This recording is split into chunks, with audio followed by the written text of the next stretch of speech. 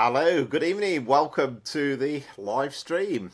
It's Sunday and it's 5 o'clock, so the usual start time. So, very good evening already to Southwestern, to Thanos, to Seb, and to Amaze Taves, to first class trains.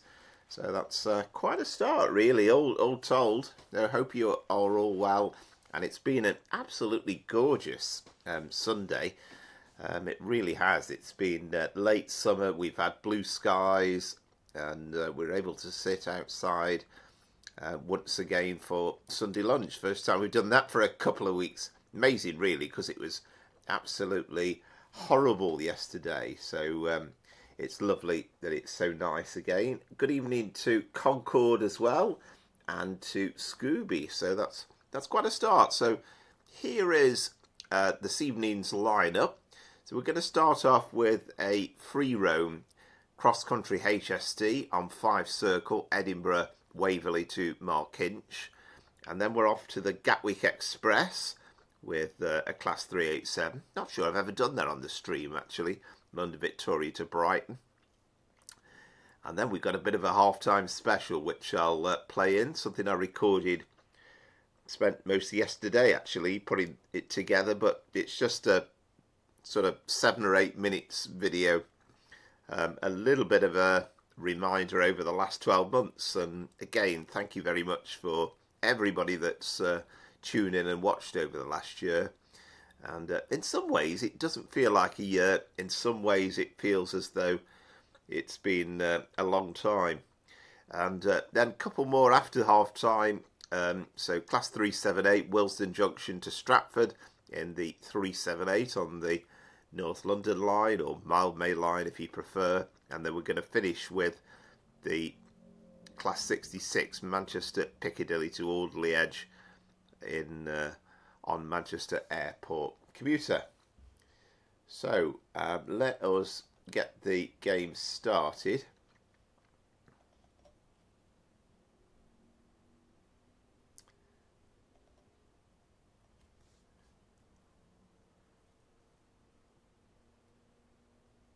Good evening, Brian. And yes, hope you are well. Well, that's appropriate because the service that we're started off with, actually, we're not going to make it to Dundee because Dundee isn't in TrainSim World 5, but it is a Aberdeen service. So we'll take that as far as Markinch. And yes, indeed, first class trains. This will be the very last TrainSim World 5 live stream, and then on Thursday we'll go live with TrainSim World 6.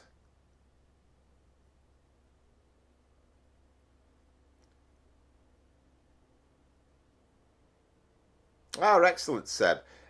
Yeah, have a go at that. I mean, the only slight nuisance is you kind of don't get a score, I don't think, at the end of it with the free roam. But, yeah, be pretty good. Yeah, be interested to know, are we all looking forward to Thursday? I mean, I really can't wait. And I'm just so annoyed that we can't preload it, really. But hope you are all looking forward to it. Hello, first class trains. Yeah, it's going to go quick and it's going to be slow at the same time.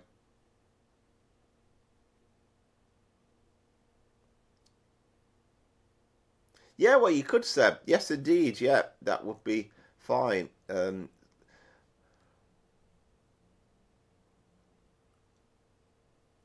What did you think of the Morristown preview? Did you see any of that on Wednesday? And I must admit, US routes aren't my first love, but I watched bits and pieces of it back, and I must say it looked pretty good, actually. I quite like the vibes of driving in and around the city. I thought you might like the 378 Scooby. So I've made a note to myself. I put it in the write-up, but can I actually get down to the right speed limit at Gospel Oak and Camden Road? Because I always fail.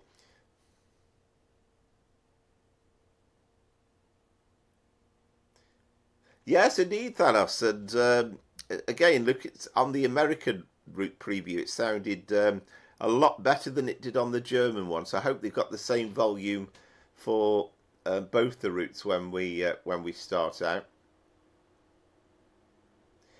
Ah, brilliant! Yeah, Mace Tays. Yeah, I mean that would make it so much easier, wouldn't it? It really, really would. And I mean, I would love to.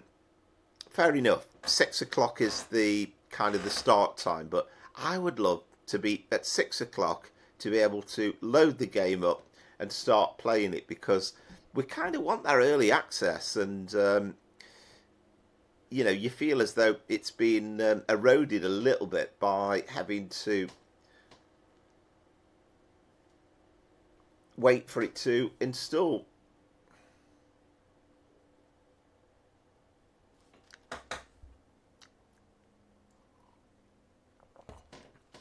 I imagine as well, because I'm only going to have one route installed as well, aren't I? So I reckon getting the game loaded up is going to be really quick as well.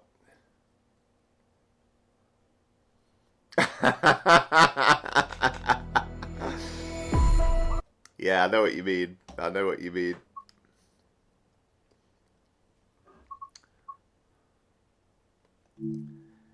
Yeah, I suppose. I mean, I'm kind of with you there, to be honest. America would never be, you know, it sort of, they were a little bit incessant, shall we say. But I know we do get some Americans watching. Yeah, fair enough, Brian.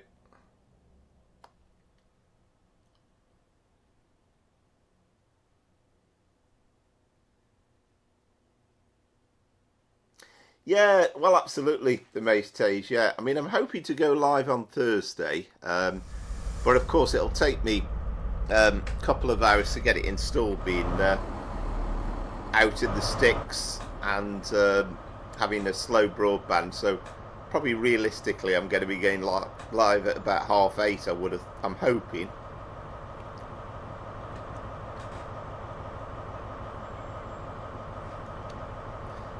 I mean, I'm not sure about the 30th. I mean, I'm guessing it's still going to be 6 o'clock. It seems to be the time, all told, but we will see.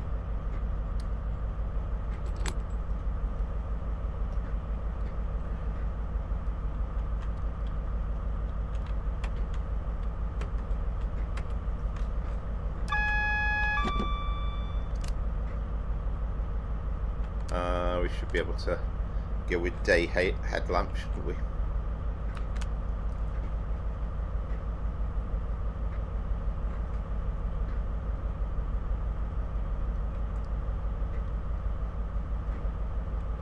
Yeah, so we've got Markinch set up.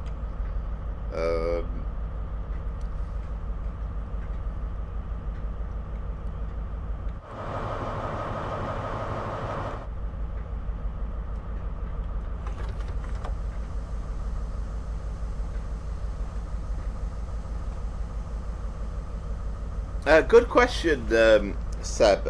We are supposed to be stopping at Haymarket, Inverkeithing, Kirkcaldy and Markinch. That's the plan. But because we're in free roam mode, of course, it's not going to identify those very well.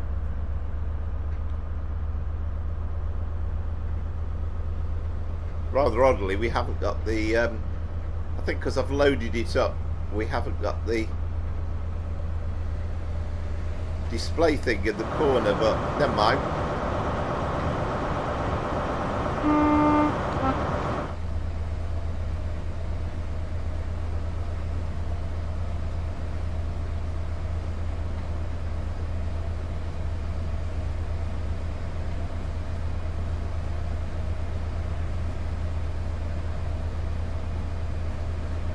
Oh, excellent, Seb, yeah.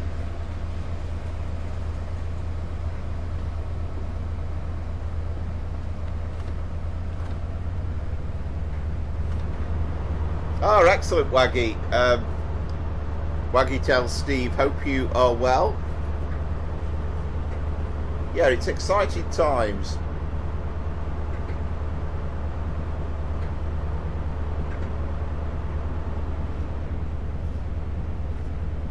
Yeah, I must confess, I'm slightly, I'm almost surprised, but I have to say, the Voyager is getting absolute love, isn't it?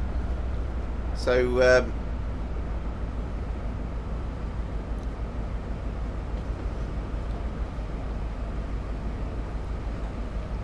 we're going to get a first look at it on Wednesday anyway, aren't we?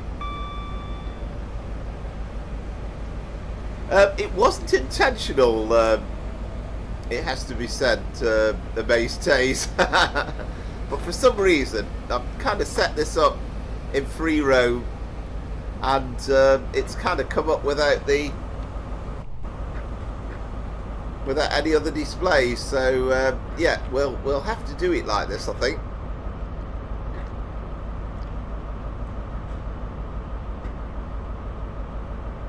Ah, good evening, Lee. Hope you're well.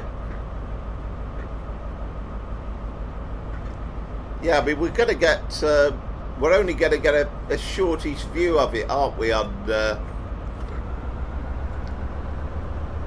Wednesday, and then it's going to be out on Thursday. That's the thing, and I know that's going to vary a bit depending on which version you're going to purchase.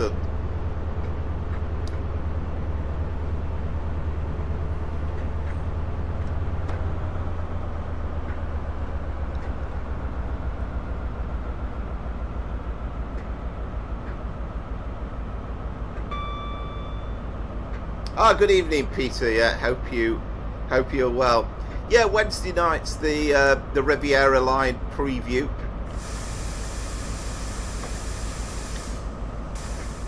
And I know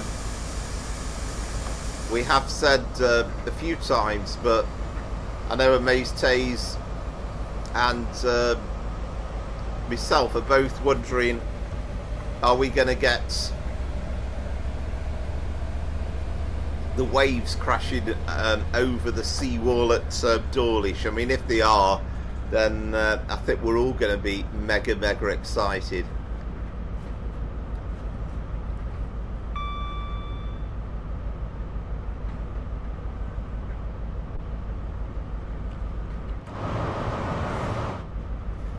But I thought I'd start off with a Cross Country HST, just literally because cross country seems to be in vogue a little bit.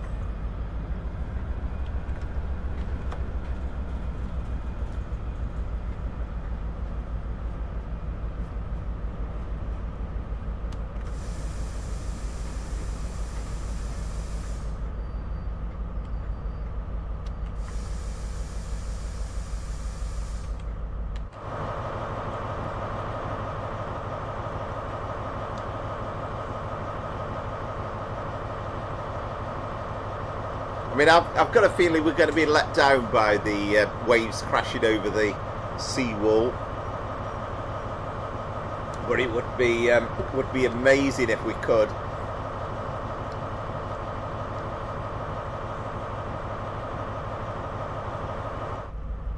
Yeah, we are indeed. So the idea is, this is the genuine 1813 service from Edinburgh Waverley, which started out at Plymouth.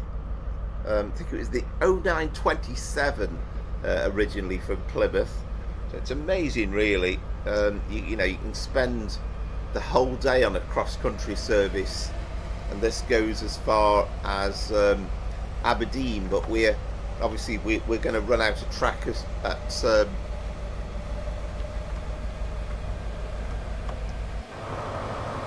better shut the doors first. We're going to run out of track a little bit after Markinch, but of course you can go to Dundee on Train Sim Classic.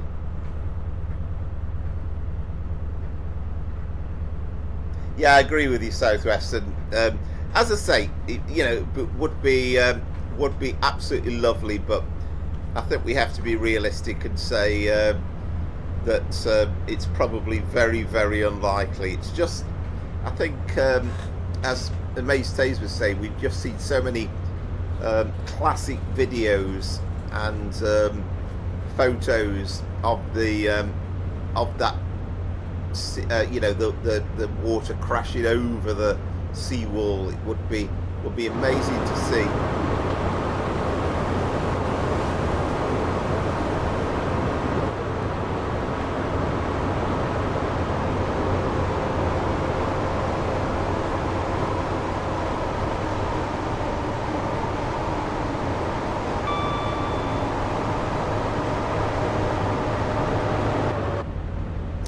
No, I'm not, Seb. No. First, the next stop will be in Gatwick.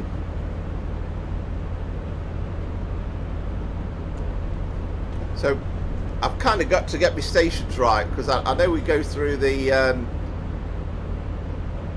Forth Bridge, and then I think it's North Queensferry, and then I think the one after is in Gatwick. So I'm hoping I get the stations right.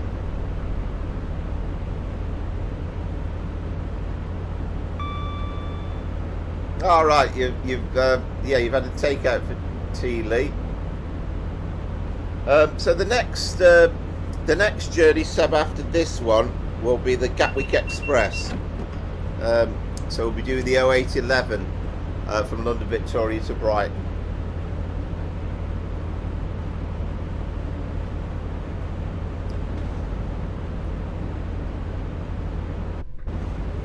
Yeah, absolutely. I think you're dead right, May Stays. It'd be lovely to see, but I think we have to be a little bit realistic. It's one of those things where you feel as though maybe if somebody was really pushing the envelope, but you tend to find. You know, with DTG and, as you say, with Rivet and all the rest of it, that they don't tend to go above and beyond. It's kind of generally what you could expect.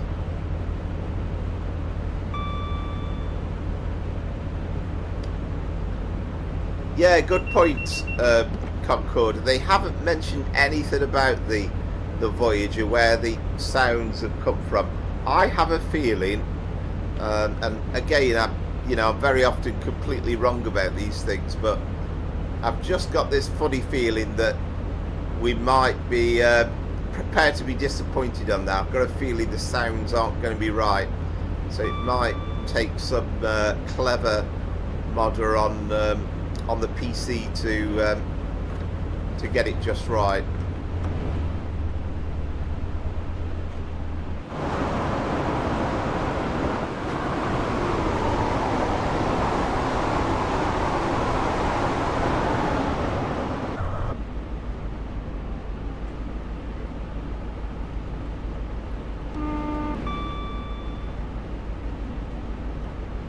But, you know, hopefully, you will find that the sounds are absolutely brilliant. You know, you have to be optimistic, I think.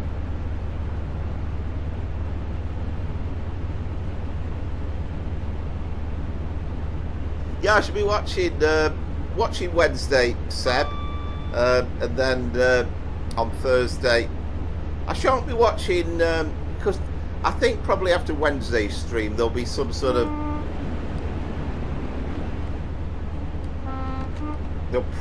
I don't know whether there'll be any on Wednesday during the day, but I'm not, in all honesty, going to watch anybody else's stream. I'm just going to watch the official DTG one on Wednesday night, the first showing of Riviera Line, and then I'm looking forward to getting live on it myself.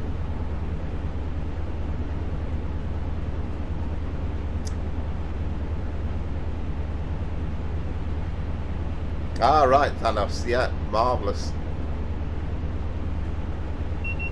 Where did you go train spotting then, Concorde?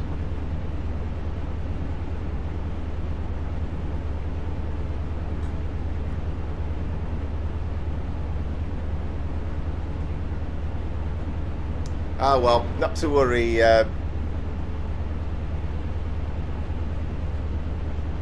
Not to worry, Scooby. As I said, I haven't got a clue why, but I saved it in. I saved the free roam bit earlier on in preparation, and it's not showed up the usual HUD in the corner. So we'll go with what we've got. So it's going to be slightly. It's not going to be perfect.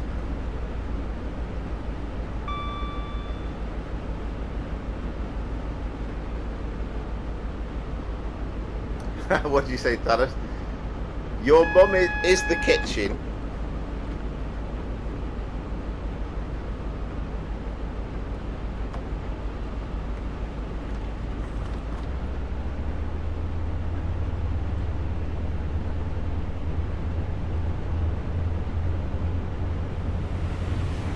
Oh dear Lee, that's not good.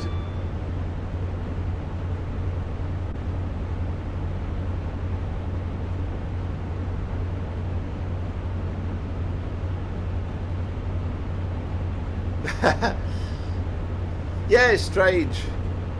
I mean, I've probably been better off really just actually loading up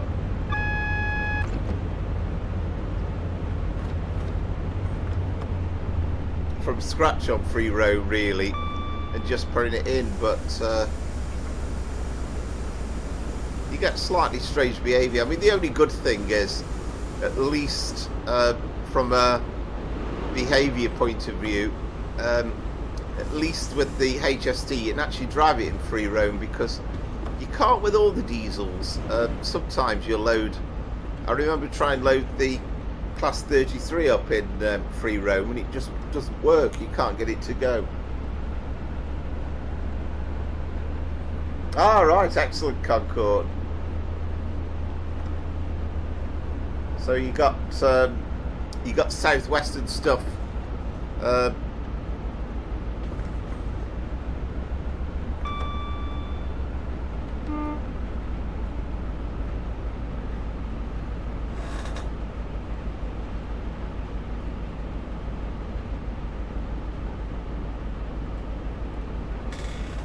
So you got southwestern stuff at Surbiton, and then when you got to Alexandra Palace, you saw plenty of East Coast main line stuff. No, Seb, we're just about to do it. It's the obviously this is the bit that everybody talks about.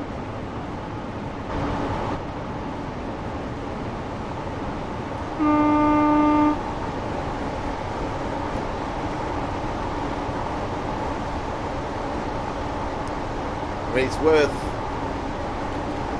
and you know, I mean, sometimes you think this route's got its faults, but it's worth it just for this precise moment as we go over the Forth Bridge.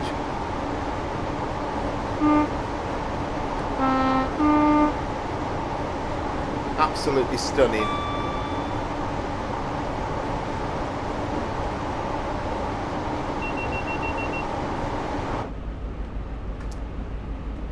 Ah, right, excellent, amazing taste. Bit of research, I like that.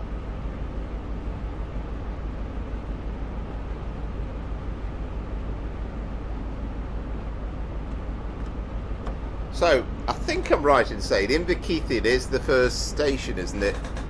After the Forth Bridge, or is it North Queensferry the first one, isn't it? And then it's the, is it the next station afterwards, isn't it? So, hope I'm getting this right.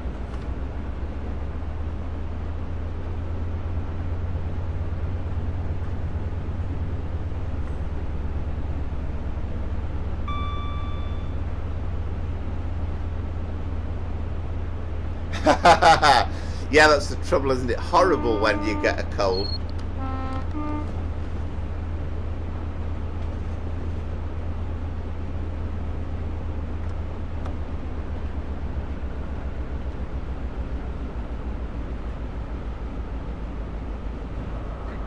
North Queensferry. Yeah, then Inverkeithing. Yeah, cheers, Southwest. I thought that was the case.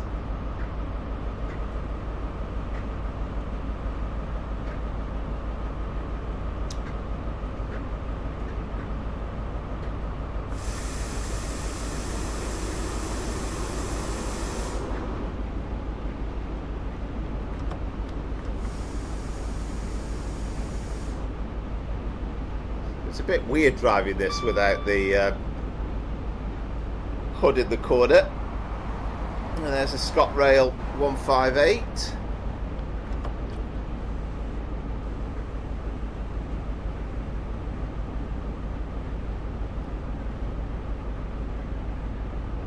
Well, possibly if he's got a bit lost. But we haven't got the we don't have the quite have the West Highland line on to go over Glenfinnan Viaduct.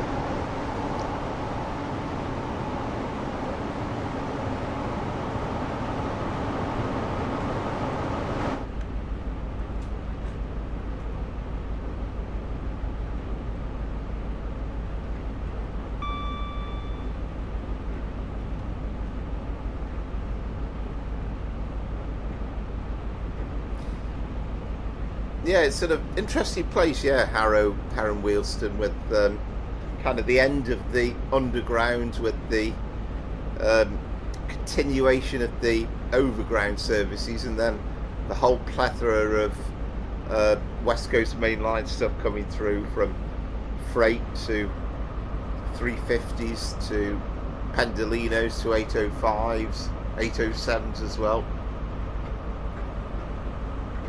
I'm not Seb, to be honest, no.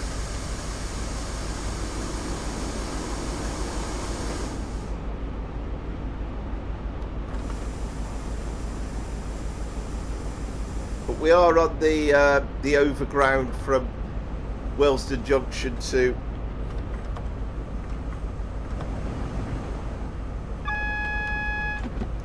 Stratford, which again I've not done for a while.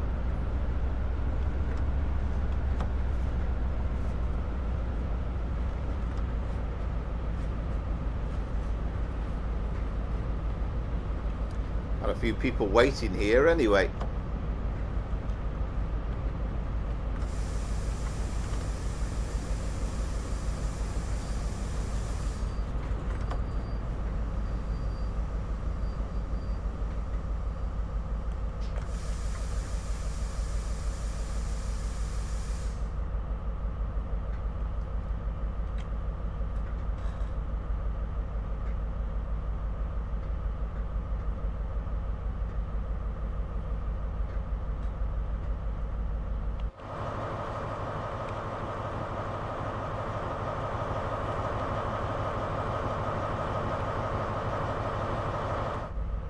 Yeah, I'm intrigued that we got a red signal. I hope that's not a great issue travelling north.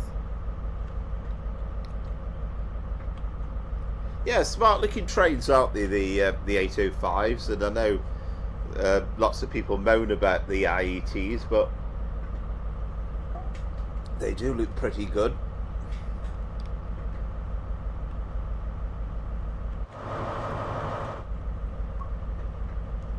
What does the our signalman say? Waiting for the signal to change. So I assume perhaps we've got something coming down off the loop, which is that's good. The signals are behaving themselves.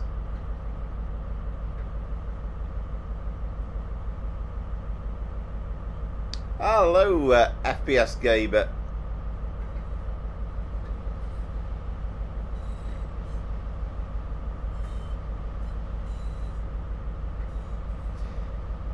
Yeah, that would be interesting. It'd be good if they got the castle sets to go with the West Cornwall line as well, with the plug doors and everything. But I don't think we have that in. Yeah, I mean there's some acceleration wise, aren't they? They really are. I mean they knock spots off the. Just going to cozy up to the signal, I think.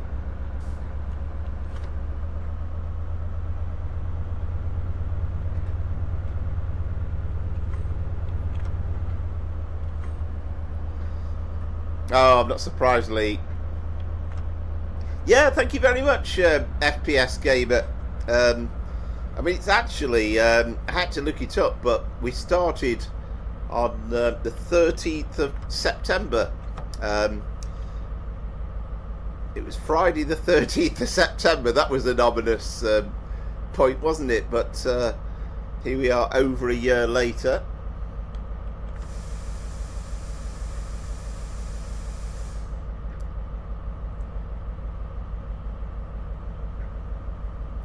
Yeah, you're probably right, Scooby, yeah. I mean, I imagine we're, well, I'm hoping we're okay.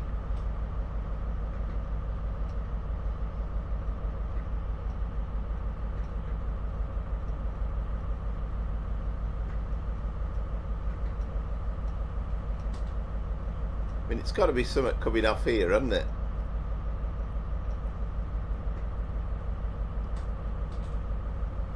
Doesn't seem to be anything obvious, does there? Wonder if we try putting in a waypoint.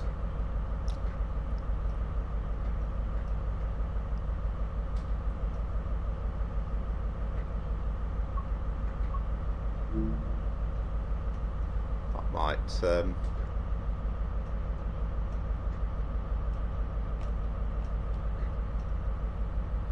Ah, right. Okay. Yeah.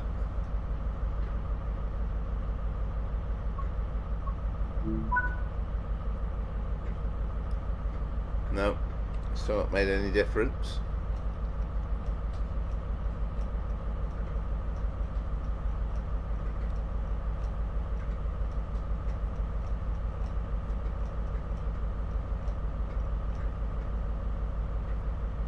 Ah, right. Wait a minute. Oh no, that's right. No, it should be going right. Yeah.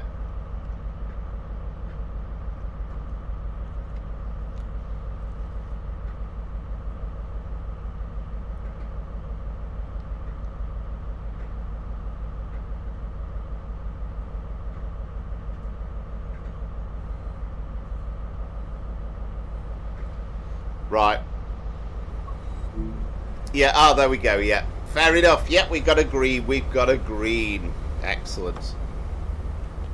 Just have to be patient, don't you? That's the thing.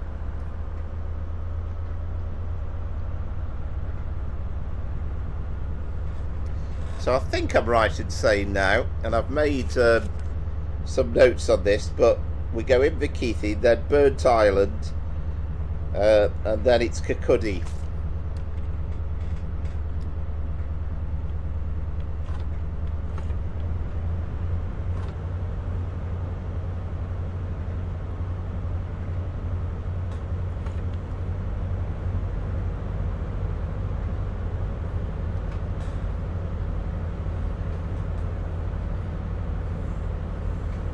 Oh yes. Oh, it's a strange game, isn't it, sometimes?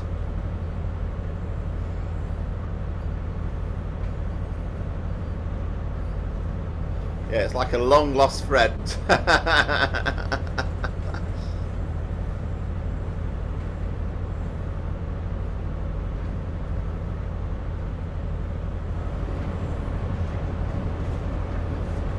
You certainly can, Seb. Yeah, you certainly can. And like I say, I think because this is free roam, I think if you're doing a scenario, I was kind of making this mistake a few weeks back, but I think if you're doing a scenario, you get points, but I don't think you do on free roam.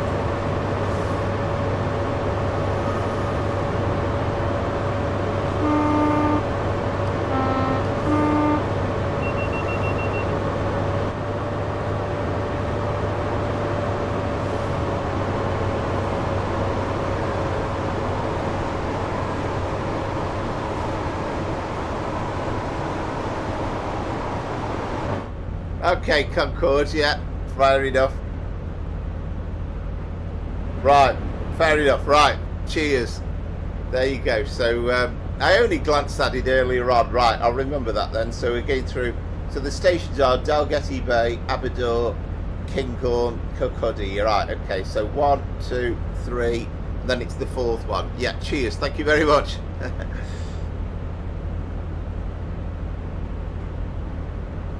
Yeah, it's weird, Scooby. I mean, I didn't do anything, did I? But seemingly adding in, I think adding in that waypoint has done it. Ah, good evening, Gaming 85.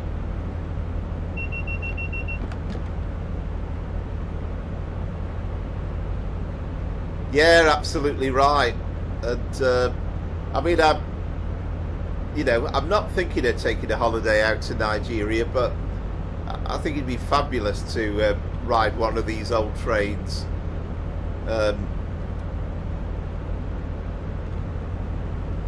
In somewhere like Nigeria. I mean, we had the situation for a few years. I mean, I never got the chance to do it back then, but the 76s we used out of the Netherlands, weren't they, for a while?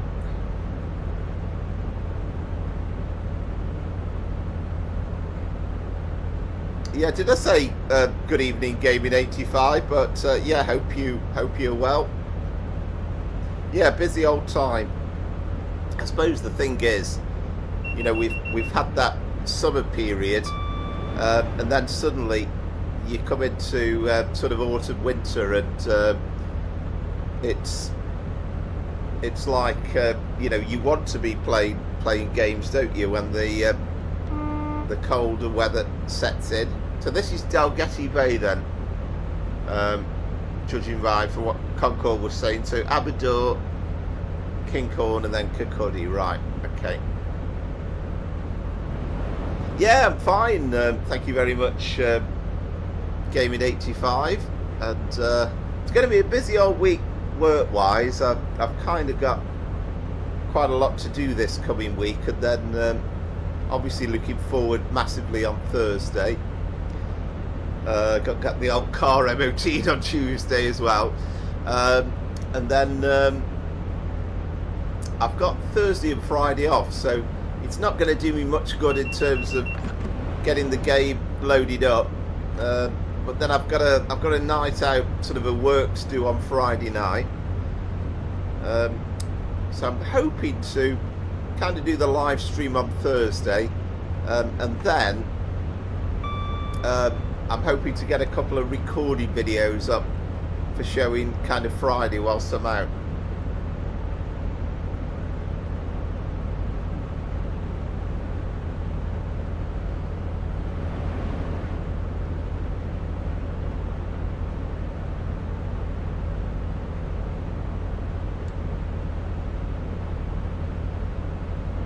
All right, Concord.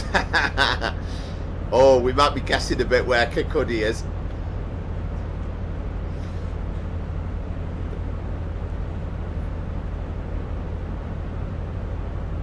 Where are we?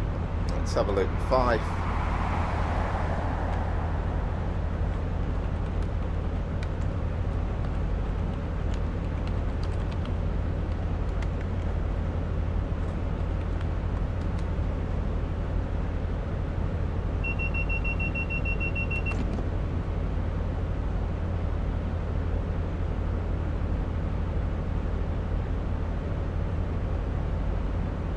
Right, yeah, right.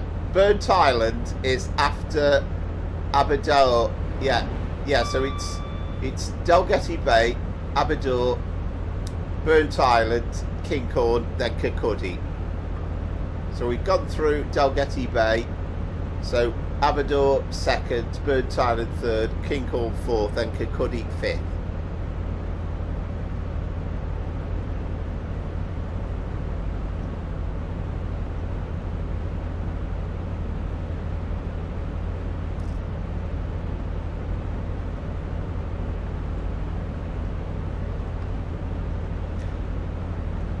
Oh, absolutely, Gaming. I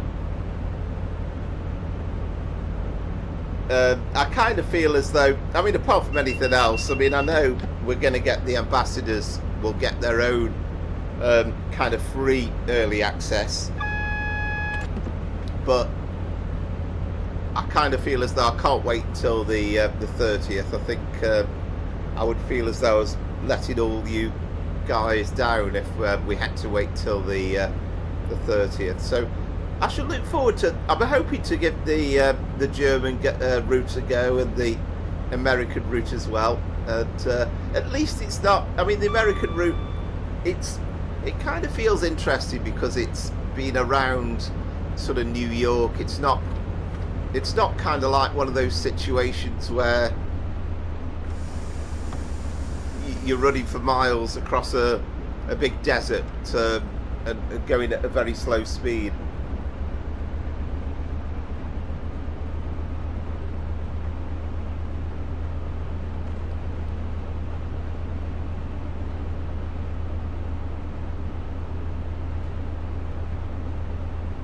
Our excellent Concorde.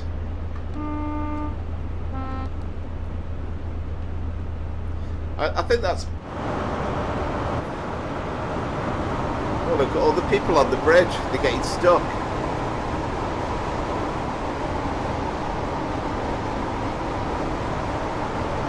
Bit of a fight going on down there.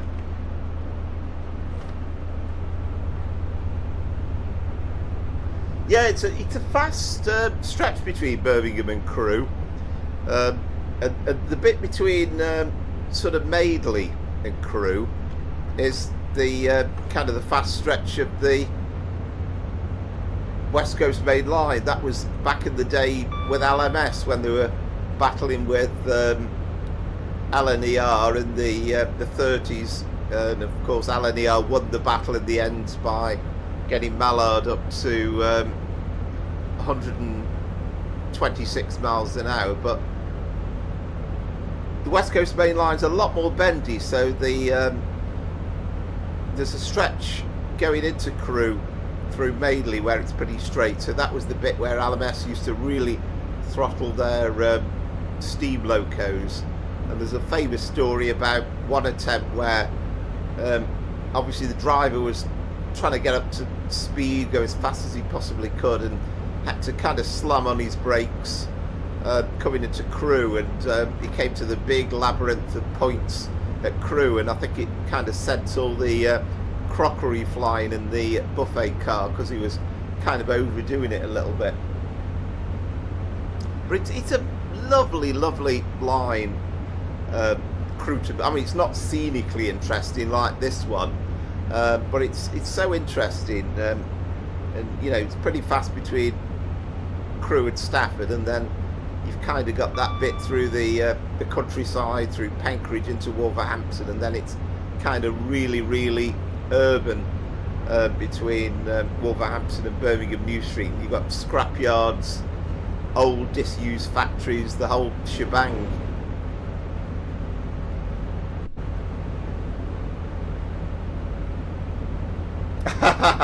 Oh, excellent! Yeah, well, I hope you cockapoos do their business, as it were.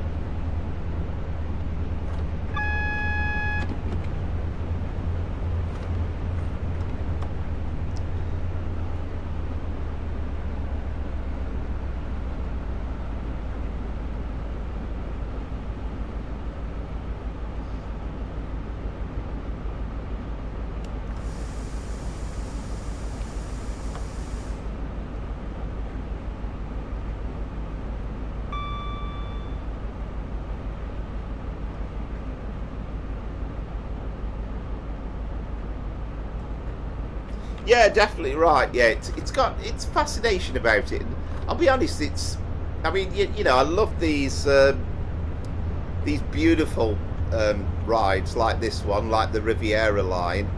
They're absolutely incredible. But on the flip side, I do love an urban run. That's why I like the North London line so much. You know, nobody can say it's the most beautiful ride scenically, but it's very interesting.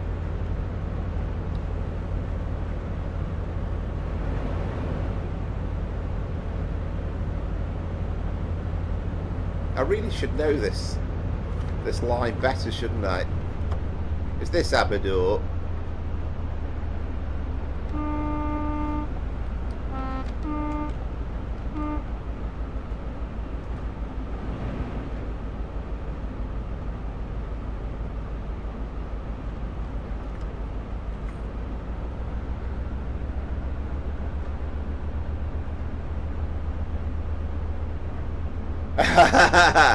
Oh, absolutely, yeah. They, yeah, I completely agree. Dogs know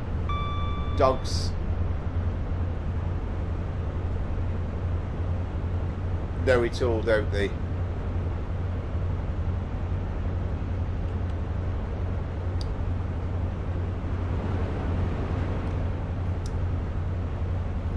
Ah, fantastic, Bob. Yeah, welcome aboard again. Yeah, I'm fine, thank you very much.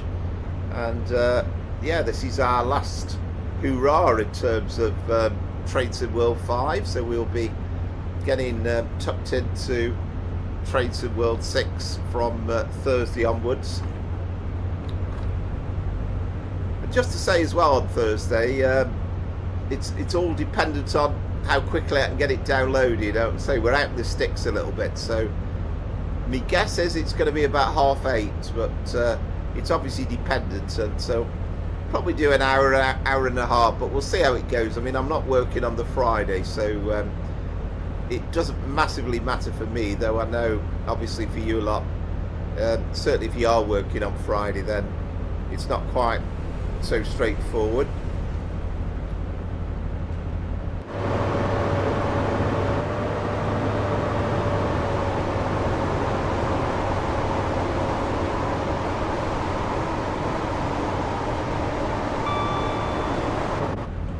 This is the 5 circle, so we're doing Edinburgh Waverley to Markinch.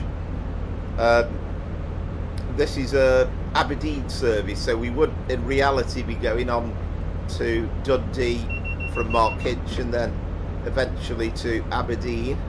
This would have started out as the 0927 service for Plymouth, so it's a long old journey.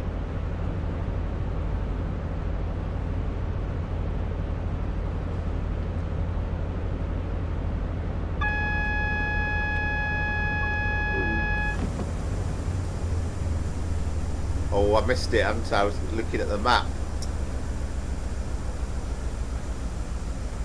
That's a nuisance. Why can't I press Q when I'm looking at the map?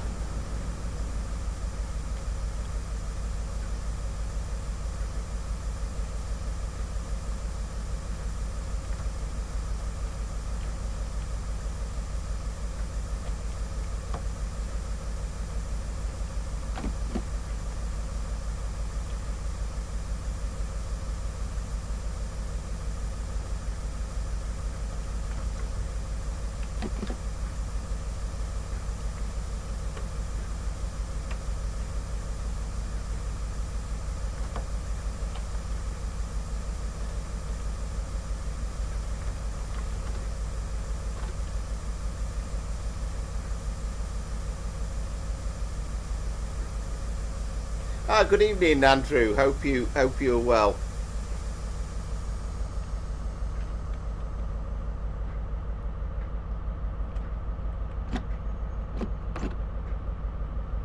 Come on, brakes, come off.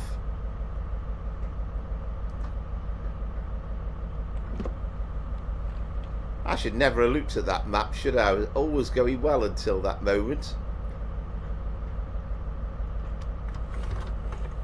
Right.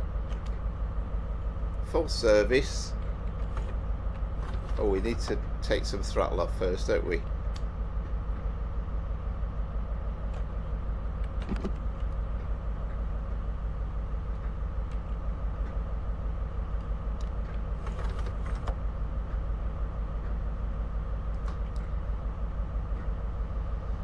Yeah, that's what I was thinking. I've done that once.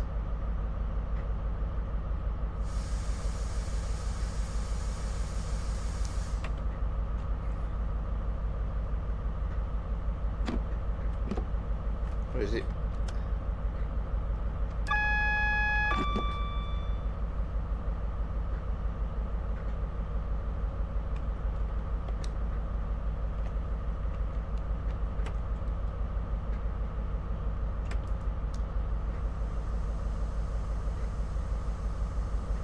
Ah, there we go. Yeah, coming off, mate. Yeah, coming off.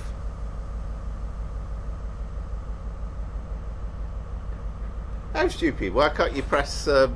Why can't you press the Q button when you're looking at the map? Most frustrating.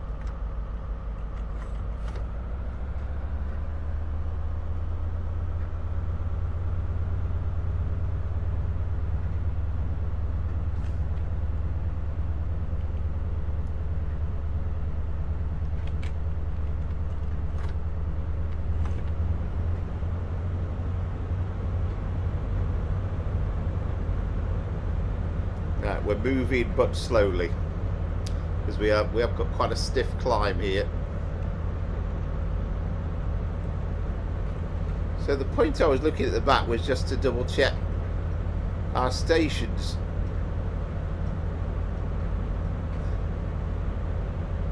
Yeah, so Kinghorn.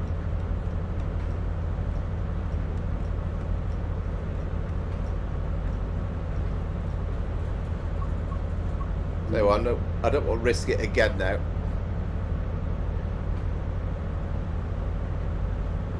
Right, okay, so Kinghorn is next, and then it's Kirkcaldy.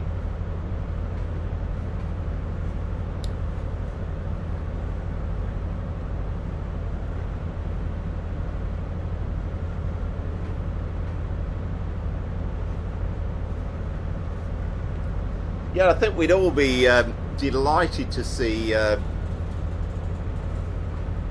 another freight loco. You know, much fun though the 66 actually is.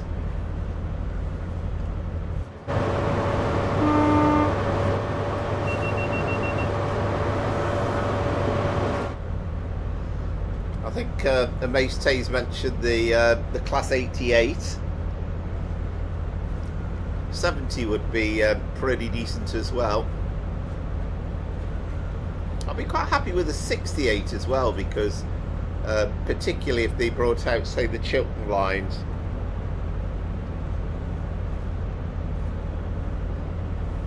Maybe a 56 or something would be a bit too old school. But at least we'd have more routes to run the 56 on, perhaps.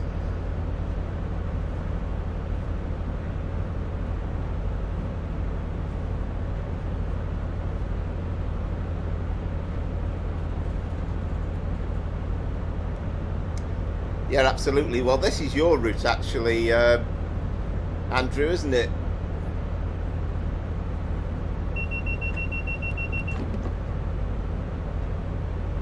So it's Kinghorn, then it's Kirkcaldy, isn't it? And then we're stopping at Kirkcaldy, and then our final stop at Markinch. I should have just pretended, shouldn't I? I should just have just had this as a non-stop run from Edinburgh to Markinch, but I thought we'd try and make it as realistic as we possibly can in terms of this being this cross-country service.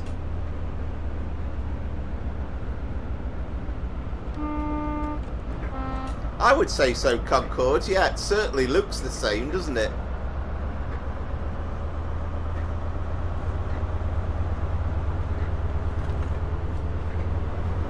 Yeah, it's weird. Well, I'd say it's weird. It's probably long overdue, but it's going to make the whole experience of this route completely different. It'd be great if somebody could then put an electrified version in the game, wouldn't it?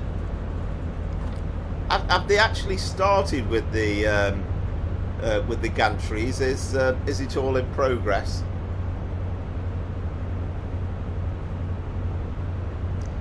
But yeah, I think I mean, they certainly look the same, don't they? They feel like the same family, the 66 and the 88. Ah, excellent, Andrew. Yeah.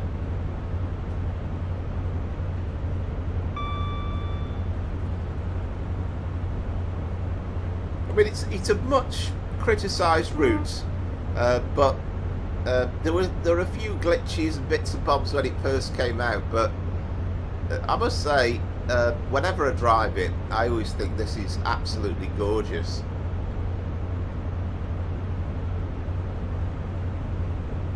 Ah, right, Scooby, yeah. Wow, that is going to feel totally different, isn't it?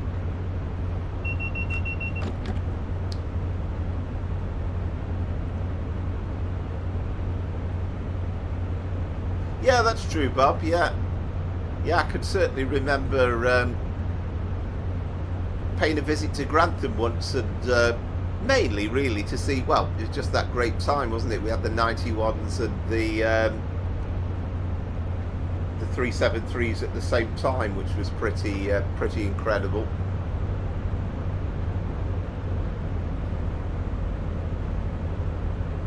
Yeah, I suppose we kind of have a dual purpose, wouldn't we? We could certainly use it on the southeastern high speed out of St Pancras.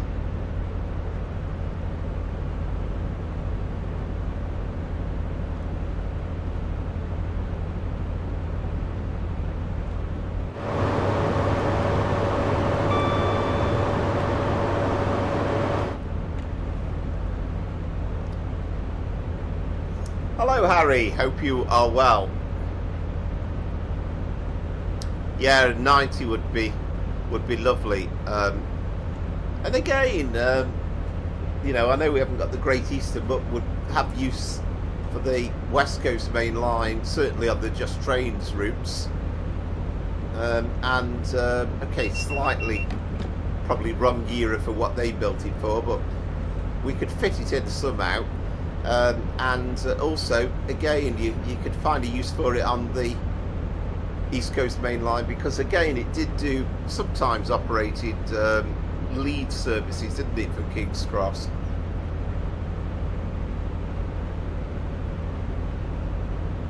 All right, Harry. Yeah. I mean, we've got Manchester Victoria to Leeds, but set in the 80s, and my goodness, Manchester Victoria is massively different compared with how it is now, and you could do kind of the modern version of the route to Leeds on Trade Sim Classic.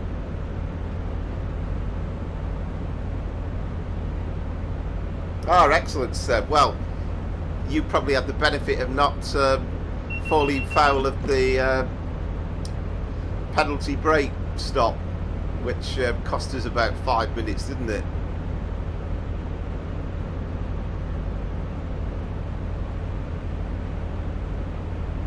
So although we aren't going to get a score for this free roam, at least I don't think we are, what was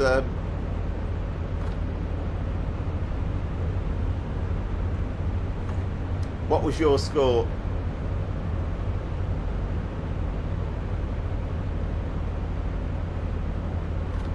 Yes, indeed, yeah.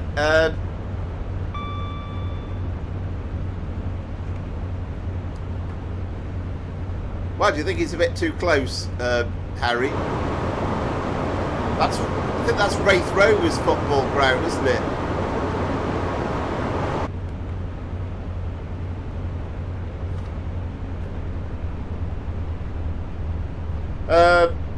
Oh, I see what you mean, Harry. Yes, you can. Yeah, you can alter it. I mean, actually, if you want to, you could go all the way back to there.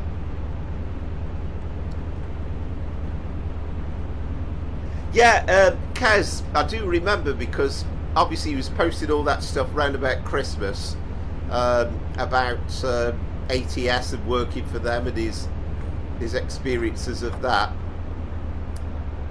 And then I realised not long after he started posting stuff about what he'd been doing with All Aboard Studios, and he's posted 1 or 2 forum entries where he's given a bit of insight into the route.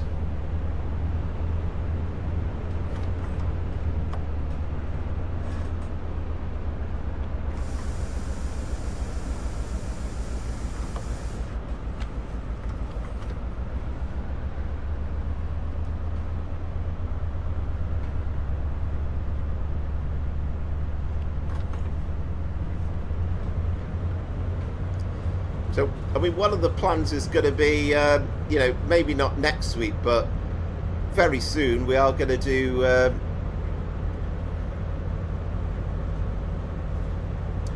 we are going to do the Voyager on this route. So it'll be a slightly different experience than driving the HST. Good evening, Kane, and hope you are well.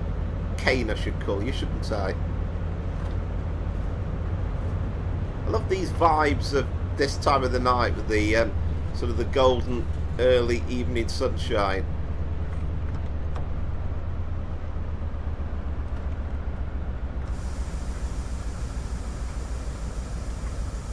Yeah, I have to say, partly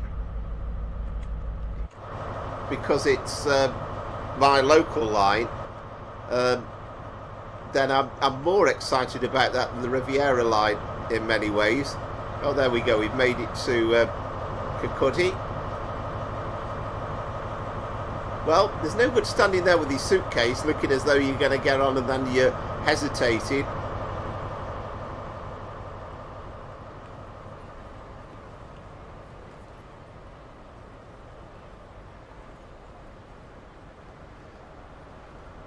Lots of hesitation about getting on this train. They must know who's driving it.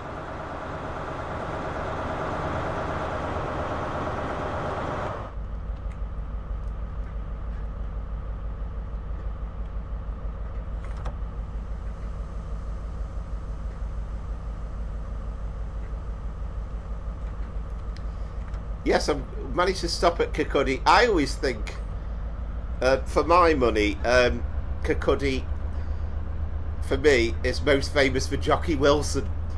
And I think for people certainly who watched darts in the 1980s, we all remember Jockey. And I think everybody, if you ask anybody of my sort of age, you kind of said, where did Jockey Wilson come from? And they would all say Kirkcaldy. And I think it's one of those reasons why I've shut my doors, by the way.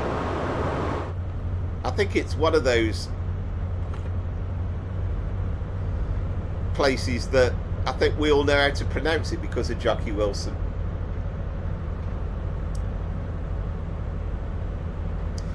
We've not got East Coast Way set up, Cade, tonight. We're starting with Five Circle, then we've got a bit of Gatwick Express. So we are going down to Brighton, but on the main line, and then we've got North London line, and then a bit of Class 66 freight to finish with. Yeah, absolutely. Yeah, Jockey on the hockey. Right, so again, if you're from the 80s, it was an amazing period for darts. With, you know, you've got the crafty Cockney, you've got John Lowe with the first ever 9-dart finish. And such characters, and of course every darts match that you saw on the telly was accompanied by each player would have about 10 pints, and they would also the room would be absolutely full of smoke, and you could see this haze descending over the arena, even watching it on the telly. Yeah, absolutely. Yeah, Eric Bristow, and he's kind of, the funny thing was, I mean, obviously he was the crafty Cockney, and you know, was from London, obviously, but huge links with the Potteries and Stoke-on-Trent, because he set up house around here, and actually no relation, but his partner was Maureen Flowers, who was a female darts player who was quite prominent at the time. Yeah, absolutely, Harry. Yeah, we have got a. Yes, we try and mainly, not always, but we do mainly try and finish with a Class 66.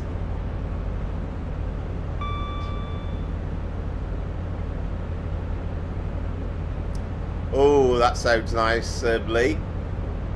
I must get some lattes in. I know Mace Tays always goes on about the caramel latte, which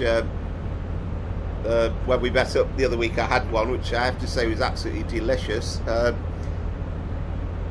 But yeah, it was so different, wasn't it? And I must say, one of the great laws that has been passed, to be political for a second, was actually the smoking ban in pubs, because it completely changed the atmosphere.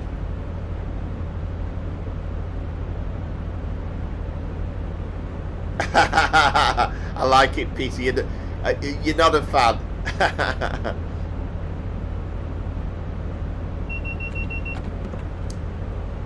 I'm very jealous. I have to say, my half-time coffee is going to be a bog standard cup of Nescafe, I'm afraid. I know, I have, and I must make sure we get some in. I'll ask Dan to put it on the order for Wednesday, because that was beautiful.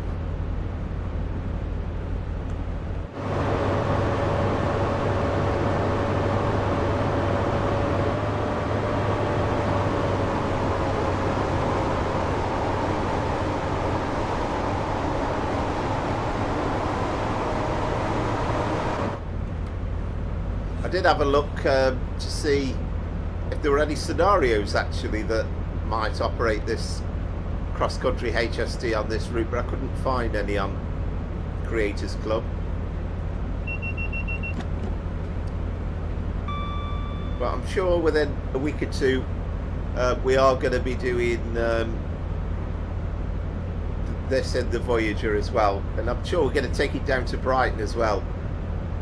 I started off by thinking I was going to run this to Brighton, but I've looked and I've looked and I've looked, and I'm fairly sure that there's never been a HST cross-country service into Brighton, and I think somebody on the forum suggested that they were never cleared for that.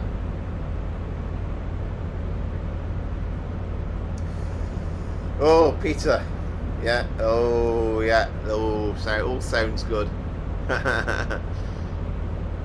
I'll taste them through the stream. I'll pretend that that's what I'm drinking. It's all virtual anyway, this world, isn't it? So I can virtually enjoy it.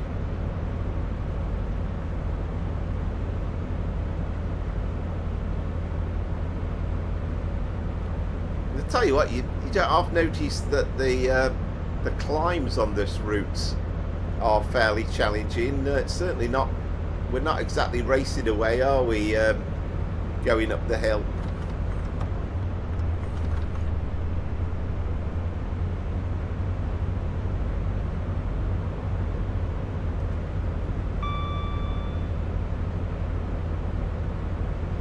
Yeah, absolutely, Brian. Yeah. And I think in Virgin days, they were operating 47s all the way from Manchester Piccadilly, weren't they? I mean, it very much used to be the day, back in the day, where it would start off electrically hauled as from Piccadilly, and then they would swap traction at Birmingham New Street. And I remember going to New Street with my father in the 80s. We did it quite a few times. We spent the day at New Street train spotting, and we would religiously always, it seemed, go on the Paynton train in the morning, and that was like Mark 1 stock always, and it would be electrically hauled, not always with an 86, usually an 85 if truth be told. They change over at Birmingham New Street and then go out the other way and head off towards Cheltenham Spa. Oh wow, Peter, that sounds good.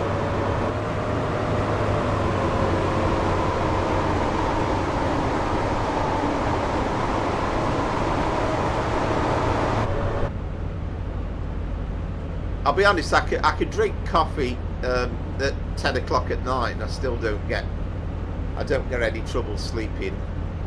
Yeah, I had a glass of wine with the Sunday lunch earlier on, which is invariably the habit, but I don't often do too much drinking on the alcohol on the live stream very often. Perhaps once we get to this 1,000 subscribers I might do. By the way, just a thanks everybody for that that watches, and if you haven't considered doing it and you haven't done already, then please consider liking and subscribing. Your support is ever hugely appreciated.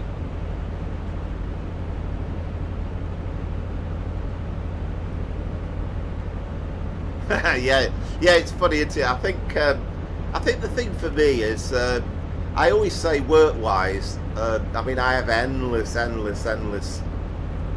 cups of coffee in the daytime, so I think I've become slightly immune to it. But it also has the opposite thing, because if I don't have a coffee, if I haven't had a couple of coffees by just after 10 o'clock, then I'm falling asleep. Absolutely, Brian.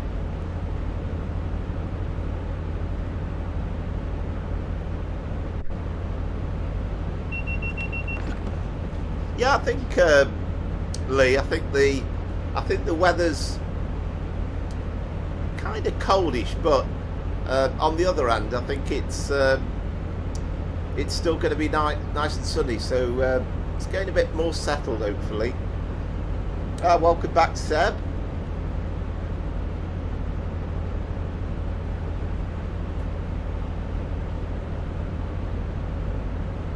Yeah, absolutely, Seb. So we'll have our half-time coffee, and I've got a video to show you at half-time, which is a look back at 12 months of the live stream. So it's only about 7 or 8 minutes, but I'll put that going for you at half-time. That'll be after we've done the Gatwick Express run down to Brighton.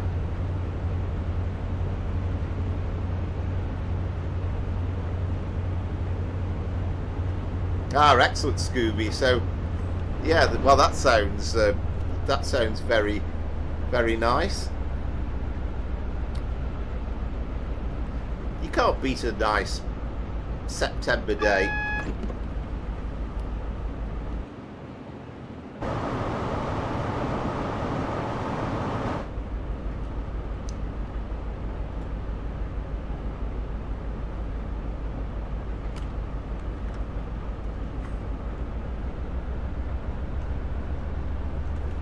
I mean, if you had to give me a choice, I'd kind of say I prefer sort of April, sort of May, heading into summer, because, you know, you get to this time of the year and there is that feeling that summer's running out, and you know that colder weather is going to come at some point. But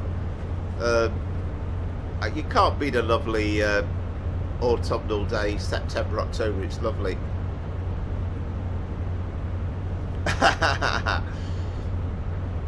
You could sleep anytime, can you, FPS gamer? Yeah, that's good.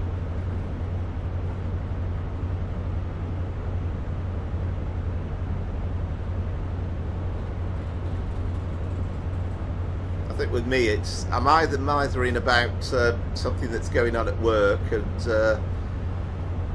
stuff that I know I've got to do at work, and where it's going to be busy, or it's trade related, and I'm thinking of some run I could do on the game, or some little plan in hand.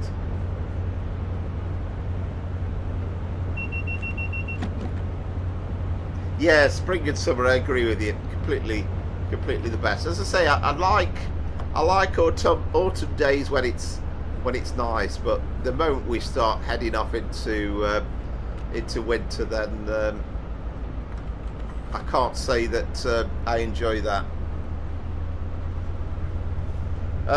No, I haven't, Seb.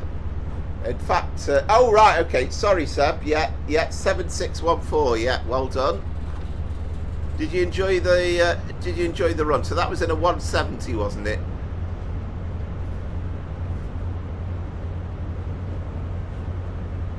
So we can't quite compare it with anything. With, as I say, I don't think on this free roam we're going to get a score, but just as well, really, with my AWS slip up. Oh, absolutely. Although I can't help feeling that in the last 5 or 10 years, I seem to have scraped the car less and less and less. Although I must admit, I'm a bit lazy really. I kind of get in the car, switch on the heaters and everything, and let it do its thing.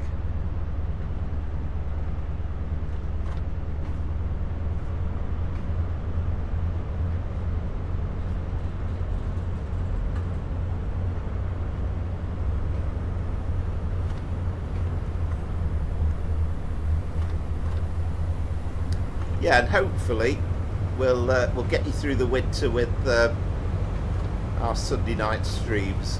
But yeah, good to know, Lee. Well, you never know. I mean, the one thing I always do is avoid the tabloid press like the plague, because if you read the Daily Mail or the Daily Express, then we're going to get the worst winter on record, and it's guaranteed it's going to be -20 every day for 3 months. Or when it's summer, it's going to be the hottest summer we've ever had. So there's never any in-betweens, and none of it ever resembles anything like reality.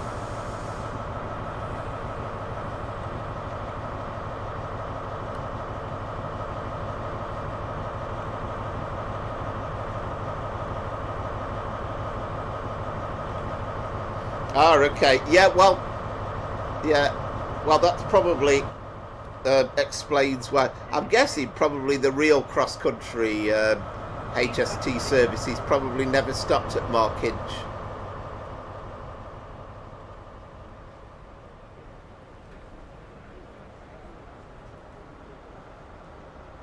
Yeah, absolutely. FPS gave it. Oh yeah, definitely. And of course, I love it how it opens the doors at the back. It's like, please mind the step when getting off the train. And of course, so much of the news is clickbait these days. Nah, it doesn't matter about that, Scooby. I don't think it's not going to give us a score anyway, is it, at the end? So it doesn't really matter, I think, in that respect. So anyway, that gets us to Markinch, and we'll go on into. Well, you can see there, 1 Whiskey 28, the 0811 Gatwick Express Victoria to Brighton. So let's get the game loaded up.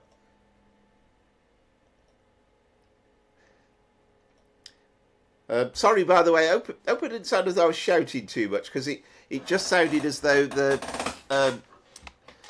sounds from the HST coming through were quite loud through the headset. So I felt as though I had to shout above, but sometimes I find as though the volumes I'm shouting at aren't quite the same as what's coming through on the game.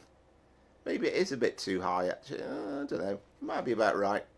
Let me know if it's if the sound volumes are a bit off either way.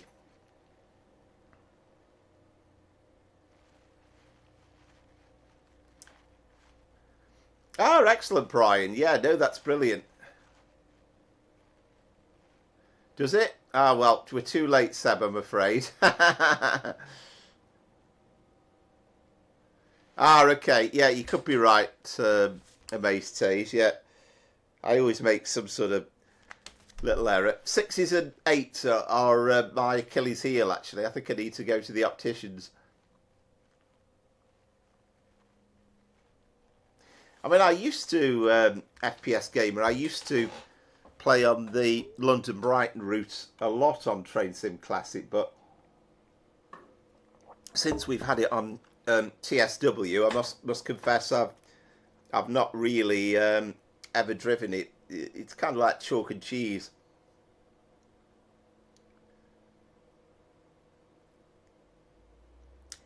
Well, it's going to be you, Seb, I think, without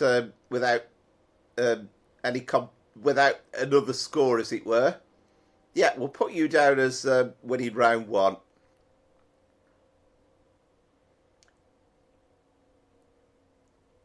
Yeah, absolutely. Yeah, that's a good way of doing it, isn't it?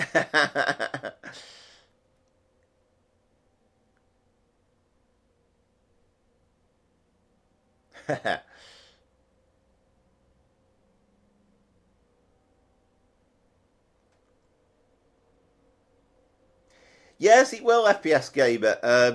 The only providing you're buying the same version that you were before. So if it's PC that you played it on before, you're buying the PC version off Steam, then you can certainly re-download all your existing content. And same if it's the consoles. The only damn nuisance is there isn't a way of re-downloading all the stuff, or there isn't a way of it happening automatically. You've kind of got to let it re-all download, unfortunately.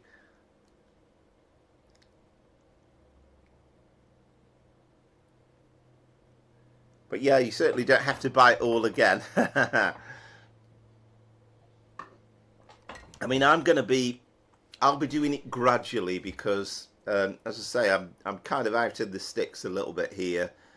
So it takes ages to re-download. So it'll be just kind of getting extra bits and bobs installed.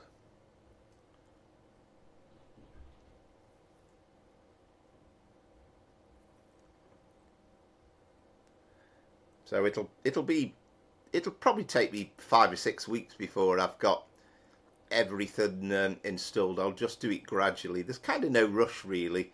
I just want to make sure that if I'm doing something where you need the layers, that we've kind of make it as dynamic as possible. Absolutely, Seb. Yeah, definitely. So where are we? London, Brighton.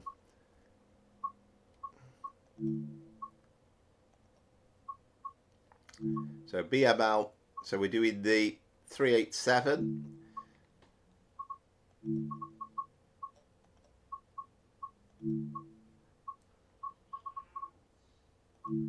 Make sure as ever we, so 1 whiskey. So you say 28 then.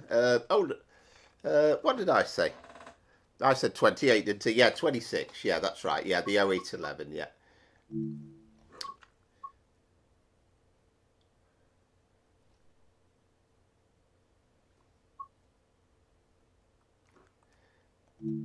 Yeah, and I've got to be honest, Concord, I mean, sort of first night, I'm only going to get time to actually install the new route.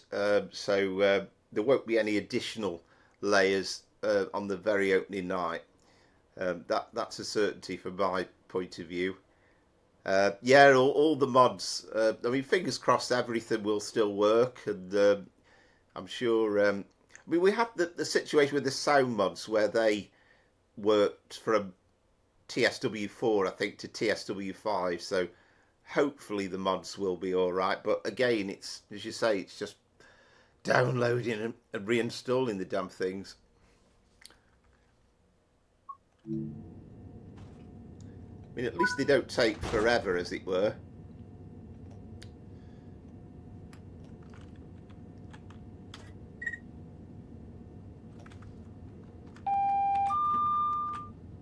TPWS and AWS operational.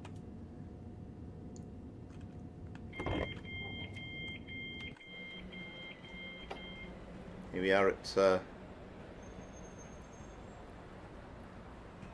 London Victoria. Yeah, I don't think I have ever done a Gatwick Express scenario that I can remember on the stream.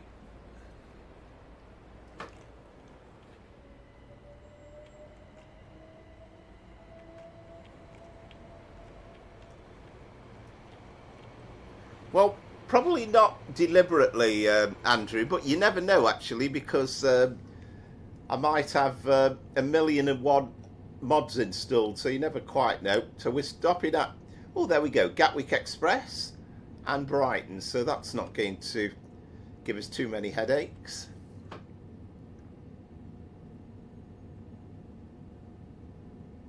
Well, you might have read what I put, Seb, to be fair, because I put a typo in. It should be 1 whiskey 26, not 28.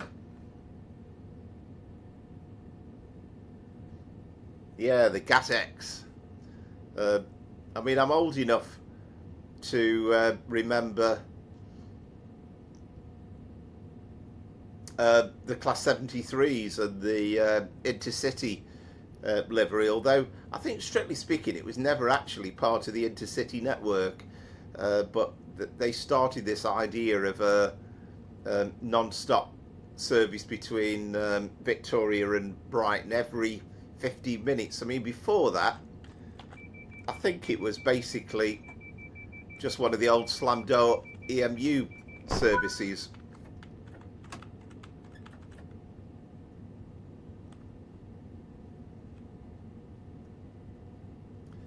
But yeah, it looks pretty tidy on them, I have to say, this livery. And I mean, when this route first came out, I spent hours and hours and hours and hours and hours playing it. I was just so thrilled because of how busy the timetable was. I think this was one done by oh crumbs, I've forgotten his name now,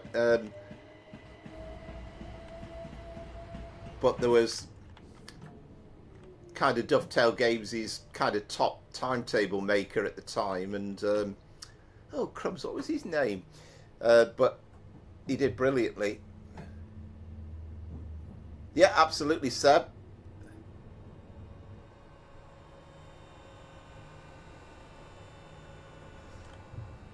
Oh, those carriages look amazing, don't they? I can remember, I've probably mentioned it before, but I can remember going to the Grand National a few times, and at Liverpool Lime Street, you know, we kind of come in on our bog standard service, and you'd see, particularly going back, you would see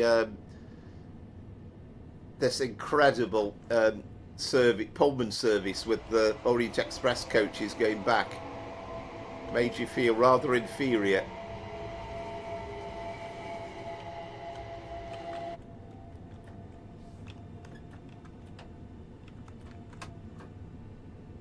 Joe, that's the man I was thinking of. Yeah, yeah.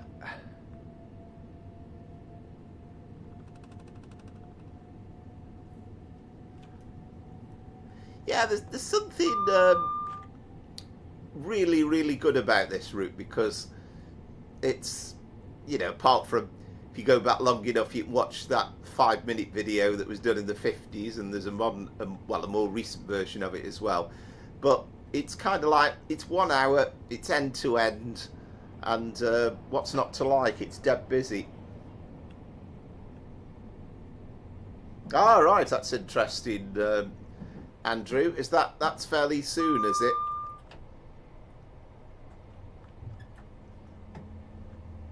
We've also got the I think the official 200-year railway anniversary is days away, isn't it?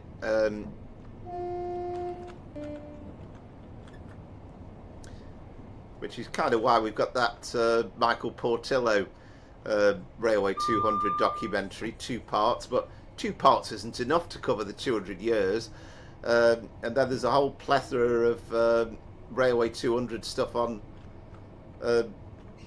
BBC 4 as well. I think I put a post up the other day about the old Victoria Wood crew to crew thing, and then the Michael Palin Euston to Cala La Calche, which was exciting.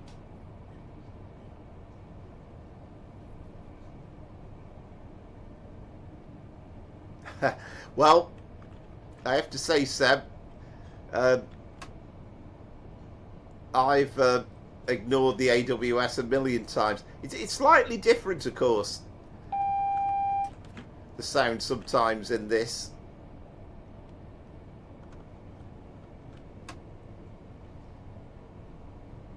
There isn't that much different, actually, between the kind of the adverse signal and the sound and the green one. Oh, welcome back, Thanos. So we'll have to be a bit cautious because it looks as though we might be getting held outside Clapham Junction the way things are shaping up.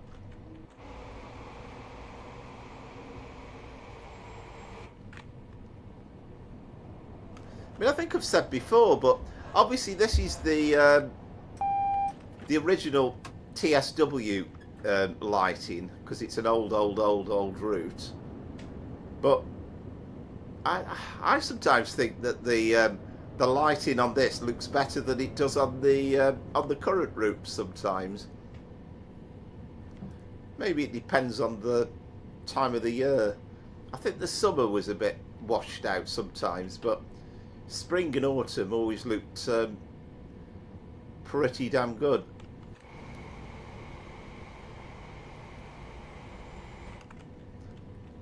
It's always exciting coming through Clapham Junction as well.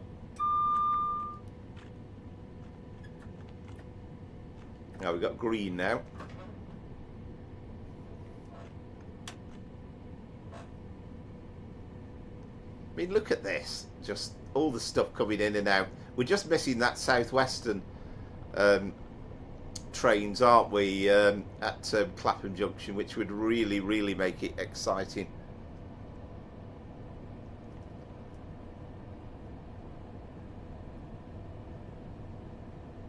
I mean, I know, you know, we've talked a lot about the, you know, various things about the frame rates and this, that, and the other, but I know Mace Tasers says that on the electrified routes, he thinks that it's the catenary that plays its part in the what we were saying about Great Western.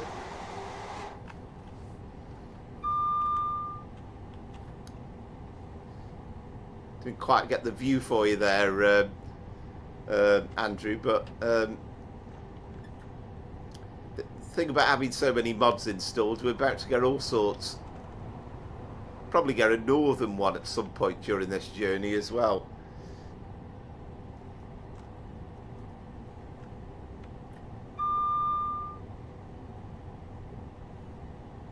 Well, I have to say, this route's never given me any problems.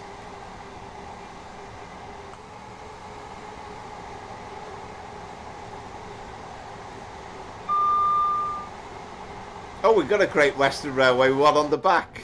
Oh, I'm not that good, Scooby. I mean, there is the changes in speed limits on this thing are fairly, I won't say constant, but yeah, I know what you mean. I've probably driven it often enough, but having said that, I've probably not driven it in months. I know we did the last time, I think we did a Thameslink one from East Croydon, didn't we? East Croydon through to Brighton, but it's ages since I've been through Clapham Junction even.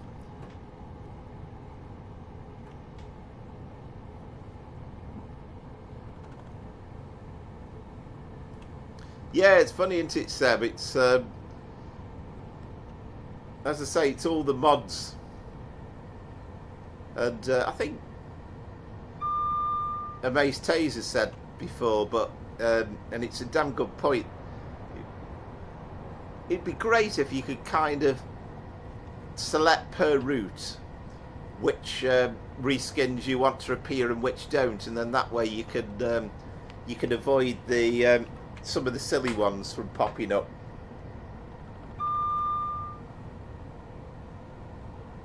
I know that's the trouble, Seb. I always say it's not as easy as it looks sometimes, particularly when you're chatting.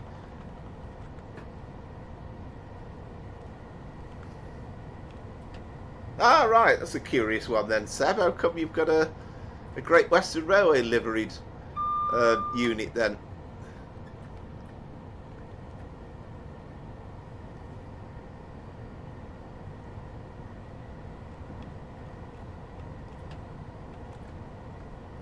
And it probably does feel, like we said when we've driven it before, but there are times when it does feel a bit on the old side. That, you know, it's obviously a very old route now, but it's still a masterpiece for all that. Ah, okay, yeah, fair enough, yeah, of course, because obviously, yeah, I'm being silly there, Seb. Obviously, most of the reskins are from Creators Club, aren't they? So, yeah.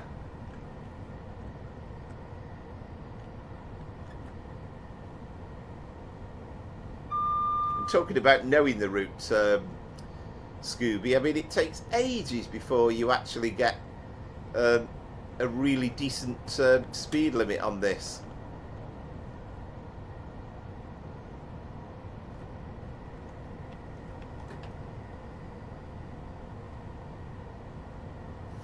Ah, right, okay, yeah. Well, that doesn't help then with your AWS.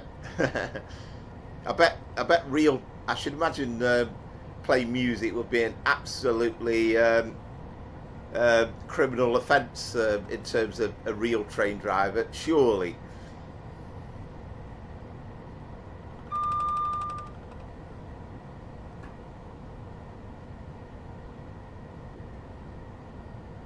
Yeah, well, you would hope so. I mean, we'll have to see what the modders come up with. And I know the Mace Taser said, you know, some of them they're scaling back a bit because they're kind of saying, look, it's making DTG a bit lazy. But we'll see. I mean, one thing I really hope that somebody does is, if we can get the announcements in for the older routes.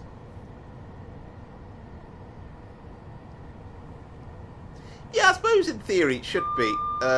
But there are bits and pieces. I mean, like coming up here, you know, we're getting along at 70, but then you've got a 60 coming up.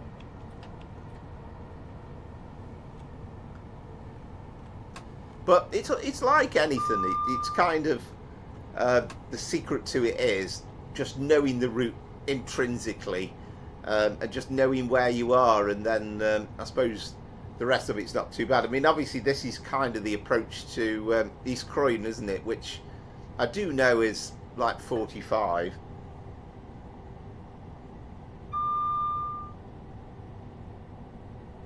Oh no, I hate it, Seb.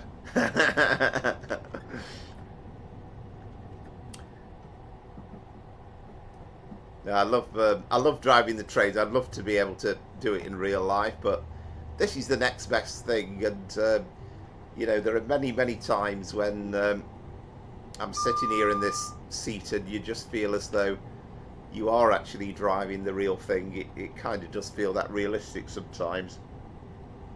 Yeah, fair enough, Seb. I mean, it doesn't matter massively, you know, about us all ending at the same point.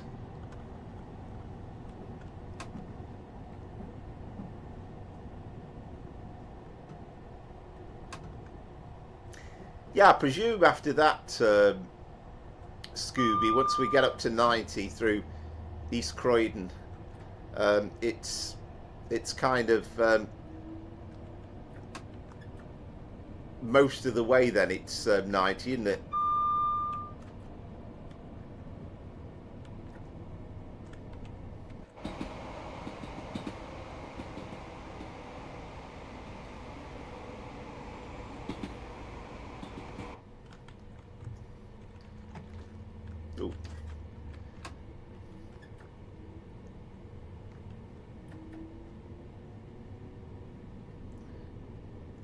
Yeah, something quite exciting about coming through East Croydon station as well. It's again, it's such a lot going on.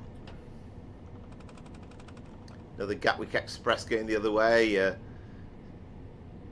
377 coming into the platforms as well.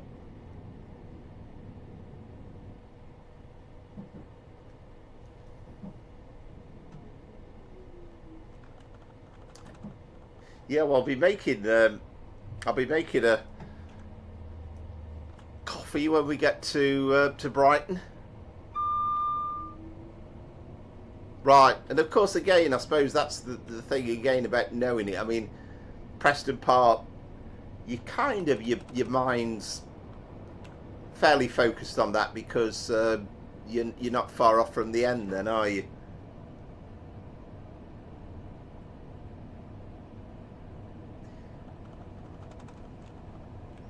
Hi, Lewis. Hope you are well. Yeah, I mean we've got the 700s, haven't we? So I mean the problem is that there's no route to run the 717s on.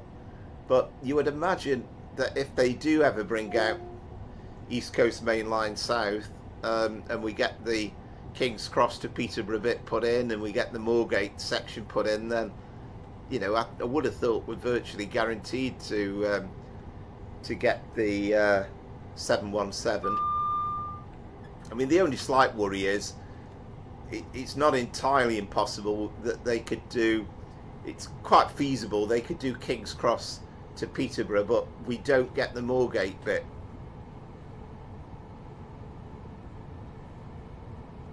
I know that would be your dream, as you say. And the thing is, as Amaze Taser said, I mean, we know what's coming out before Christmas, don't we? That's set in stone now, and we know we've got Riviera Line, we know Crewe Birmingham, we know we've got Just Trains routes from Crewe to Preston, but beyond that there's bound to be other stuff that comes out. Oh, we know hopefully as well at some point we've got Johannes's incredible trains extension from Richmond to Willesden Junction as well, but beyond that we don't know. So there's bound to be more. I think I'm right in saying we've had about 5 routes I think have come out for TSW5 UK wise, and as the developers keep there gets more of them, then you should we're going to get more surely. Kind of going through East Croydon and then you kind of get Purley. I start thinking about Terry and June, the comedy from the 80s, and there's actually one of the opening titles where they're actually in and around East Croydon Station. I've got most of them, Seb. I think I've got all the UK ones anyway, but I don't have all the foreign ones yet. I haven't really got any of the American ones.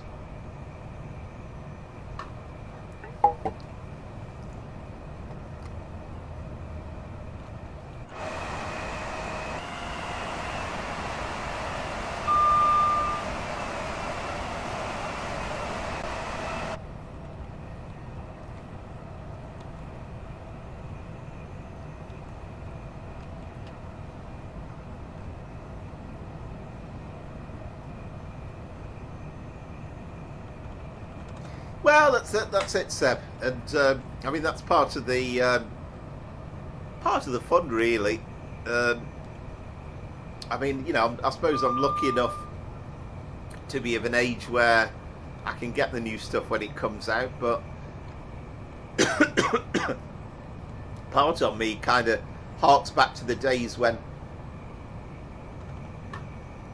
you had to wait till Christmas, and you, in some ways.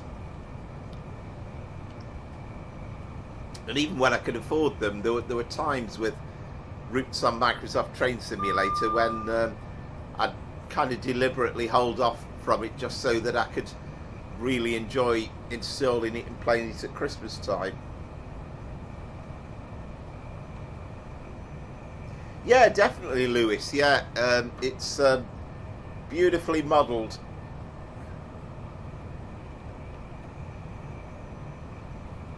Yeah, well, this is it.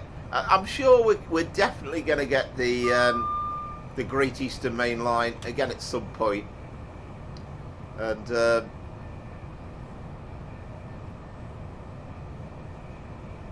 whether it's going to come from somebody like Alan Thompson or somebody else remains to be seen. And I think we've mentioned before, but one of the Alan Thompson team, in fact I think the bloke who was kind of heading up the operation for getting the Manchester Airport Commuter line out, Hayden I think his name is, he's actually a Greater Anglia driver, so he must have played a part in the flirt coming out for Train Sim Classic. So you never know. So we've got this Great British Railways period coming up, so the licence will be going, yeah, you never know. Yeah, absolutely, yeah, Hayden.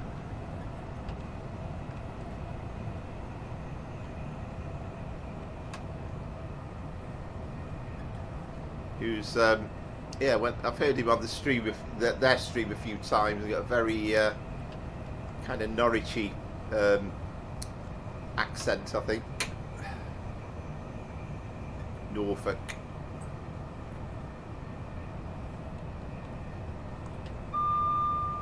They certainly put a lot of effort and love into building the flirt for Train Sim Classic, so in a way it'd be a shame not to have it in Train Sim World, but I'd take any era really. I mean, your preference would probably be the kind of the 37s and the 47s, maybe before electrification, but that would be quite nice. But then the period with 86s, the Mark II stock would be great. 90s with Mark III stock would be great. But you'd think a 321 would be fairly straightforward to knock up as well.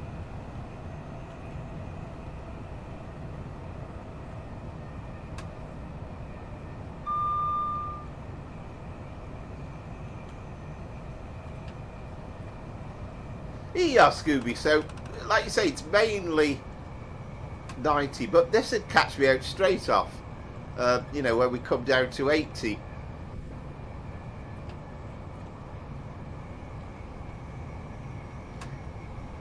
Yeah, well, I hope that I really want to see some of the Voyager services where it is absolutely rammed, where you've got luggage in the corridors, where you've got all sorts of stuff going on.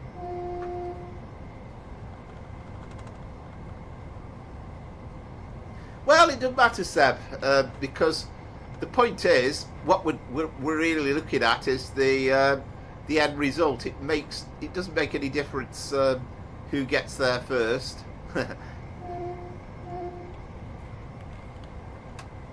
But yeah, you'd think a 321 would be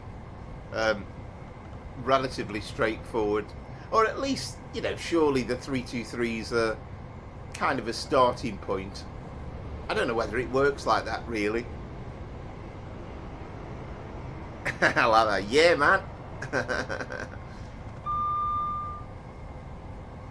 All right, excellent, FPS gamer. So you are suitably refreshed.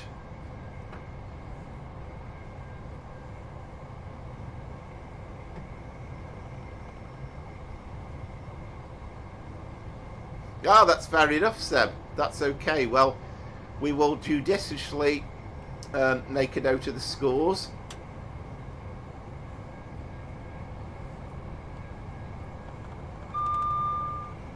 Although no doubt I'll look at my scribbles and think, what on earth have I written there? But we will do our best.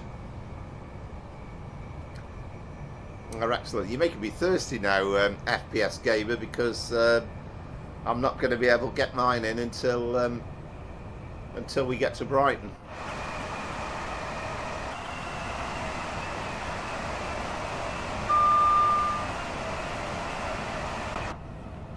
A proper multicolour swap shop in terms of our liveries on this service.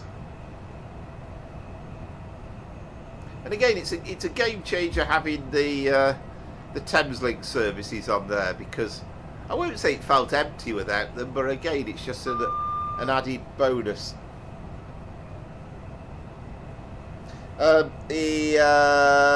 Oh, crumbs. I'll try and have a look when we get to Gatwick Airport, mateys.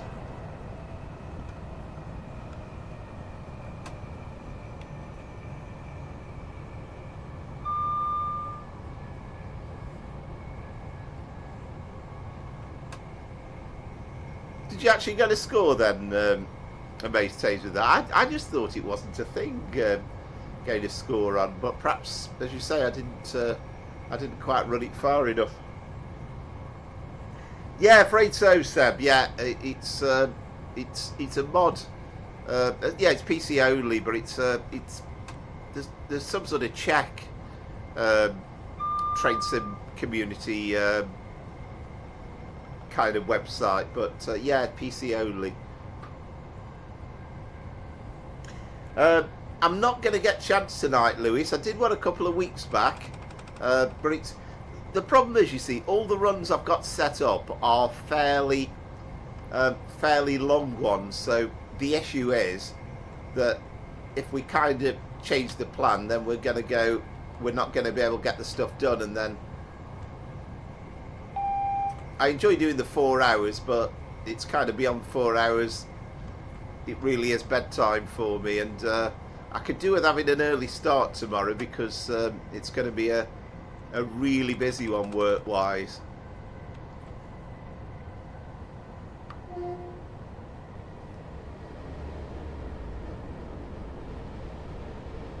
Plane coming into land at Gatwick, although again I suspect a bit like with the Alan Thompson routes, I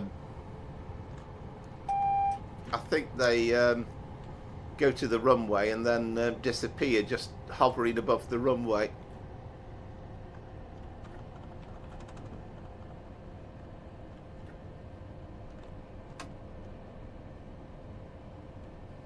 I mean, I must have driven more than 38 miles on this unit, but again, it just shows I've not driven it for ages.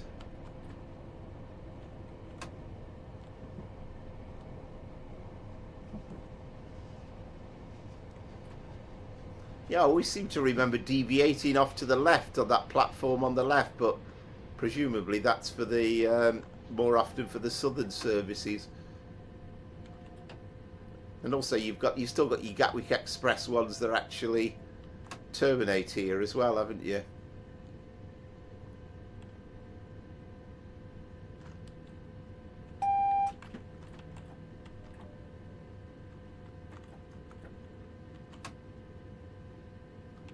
Right, we'll go right up to the end of the platform.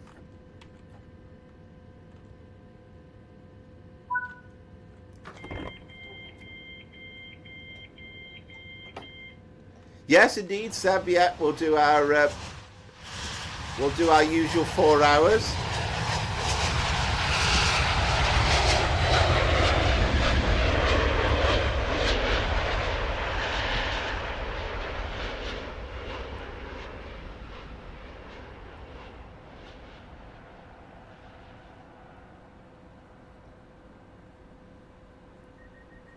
Can you remind us, Seb, what your score was on the first run? Amaze Taze was asking. It's on the chat somewhere, but I was just trying to stroll up, trying to see it. This is a public announcement. Criminals are known to operate in this area. For your own safety, please ensure that all your valuables are kept secure.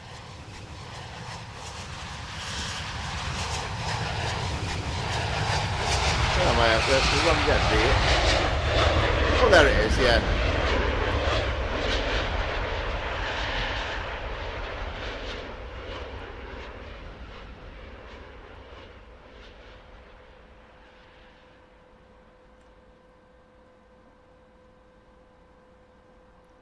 It's like when you go to an air show and it's what's known as a touch and go.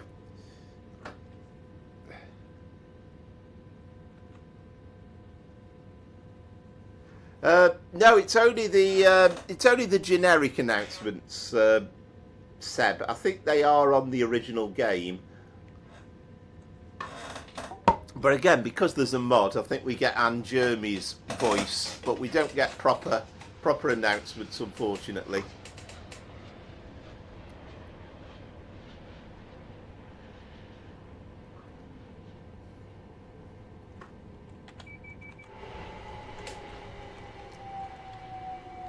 I just love the busy feel about these stations. This is what excites me.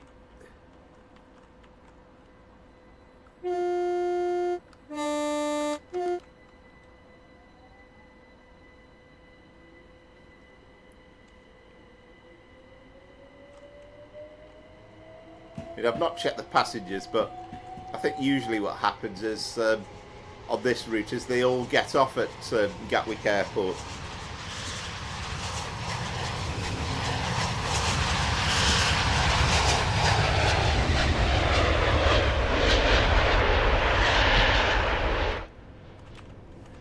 Yeah, I think they kind of get away with it, Scooby, on this route, because I think the issue is that it's so far away, the end of the runway, that you kind of can't tell the fact that it's not touching the ground. But I don't quite get why they can't get it to touch down on the runway. I mean, surely it's only basically like an invisible train in the sky, and it's, well, say invisible train. What I mean is it's only like a train without any track, or, you know, like a car moving, surely.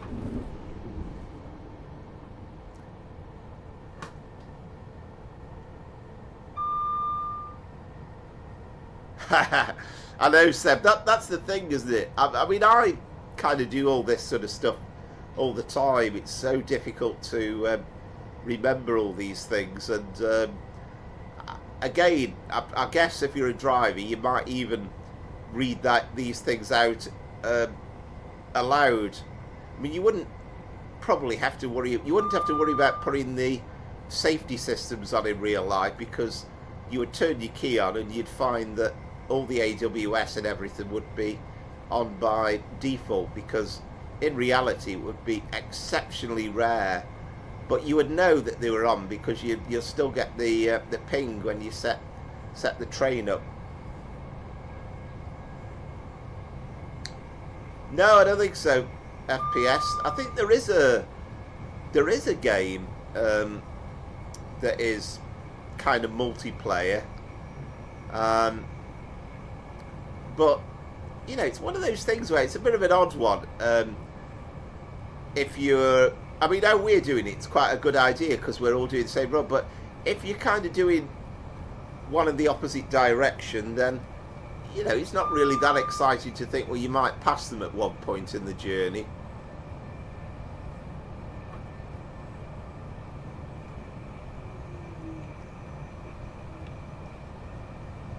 Yeah, I never really understood, Seb, why they don't go on automatically. I can only assume that they feel that they're trying to appeal to the mass market, and they think that you would get far too many people who would basically just say, I can't drive that train, because every so often the brakes keep coming on, I keep stopping, it isn't working, it doesn't work.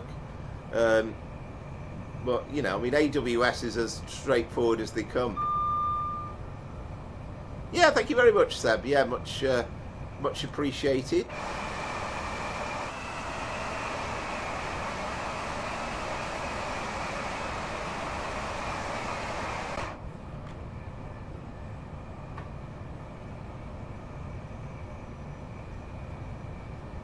Oh, good evening, Zach. I've just seen you up there. Yeah, apologies, I didn't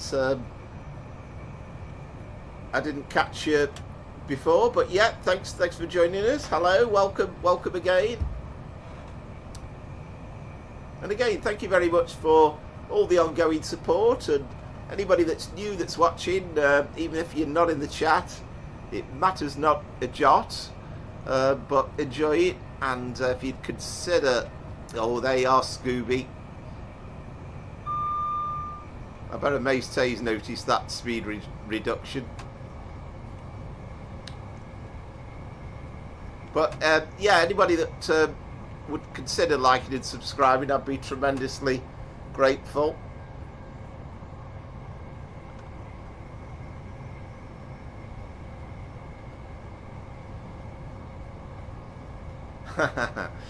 Yeah, well, you can obviously still re-download all your old stuff. Zach, I think it's going to be a constant thing, isn't it? They're going to bring out a new version every year, aren't they? It's just marketing. It's the brand new thing. It's exciting.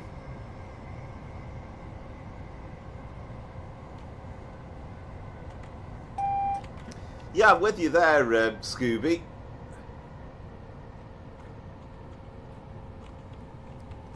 Having said that, of course, you get red signals coming on out of nowhere, and you know, there's one on the Met line on Train Sim Classic. I know it's ATO nowadays in real life, but between Finchley Road and Baker Street, there is a fiendishly difficult one around the corner.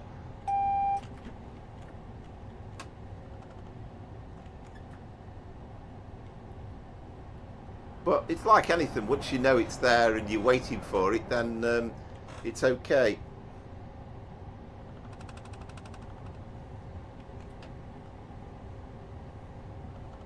I like it, base stage, yeah, excellent. Love that. I'm a pedal to metal kind of guy.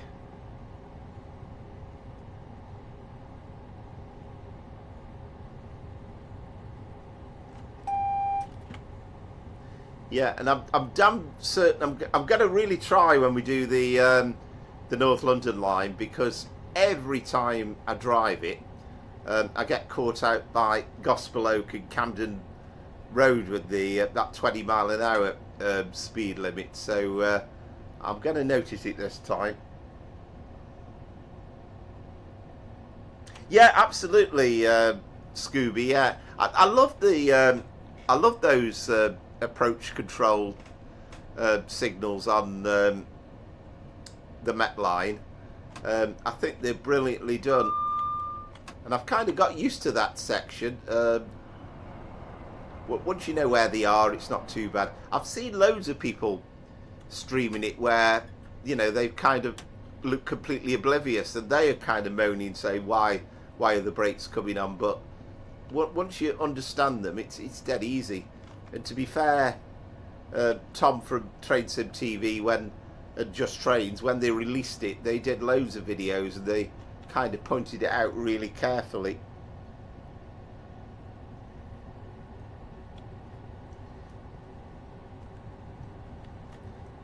Yeah, that's right, and that's the secret. I mean, with Train Sim Classic, it has to be 14.9 and not 15. But there's a couple around Baker Street that are actually 5 mile an hour.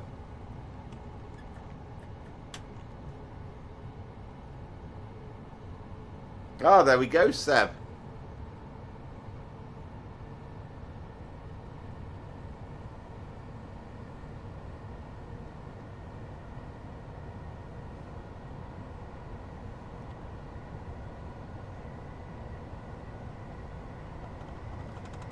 Yeah, it's all interesting, isn't it? I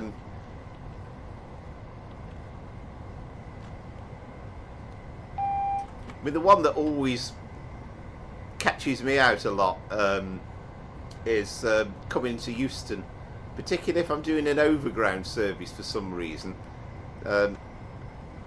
forgetting the TPWS ramps as you come into the platform.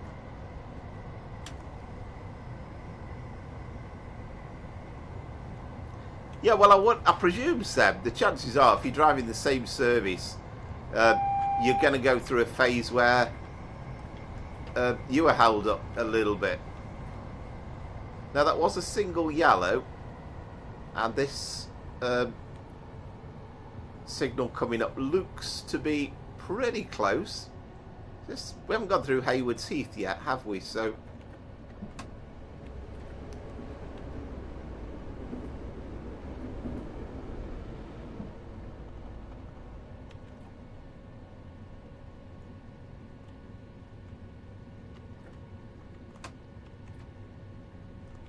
you always felt when the timetable was first released that some of these timings were too easy, but it was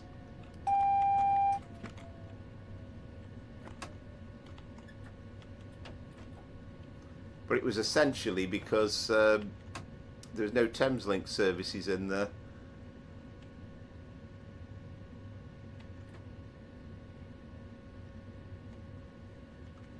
It was quite nice to be held up by a signal, though. You feel as though you're never on a completely smooth run. Well, not always on a train. You're very often held up.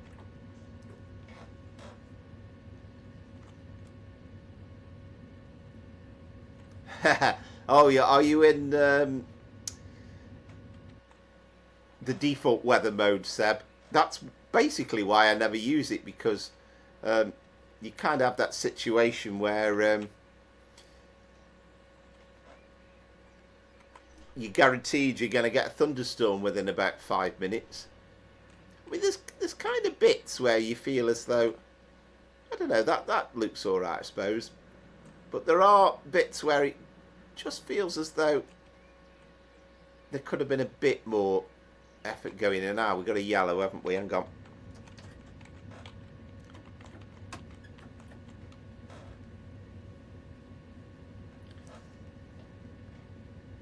Yeah, I have to say I very rarely drive with default weather, because if you start off in the middle of summer, 30 odd degrees, and it'll be raining within 5 minutes usually.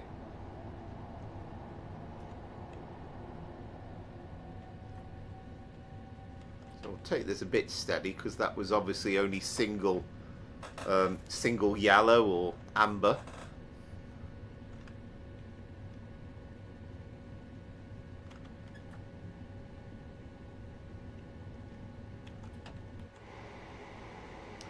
Yeah, it does look stunning in that red, doesn't it? I've probably driven the 377 more than the 387. I mean, there was a bit of grumble when it first came out that, oh, they've not really done very much to vary, you know, because the 387 is so similar. Which, you know, I kind of get, but it's still different. Ah, excellent, Seb. I suppose that's the thing, because of having the timetable mod in, you've probably got an easier, this is Haywards Heath, you've probably got a slightly easier run in than me and Amaze Tays will have. So you have a slight advantage in that respect.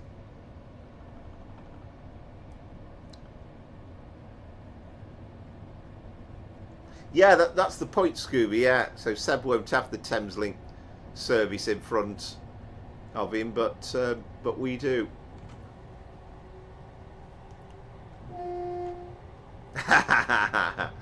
Excellent, Seb.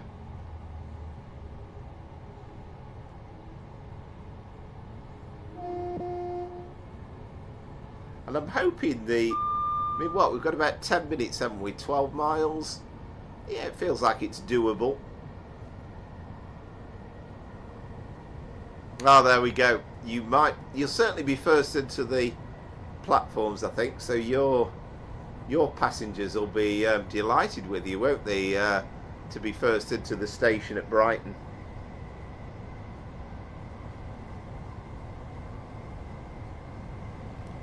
Yeah, we're definitely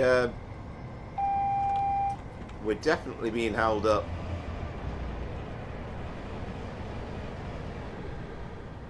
And again, you've got kind of a shortish signal section, or it looks that way anyway, top right.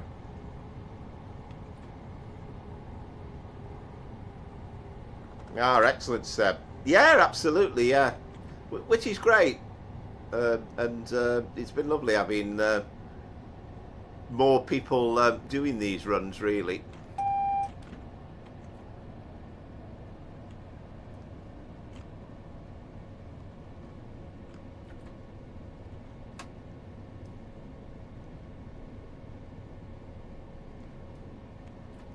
Well, it doesn't massively matter, Seb. I mean, this might be a slight. I mean, the thing is, the timetable, as it stands, even defaults pretty decent.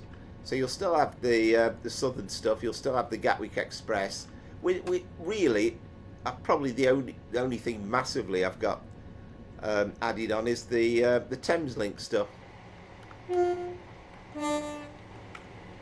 I think basically Dovetail Games are scared to death of putting the 700s in, because I think they're thinking, well, this route's bad enough as it is. Well, there you go. Well, I'm 10 miles out, so I think definitely we're definitely getting held up.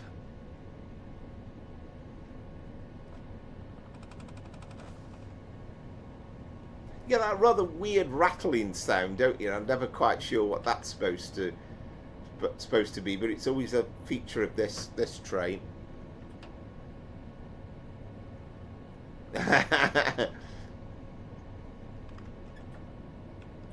Feels like that old Thomas the Tank Engine story with the Thomas and the bus.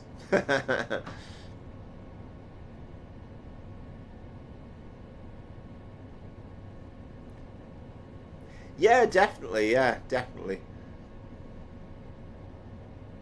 I mean, I'm guessing it was too complicated in terms of licensing, but you know, I don't really understand these things. But I would love to.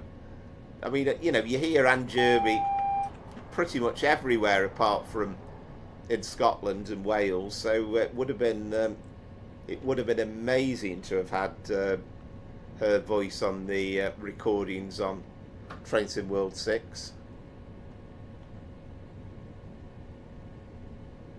Right, gotcha. Yeah. Yeah, I know what you mean. This thing, yeah. By the way, can we... You can't move that across, can you, on this thing?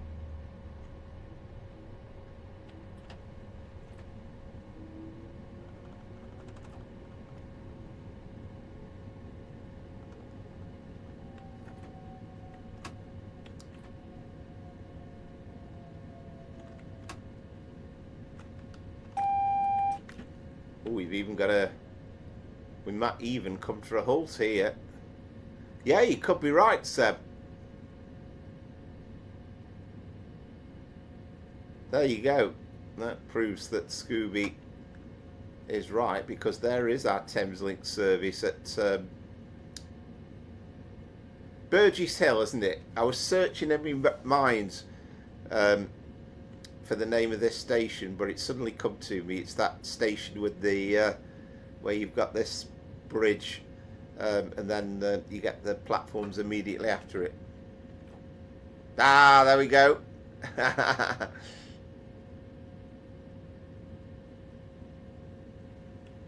Oh, we got an amber. We can go, so we won't speed away too much. Ah, good evening, Josh. Hope you are well.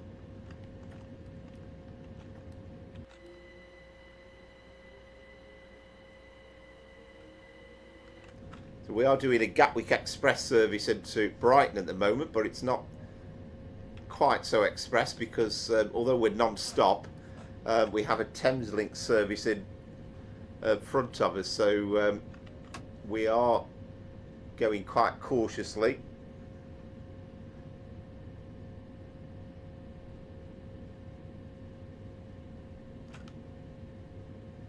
So we've got a bit of a Mildmay line, North London line scenario after this, but we've got a little half time, 7 or 8 minutes. So whilst I go make me coffee, I'll play that in. But I've been looking back at 12 months of live streaming. We started on the 13th of September last year, believe it or not.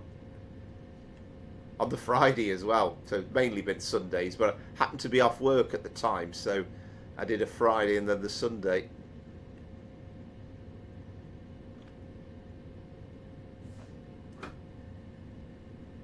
Yeah, absolutely great. Yeah, it's been a absolutely beautiful day, and it was okay. We had to sit outside with the jumpers on, but it was nice to sit outside and have Sunday lunch. We had the usual episode of our Westie was absolutely as good as gold, and until he'd had his share of the chicken, and then once that went, he decided to go and try and terrorise the neighbours. Ah, okay, Seb. Well, don't let it go cold. You might get shouted at.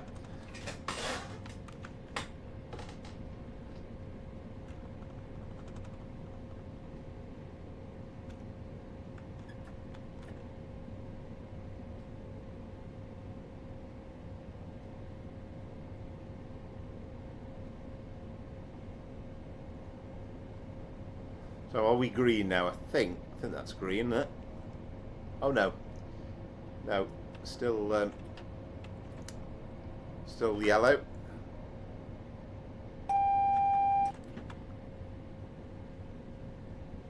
I know. Well, you know, if you happen to, there's nothing wrong in pausing it and kind of going back.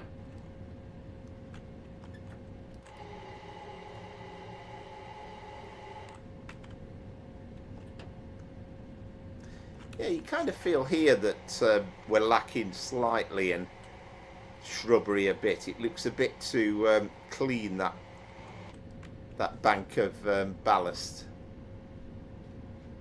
There are one or two bits where could probably do with bringing up to the standards that we get nowadays on Train Sim World, well, 5 and then soon to be 6.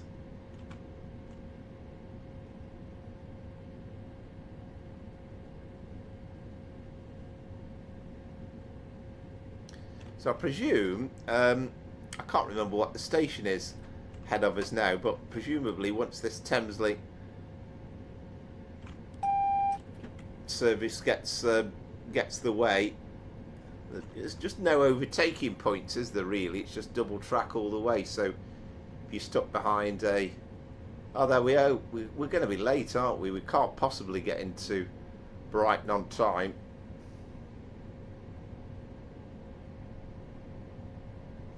I like that. We're now approaching Brighton, where this train terminates. If leaving the train, take a moment to make sure you have everything with you. Thank you for travelling with Gatwick Express. And they normally say, have all your personal belongings, don't they, Seb?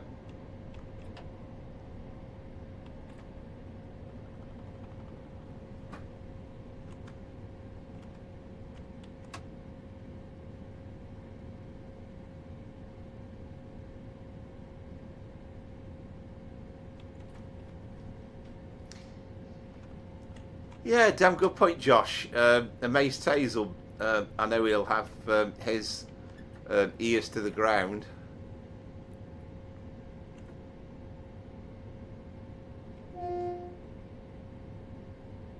But I wish with stuff like that they could be a bit more upfront about it. I suppose half the time it just feels as though everything's been rushed so much to get everything finished that you just don't know.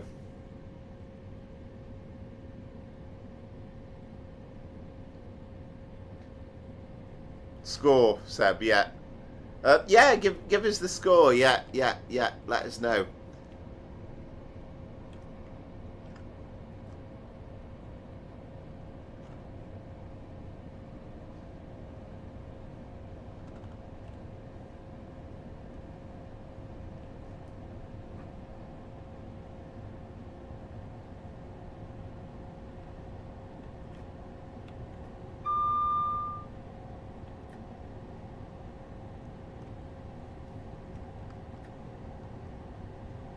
Right, there we go. Seb, yeah, thank you. So 8505. So let's flick over the page. We haven't got any pending speed restrictions to worry about, have we? So we'll put Victor Brighton, and Seb is 8505.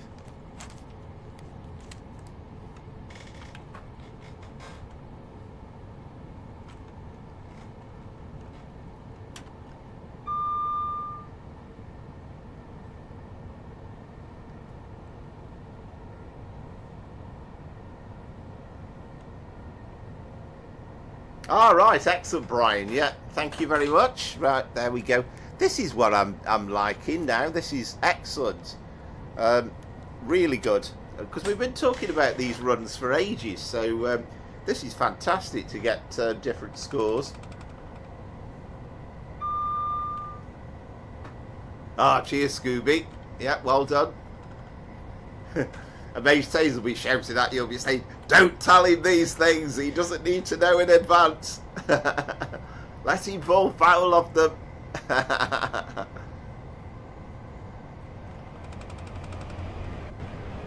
No, that sounds good, Brian. And maybe you've just been very, very observant. So you've beaten Seb anyway, that's for certain.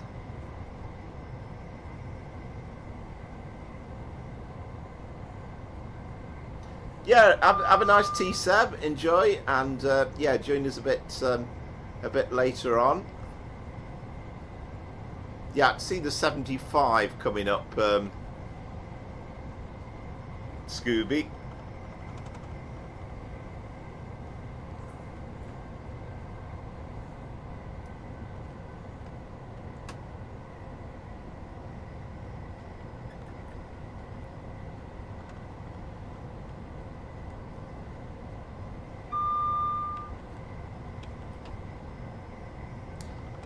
So it's the last section anyway, last 3 and a bit miles.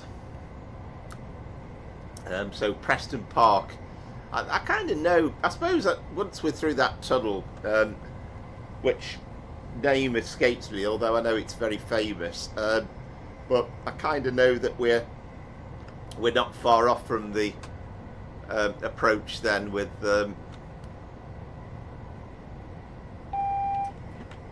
oh, it's not stopping at Preston Park as well, is it? Surely.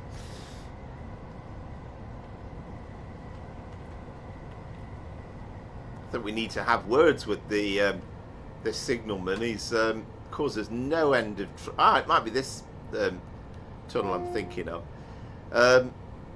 We need to have words with that signalman. He's caused us no end of trouble on this journey.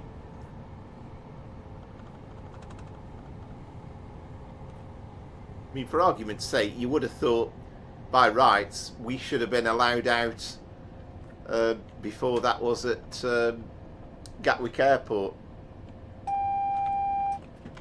Oh, you were there first before me then, Amazed Taze.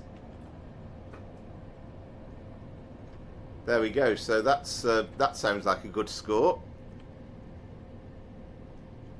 And you've definitely beat...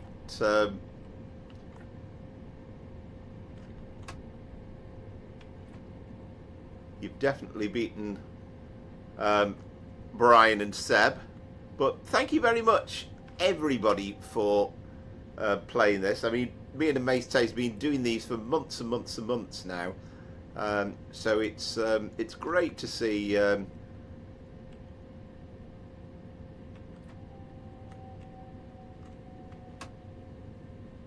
more of them being done regularly.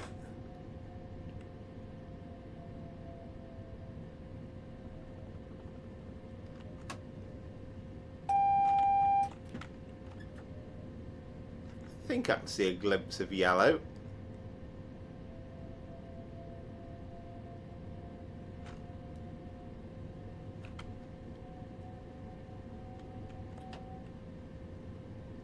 So where are we? 1.8 miles. So that takes us past Preston Park, surely. Yeah, I kind of wondered that, Mace. Yeah, I mean, there's a couple of times where I messed up on that, like particularly with the Zoomer. It always felt on the East Coast Main Line, I was miles out, and that seems to be the issue. But I think this is where, without any shadow of doubt, it does improve your driving, because you look at the other scores and you do think, and it makes you kind of want to improve what you're doing.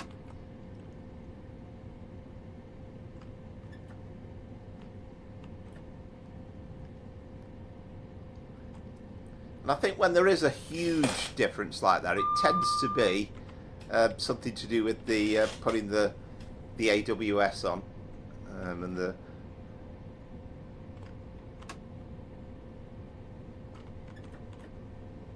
I mean, this is quite an old train, so I'm not even sure whether the DSD works properly on this or not, but certainly AWS does.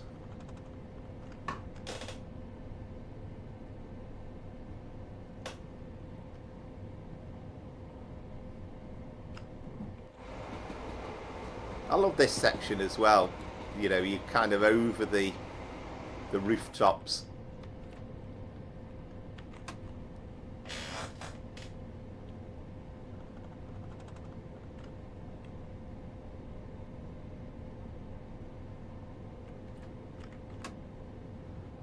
And so Thameslink service parked up, so we should be clear into Brighton now.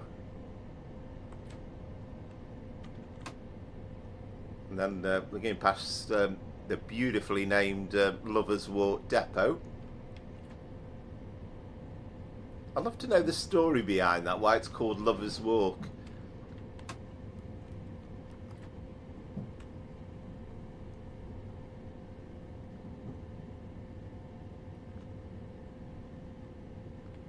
But we'll happily take the Voyager into Brighton when we have it. That's definitely going to be something else to stretch its legs on. I mean, we can kind of do that bit on Cross City Line as well, and certainly Crewe Birmingham. We'll be able to do Birmingham New Street to Stratford anyway.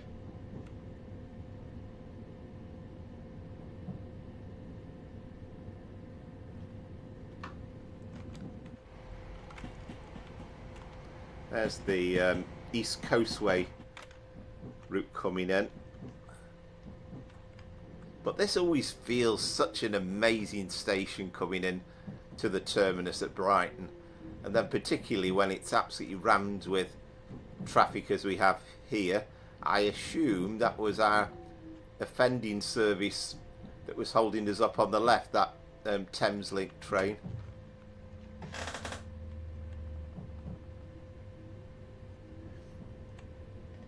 Yeah, absolutely. And I kind of take with what we've got, really. I say I'd more really like to see some stuff put in at Clapham Junction more than anything, just to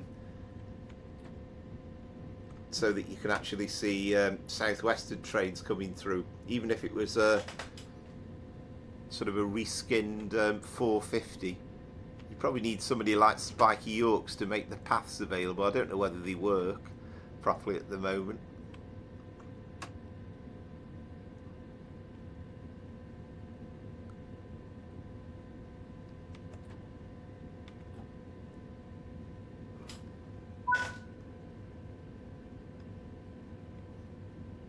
Yeah, absolutely, Josh. Yeah, 100%. I mean, I'd love to have, you know, Waterloo anyway, and, you know, have a 455 and all that stuff. I love that sound of that's the gates, isn't it? Even though nobody's actually going through them, but oh, we're in the roof, but you get the point. Well, we can see it there anyway, can't we?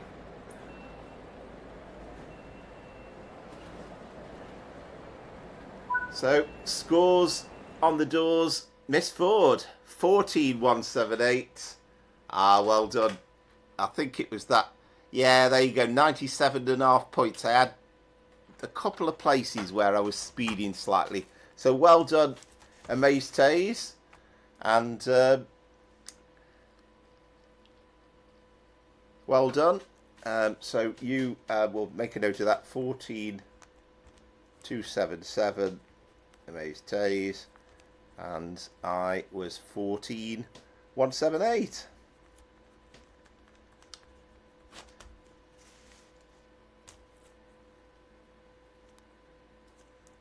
Yeah, absolutely. Yeah, well done.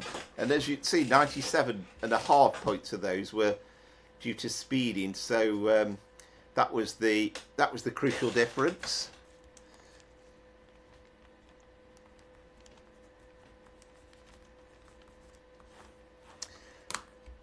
Right. Well, there we go. Well, enjoyed that. So let's just quit the game. Now I'm going to go off to make a coffee because weirdly, when I play videos through the channel anyway, I can't actually hear them myself. Well, I've watched it before, but I thought I'd mark 12 months of live streaming with a video. So it was one of those things. I started off yesterday having a look through the videos, and it ended up taking quite a bit of the day up, really. But I enjoyed doing it. I really enjoyed doing it, and let's have a quick look. So I'll turn the microphone down and then you won't hear me making a noise, but here is 12 months of Power Flower Trains and Planes live streams. So enjoy this. Thank you.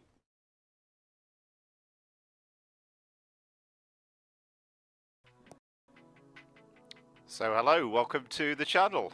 Hello, good evening. Welcome to the live stream. Good evening, Amazed Days. Good evening, Connor. Good evening, Lawrence. Good evening, Christopher. Hope you are all well. Good evening, Peter.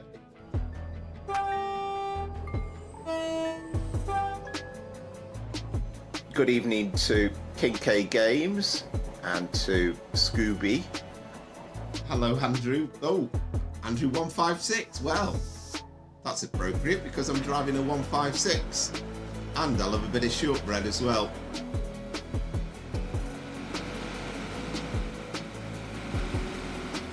Live at 5 o'clock as usual on this Sunday. And good evening to Southwest, and good evening to King K Games, and welcome to the UK. Greetings from Paddington, I like that.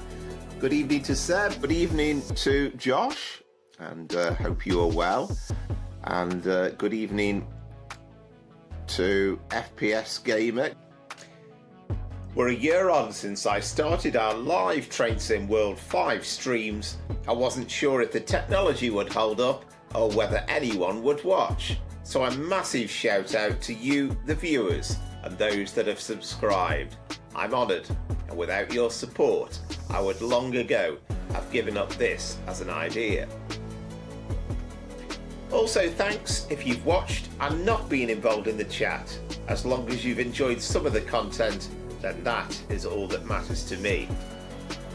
It's not always been plain sailing.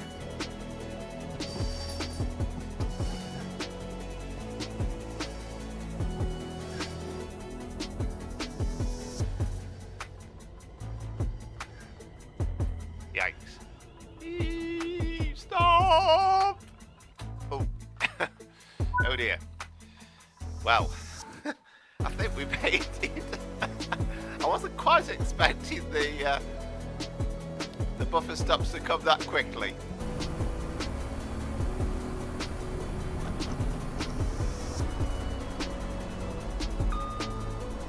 Oh, wait a minute. I might be struggling to stop here in time, you know. I think we might have to put emergency in. Ooh dear.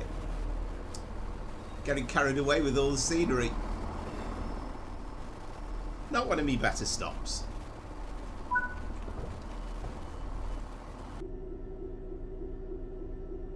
Yeah, well, I think the end of the stream is nigh. I don't think we'll be able to go on much longer. Otherwise, I'm going to be late for work at this rate tomorrow. I mean, some people would say this part of the video has been as about as exciting as watching paint dry. So yeah, appreciated your company. Thanks for tuning in. We've also forayed sometimes into Train Sim Classic.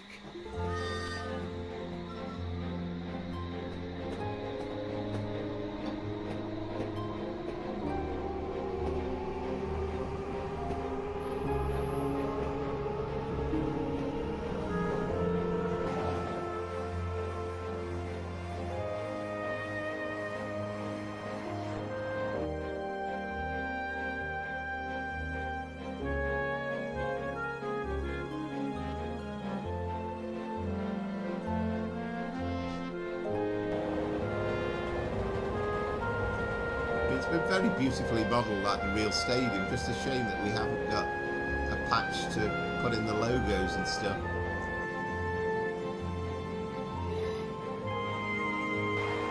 But as the content has increased, the main focus has increasingly been on Train Sim World, showcasing the new DLC, routes and locos, and the mods that have become available for PC users, and those incredible new timetables.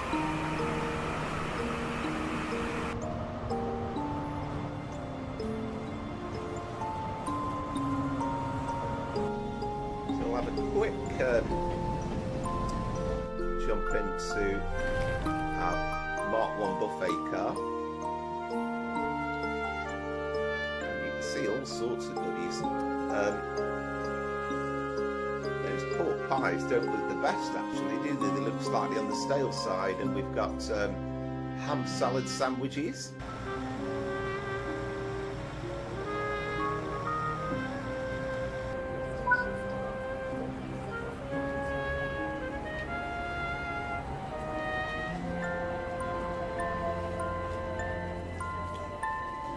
See all those distant buildings as well. I mean, I always thought the Train Sim Classic one was pretty decent, the North London line, but you look across at this and all the detail on the distant buildings, and it's just incredible. So I love this scene though as we depart Manchester. It looks absolutely stunning. For many months now, Amaze Taze, a friend of the channel, and myself have been in contests where he has driven the same service at the same time as me, and he usually wins. And in recent weeks, this has started to grow. Seb, Southwestern, and Josh have all had goes at this. You're all welcome to join in. It's not always as easy as it sounds.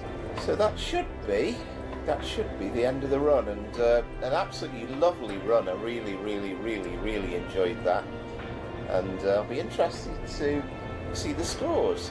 But yeah, it'll be fascinating to see, really.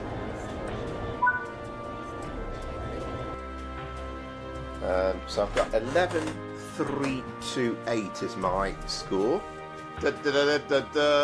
So you're 11,328. Oh my word. Oh, that's excellent. So that's incredible, isn't it? And you won by 2 points.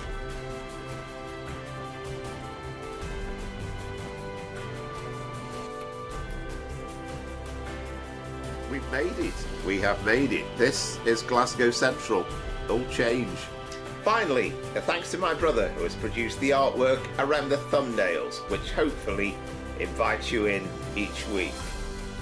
Well, long may this all continue, and as ever, as we move into Train Sim World 6, whilst we continue to analyse and provide our opinions on the game, the main emphasis is to have some fun and enjoy our fabulous hobby. Thanks again, and I couldn't have done this without your support. Thanks.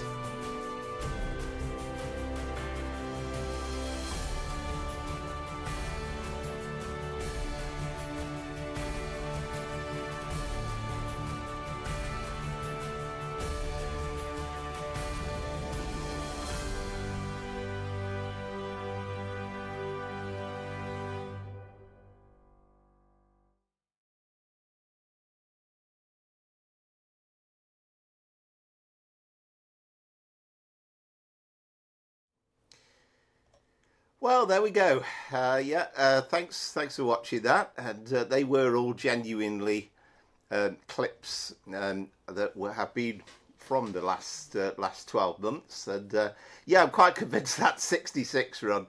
I think if we still waited at that signal, then you never know. It might clear eventually. But I was just conscious when we were doing it. I thought, well, the rate we're going, it's going to be it's going to be time for work the following day. But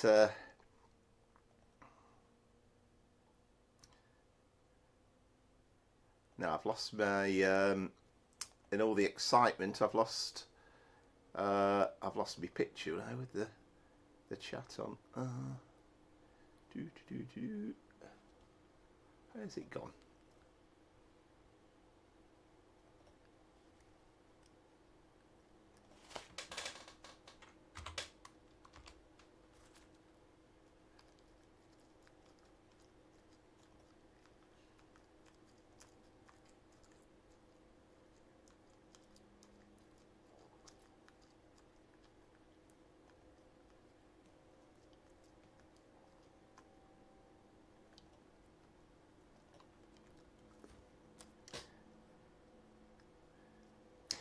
Yeah, cheers, Josh. Yeah, I will do.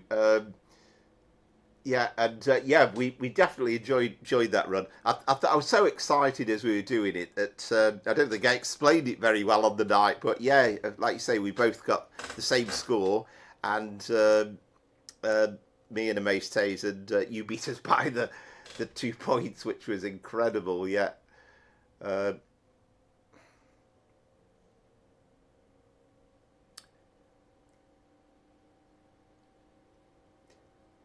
Yep, that's right. Yep, 2N55 is our next run. And of course, as ever with the North London line, there is more than one 2N55. So I think it's the 1659.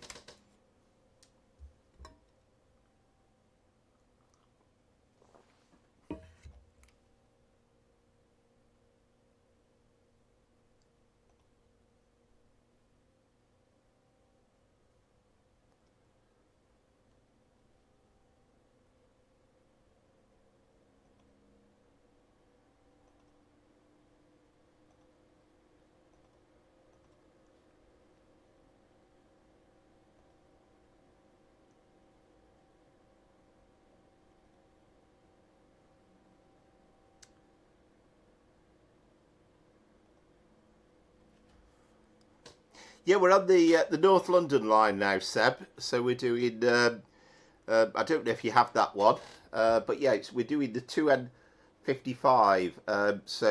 The 8, whatever I said it was now, 1659. Ah, fair enough, Seb. Yeah, that's brilliant.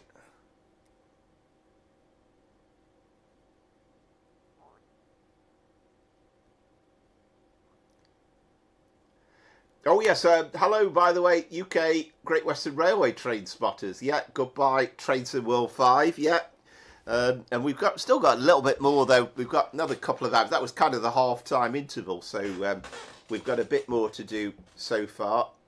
That's fair enough, Seb. And we will be getting into the Great Western Railway with the Riviera line next week.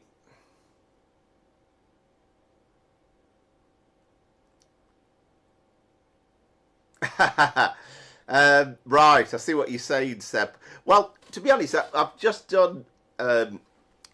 We did do the Goblin line, I think, last week, didn't we? So I wanted to kind of have a go on the Mildmay line, and it is such a lovely route, and it's one of the great new routes that came out for Trainsim World 5. So if as and when you get the opportunity, then I'd kind of highly recommend it. It's very, very good indeed.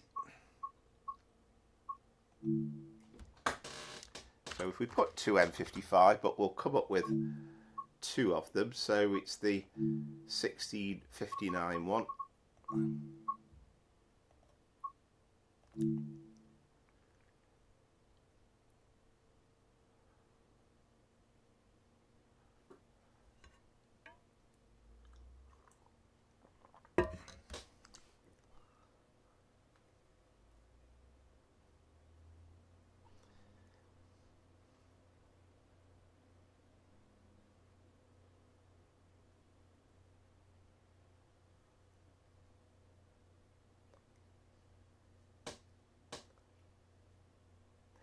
Yeah, I think that is the trouble, isn't it? I think when it came out, you know, almost instantly there were people talking about blurry textures, but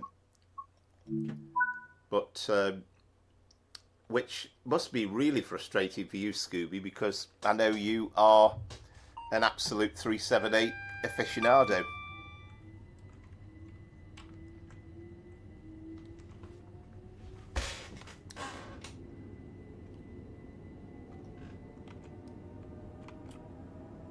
Right, day running. Right doors unlocked. There we go. Oh, how about that for a siege? Straight away, you've got a 378 either side, and we had a 710 rushing through on a Watford DC line service.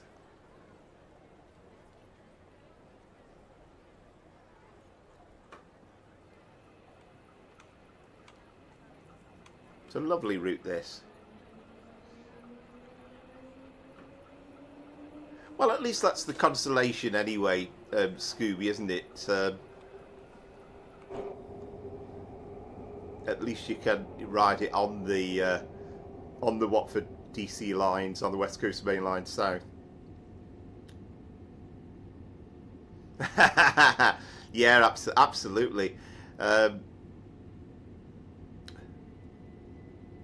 Am I right in thinking then, so, you know, I understand about the blurry textures and everything, but does it just doesn't operate very well at all then on console then, this route?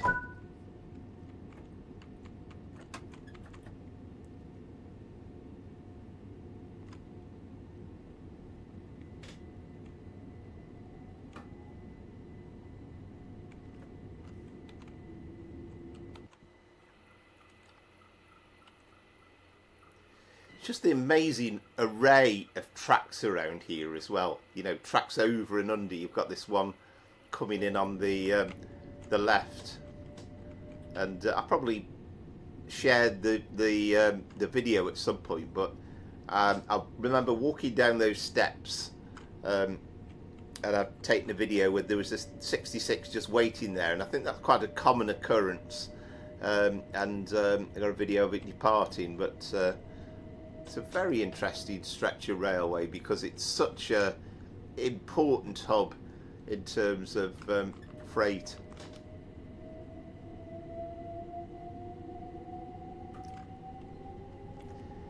Yeah, I mean, it's just, you know, it really is a shame, isn't it, Scooby? I mean, you know, you can kind of put up with blurry textures, I guess, but not a game that crashes all the time.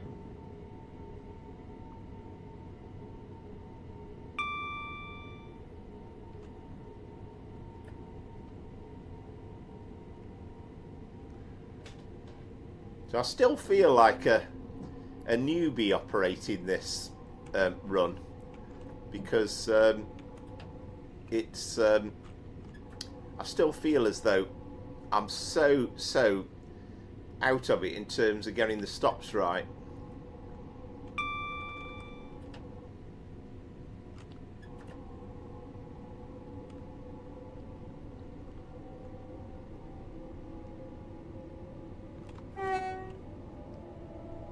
We have Kensal Rise first.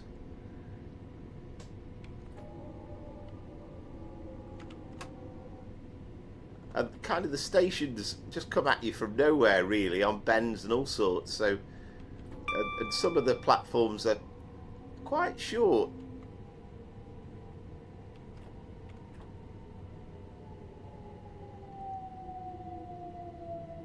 And then you think you aren't going to stop in time. Okay, I've got all the doors in, but I've still overshot it a bit.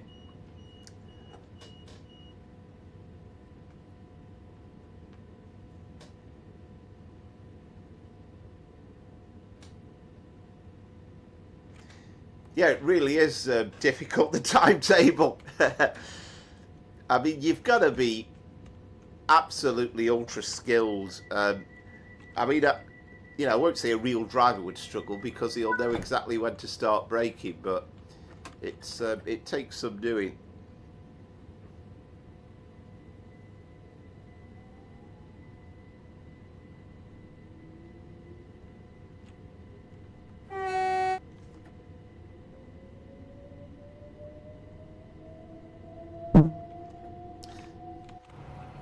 Yeah, I can understand your thoughts on that, Scooby, because at the end of the day, having the layers is what makes it exciting. You know, it's kind of not the same.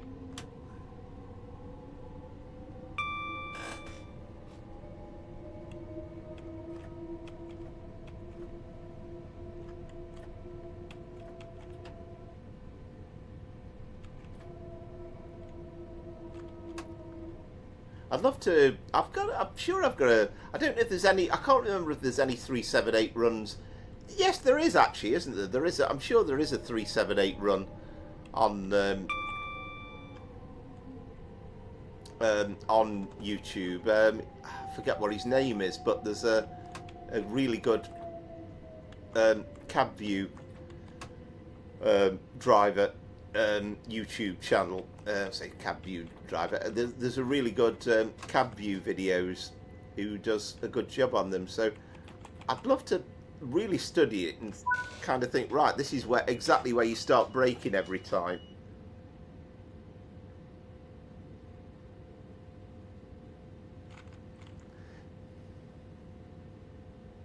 Yeah, absolutely. So, by the way, just a question for you. Amaze Taze was saying, but did you have the safety systems? Did you have all the AWS and stuff turned on last time?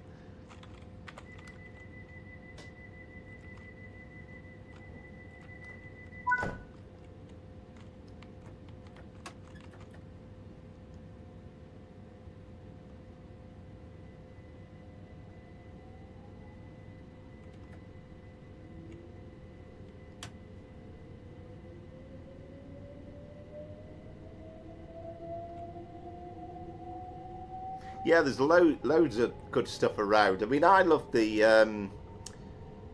video 125 one as well with the 313, and you'd still got the district line, old D stock trains at Richmond as well.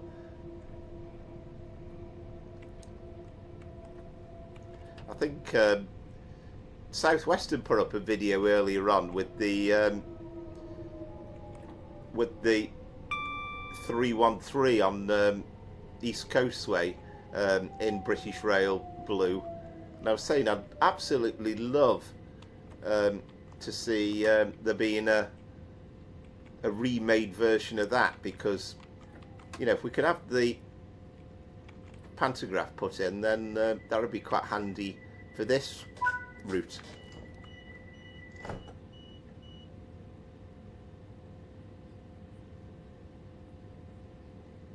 Ah, okay. Yeah, see, yeah, see, Seb. Yeah, yeah. Excellent. It does take a bit of getting used to.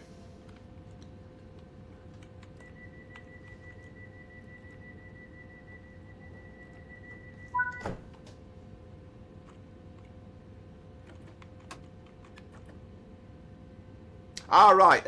No, 501, weren't they? On 501, I think they were.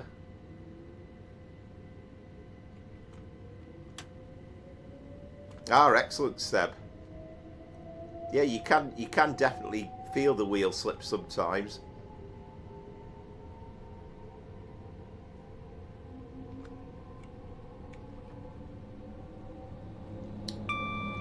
Oh, excellent. We've got a Chiltern Lines train going over.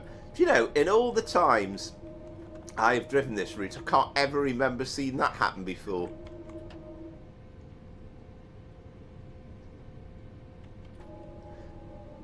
Yeah, they used to have them on the, again, on the Euston Watford Junction services, isn't it? There's a really good, I think it's Rail Scene. There's an old Euston to Liverpool Lime Street, and that's still got the old stock. And I think basically it was an interesting time, because I think the traction inspector man who was doing the commentary said that the 313s were, I think, being phased in at the time. Right, okay, Seb. Yeah. Well, I mean, if you enjoy having the rain, then I'm kind of like, I have to switch it off because it kind of gets on my nerves a little bit.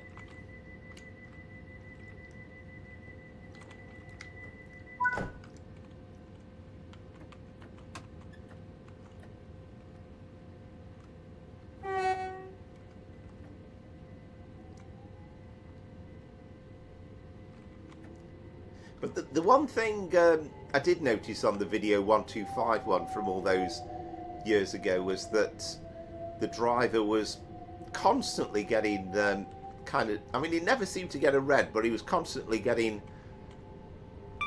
double yellows and just wondered if we get any, oh, there we go. We got the HST going through as well. Oh, we picked a good run for services. But it seemed as though like he was constantly getting held up with double yellows and yellows. And clearly there was a freight ahead of him. And I think a mate Taser said, but, you know, this timetable's brilliant. The route's great, but it does feel as though it's a little bit light in terms of...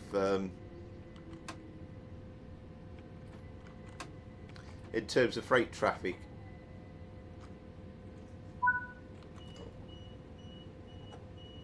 No, they won't be working. They're completely broke on this route. So we've got a couple waiting on the platforms. But again, there seems to have been no comment about fixing that.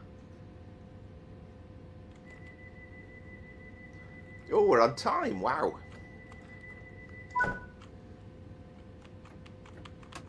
Sure we won't be by the time we get to Stratford.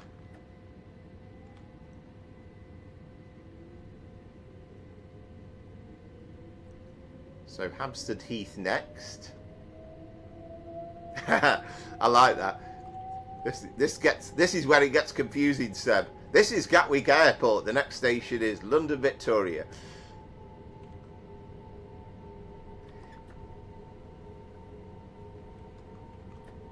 Yeah, hopefully, Josh. I mean, it's a shame in a way they haven't fixed it before, because it was clearly miles out and how it should be when they did the preview stream.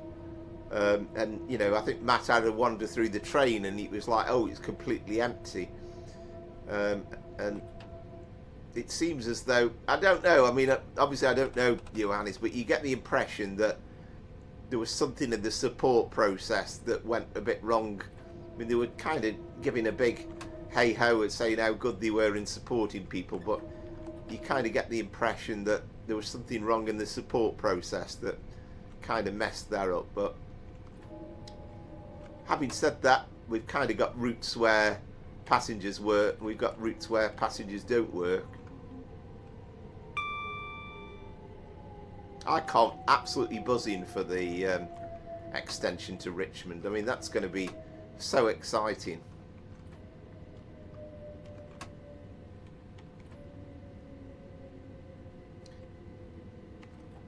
I think it's an amazing route, the North London line.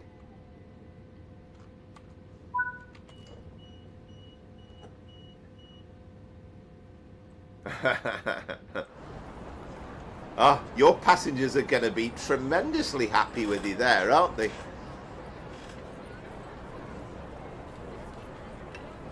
The same thing happened to my brother coming home from work in the week, and I think his bus left 3 minutes early or something.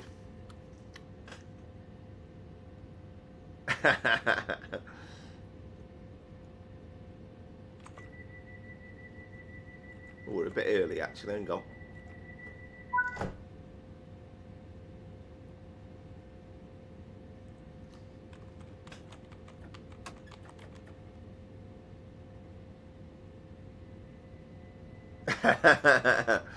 Yes indeed, Seb, yeah. Right, so Gospel Oak. After this signal, it's 20. I'm telling myself, because the number of times, And then usually when I remember this one, I completely mess up at Camden Road. So I'm really telling myself that I've driven this route often enough.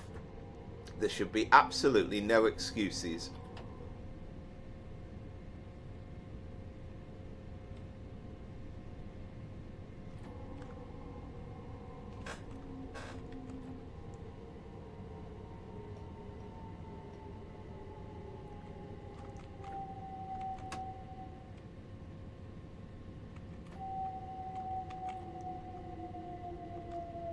And then just to catch you out here, it's like sort of on a slight downhill gradient into the platforms as well.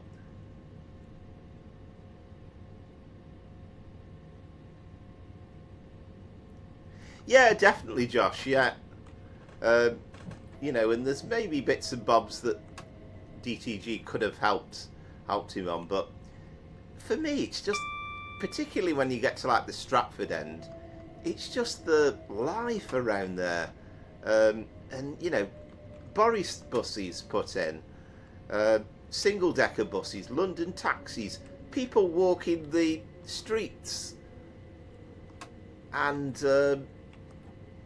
it's just amazing.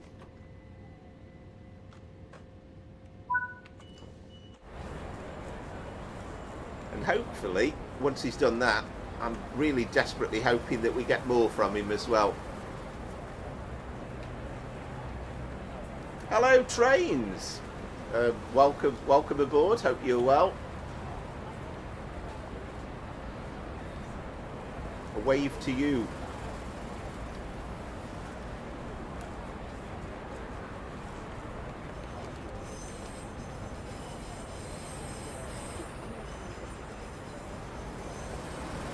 I mean, you know, okay, I know this is from the original DTG route, but I know when I happen to know there's some sort of news agents up there, but we'll forgive them that.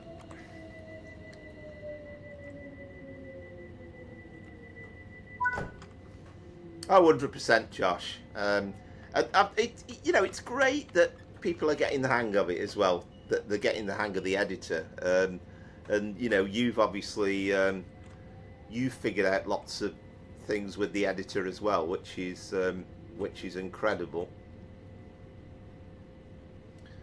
But I think it's all, you know, it's great. Obviously, what you've done is fantastic, but it's also great that there's people that are coming on, learning the skills, and then wanting to develop things that, you know, that ultimately going to earn money out of.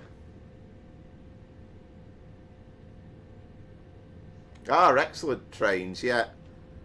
Yeah, I have to say again now, the Cathcart Circle, when it first came out, was incredibly quiet. We had Glasgow Central Station replicated in all its glory. And then nothing else. You just got 314s and that was it. But now it's just beautiful with the full timetable.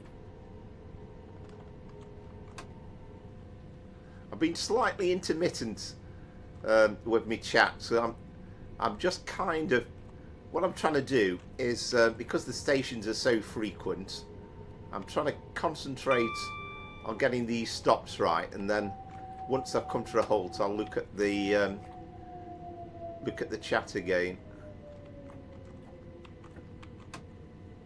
Because if I look away while I'm making the stop, you know, I'm a typical bloke, I can't multitask, then I'm just going to be miles off.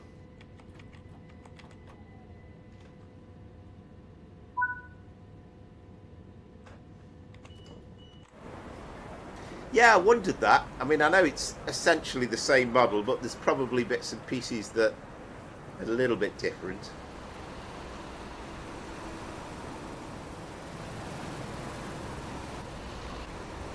Don't know what those... Oh. All right. Oh, I love that. They got a parcel for him, but there seems to be a dispute over whether it's his parcel.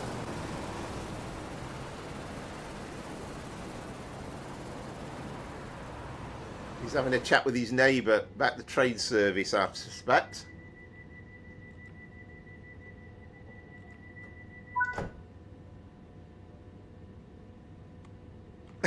You're probably right, Seb. Yeah, the three. I kind of hate the 385. I like them in real life, and I quite like the one that's on Train Sim Classic. But I don't like the one that's on TSW. But I absolutely love driving the 380.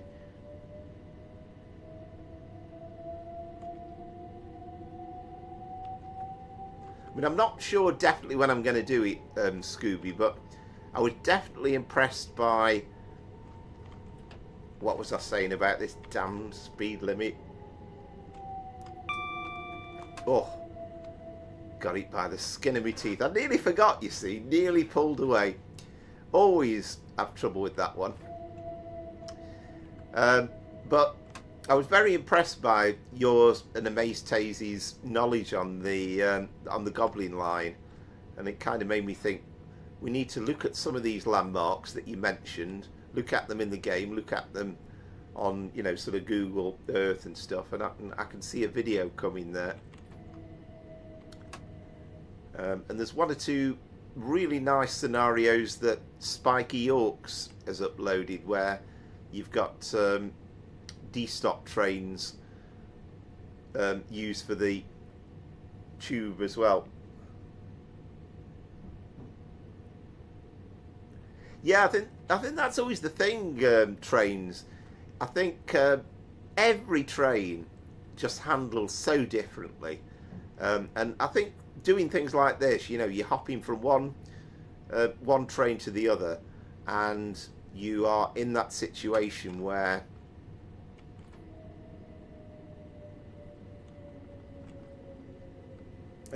you know, you sort of, it just takes a bit of getting used to. Sometimes it's a complete, you've just done a fast like Pendolino service or something, and then you're in the realms of doing a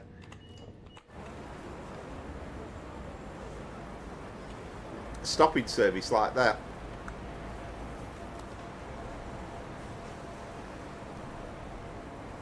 Look at that Camden Road. Okay, you can argue a bit about some of the texturing, but at least it's custom model. There's another 378 coming in. But again, life going on over there as well.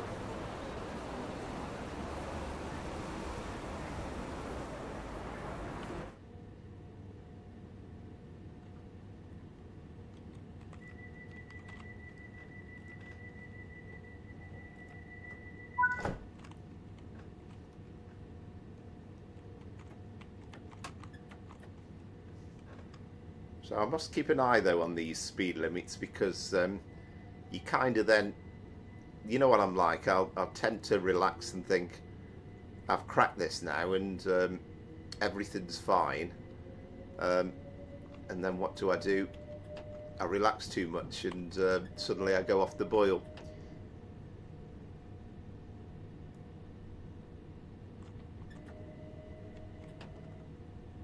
Yeah, absolutely. And I think that's the thing, isn't it, Scooby? It's, I mean, it's the same with me. If we ever get, I mean, I'll be looking around Crewe when Crewe Birmingham comes out, and I know Crewe inside out, and we're saying, oh, that building's not right, that isn't quite right, they haven't quite got that right, and you're going to know every detail, but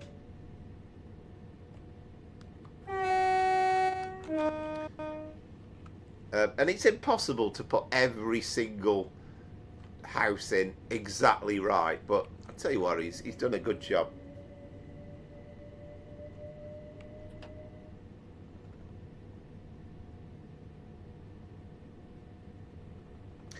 Yeah, absolutely trained. I mean, to be honest, I was thinking potentially of doing a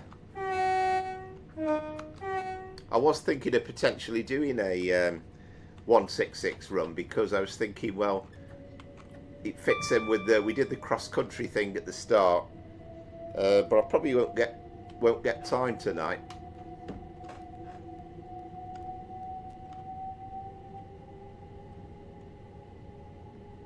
And it's kind of linking in the past and the present and what's coming out.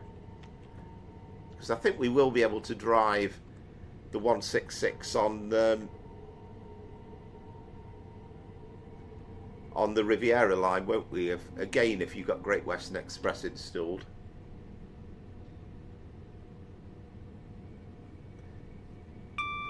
Yeah, Crewe is an amazing station. It used to be fantastic in the 80s when we had, arguably it's less exciting now, but it's still such a busy place. I mean, although we won't be able to drive them, I'm looking forward to hearing the announcements on the game when we get it. On the Transport for Wales services, with all the land fares and the ABBAs, and it kind of goes on forever.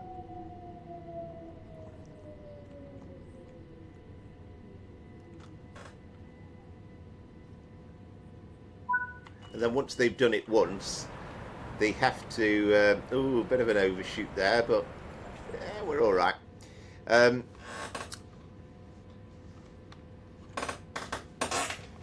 They seem to repeat half the stations again because it's like, well, these stations are request stop only, and then they list about another 10 of them.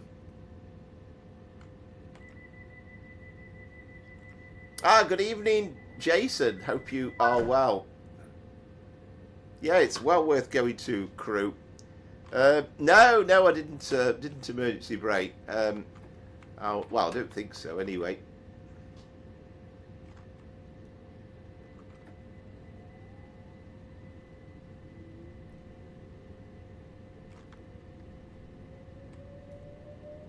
But on this train, it's quite a little tricky one, because if the platform's on the right hand side, then you just don't, you get an absolutely horrible view of it from the cab.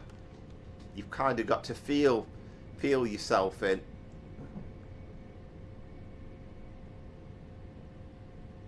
I'm very well, Jason. I hope you are well. And yeah, I completely agree. It's been a absolutely gorgeous autumn day.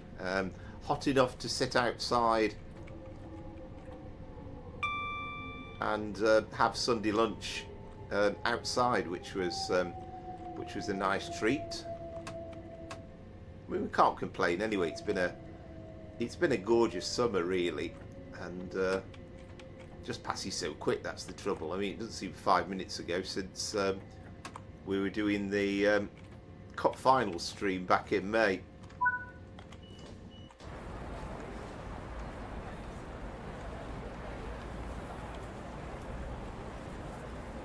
Yeah, I mean, just to prove the point, Scooby. Oh, hang on. I'm getting decapitated by the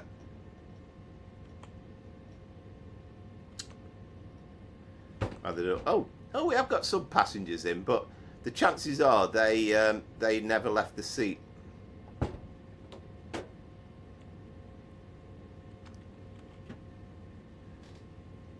Well, I never did turn that on, did I? But I assume we won't get points knocked off for that.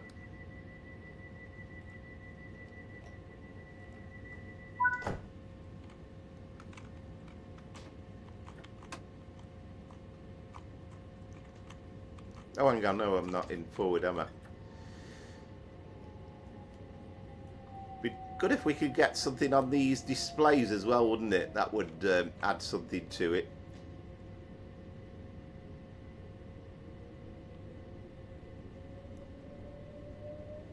Excellent, Jason. Are you in sunnier climes?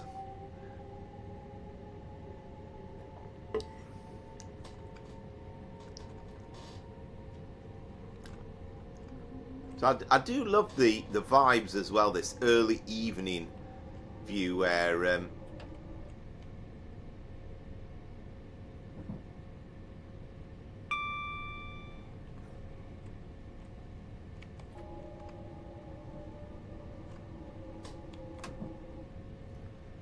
it really just look, you kind of get this golden early evening feel about it.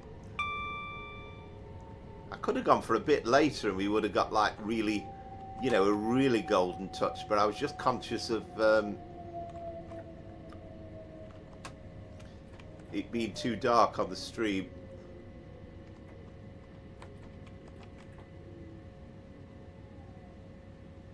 I mean, I think strictly speaking, judging by people like Dad Rail and stuff, you probably shouldn't be coming in on brake step 3. I should be stopping at 2.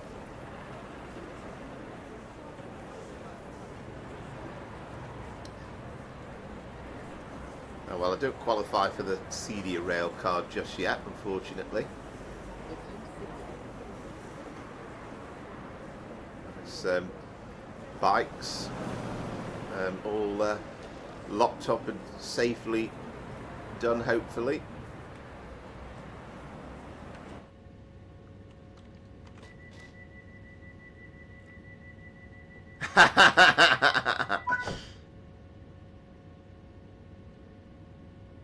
Oh, fantastic, mate. Yeah. Oh, there we go. Yeah. Yeah.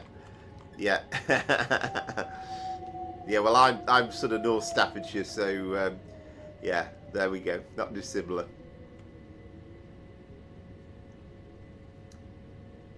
This is where myself and my brother are very much different, because I'll wear shorts where I possibly can, and my brother only tend to come out if it's about 30 degrees. He won't wear them generally.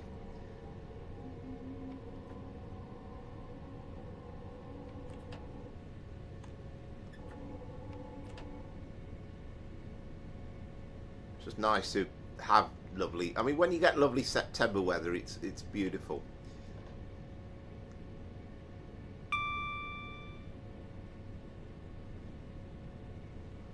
We are meandering our way through the North London line.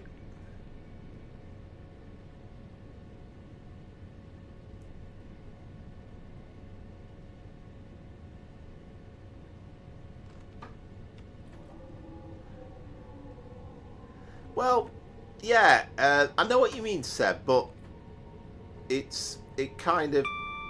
frustrates the hell out of me, actually, dynamic weather, because the fact of the matter is, most of the time it should be mainly dry, but you kind of get into this situation with dynamic weather where it's always, I don't think I've ever done a run on dynamic weather where it stayed dry for the whole journey.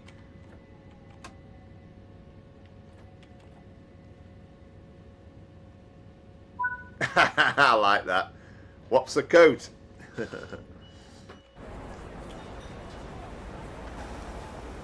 I do work with somebody that's the oh, wait a minute. Oh, I'm stopping the buses here. I work with somebody who's the nettest bloke I've ever known, and basically if it's slightly less than 20 odd degrees first thing in the morning, then he'll be wearing jumps, fleeces, coats, the lot. Or use a help point.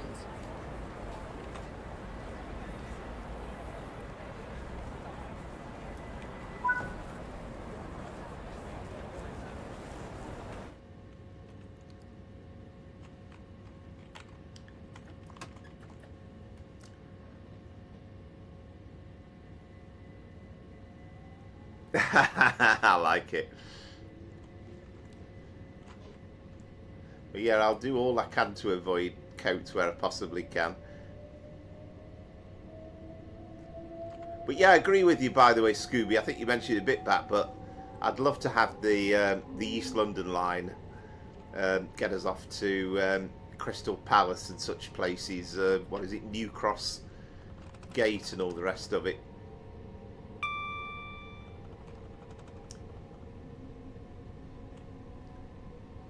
And you know, nowadays, like Shoreditch High Street and that area, which I've been about quite a bit from time to time with me friends over the years.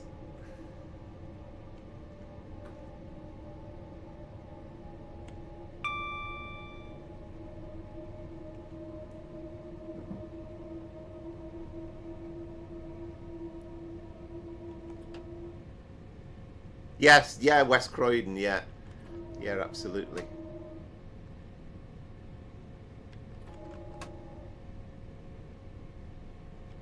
I mean, we used to have that thing on Train Sim Classic where you could do, what was it, Victoria, London Bridge to Victoria, which was quite decent.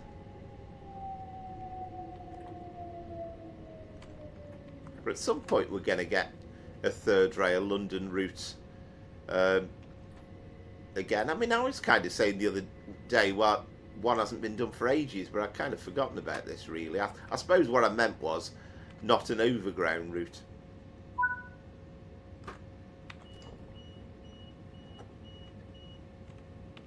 Ah, right. Sorry, Seb. Yeah, it's going to be tight, is it? You mean timetable-wise, do you?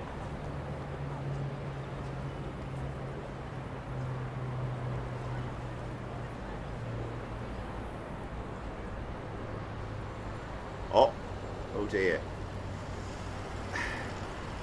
Well, that driving wasn't the best, was he? He's just sliced up a fence in the middle.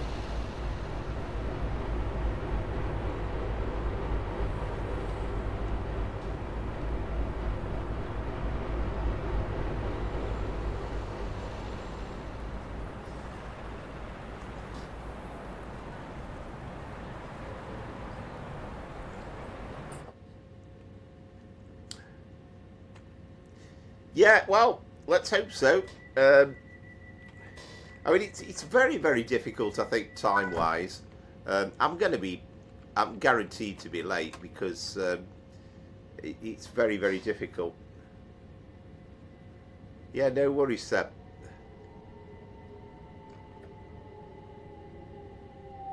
But I'm enjoying the run, and I think because I haven't done it for a little while, then it's kind of nice to go back to them. I mean, I love the West Coast Main Line, but I have to kind of keep reminding myself that there are other routes as well.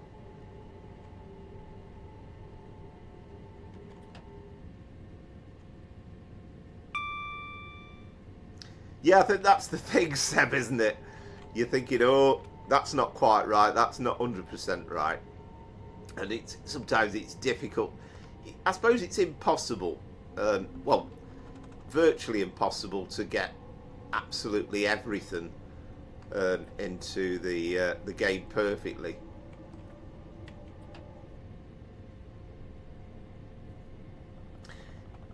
Funnily enough, it's not actually. Relatively speaking, it's only a few miles, but such as I forget how many stations there is now between Willesden Junction and Stratford, but because you're getting stations every few hundred yards, then it takes an age really to get from one part of London to the other.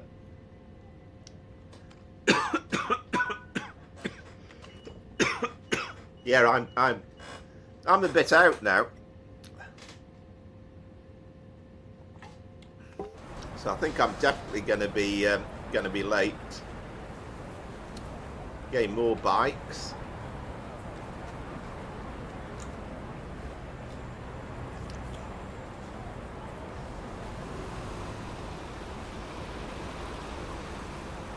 Yeah, double decker fits under the bridge.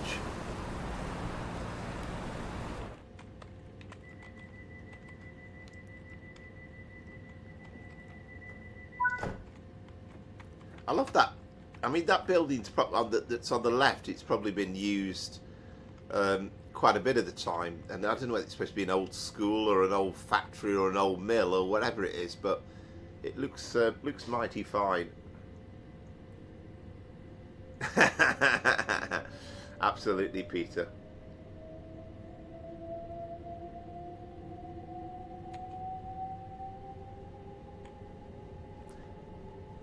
Yeah, definitely trains. I mean, I do enjoy them, and I love the variety. I mean, you know, it's nice to go high speed and you know all that sort of stuff, but it's also enjoyable. It's just a completely different challenge. Oh, oh no.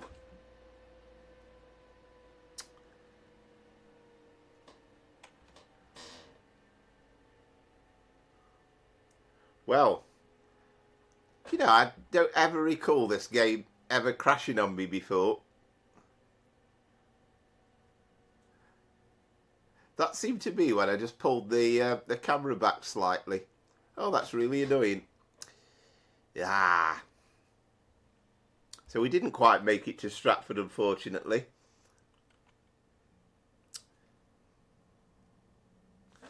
Now, how are we doing for time? It's past, isn't it? So, oh, that is annoying. Well, I don't know whether to load up in free roam if we've got time and just, okay, it's obviously going to be no good from the scoring point of view, but at least we could complete the run.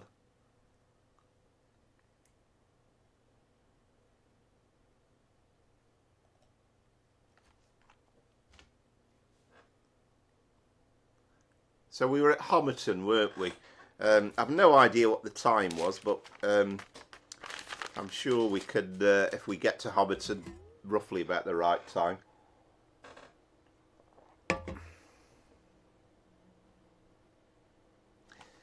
Yeah, well, it's quite a rare experience. I can't ever remember that happening before.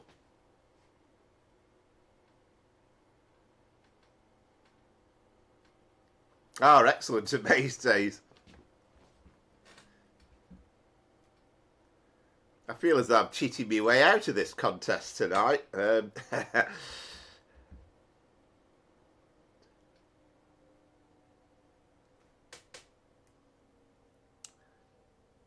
Excellent. Well, I'm sure you'd have beat me anyway. Were you? Did you end up on time then? Your arrival into Stratford then ultimately, and were there any? Did you do all right speeding wise and timekeeping wise? It sounded like a damn good score anyway. That does. I'm sure you'd have won.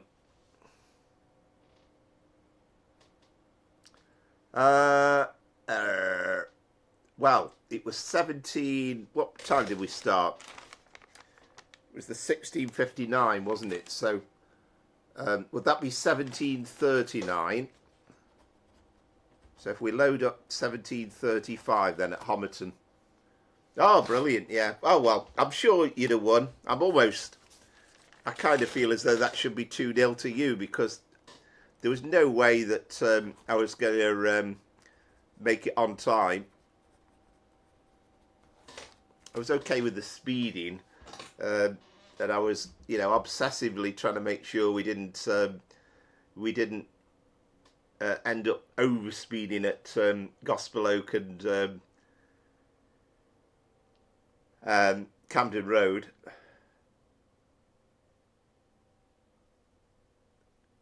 Yeah, you definitely are. You definitely are, and I think that's the thing, though. I think this challenge, and you know, I'm really delighted and pleased that other people are taking up the baton where they can do it. But it does definitely improve your concentration levels.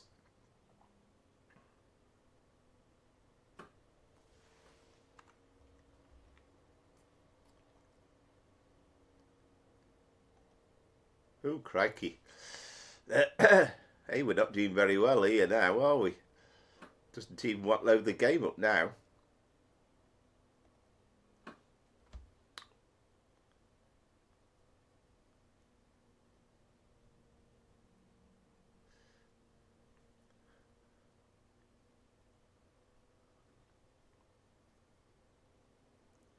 Just as well, Trains in World 5's on the way out.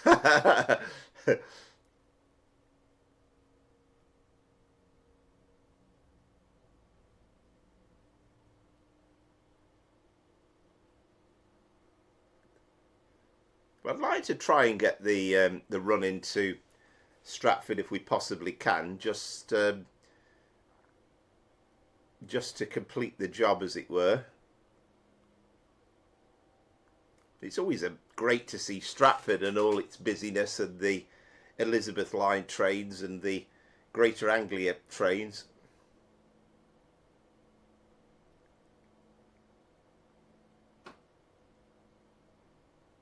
Yeah, it's weird, isn't it? I've never had a problem that I can remember anyway before. We did have that issue with that freight run, but we did actually try. I mean, Josh was saying, well, perhaps you didn't get close enough up to the signal, but we did actually try edging forward, and Mace Taves was doing the same run as me, and we just couldn't see our way past. And it made me laugh because at the time when we were doing that run, there was somebody watching the stream and saying, "This is great." Oh, heck. Out of video memory, trying to allocate a... I mean, this isn't even loading up this route. Wow. This might potentially be an early end to the stream, I think.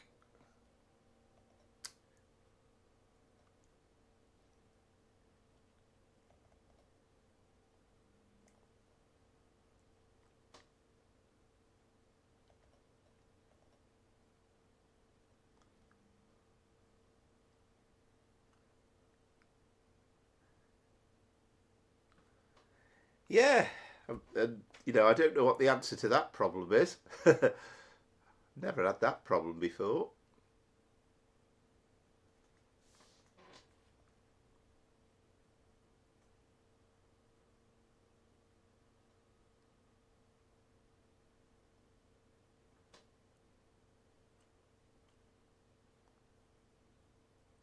Right, so it looks as though we've got a few technical problems then as things stand.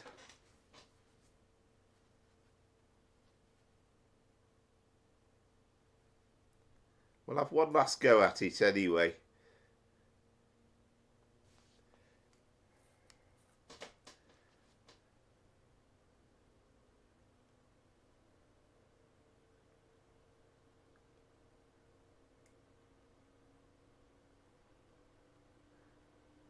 Ah, right, okay, Jason. What does that do then?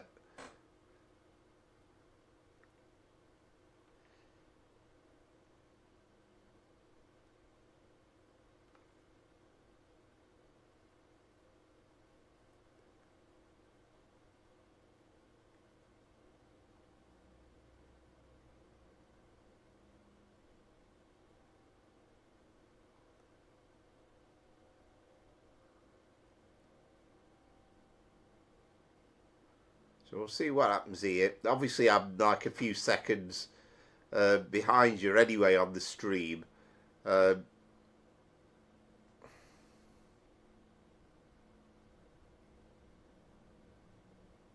Right, so you think it's kind of like still in the memory then somewhere then, is it? Even though the game's been closed.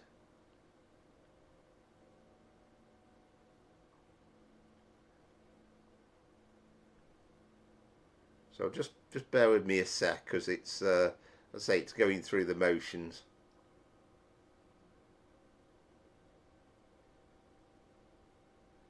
I mean, it's kind of got about 3/4 of the way through usually, the last couple of times, and then it's stopped, hasn't it? But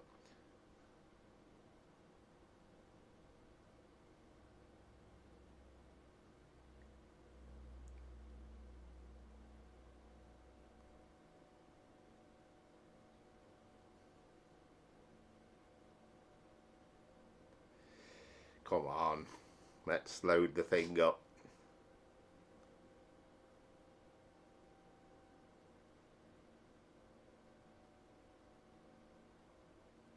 So is the sound okay, by the way?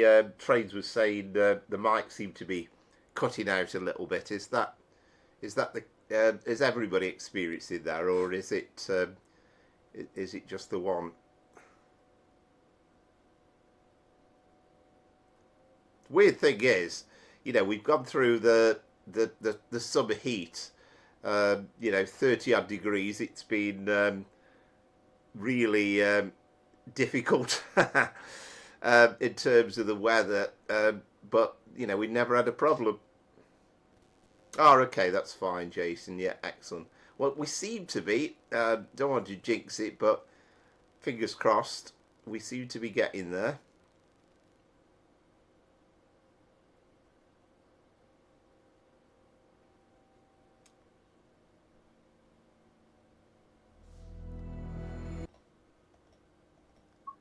Right, here we go. So for whatever reason, it has it's sorted itself out. So right.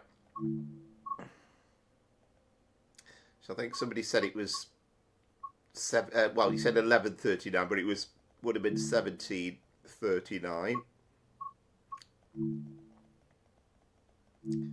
So if we say 17:35, so presumably, oh no, we need to go that way, don't we? Stratford, Hackney Wick, Homerton.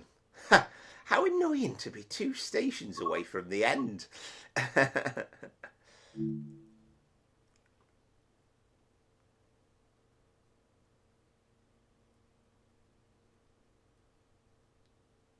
Ah, brilliant, Peter. Well, there you go.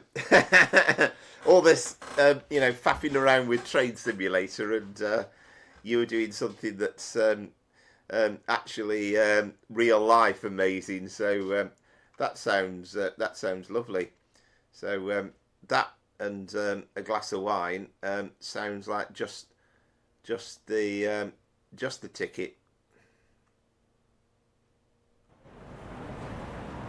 Right then, I don't know what platform I'm on now. No, it's the other one, isn't it? Right, okay.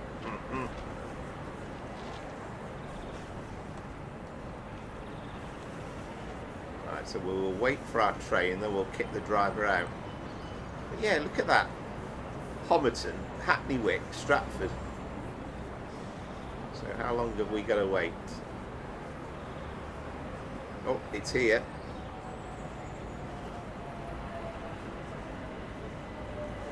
Oh, excellent, Seb. Yeah, did you enjoy both those runs?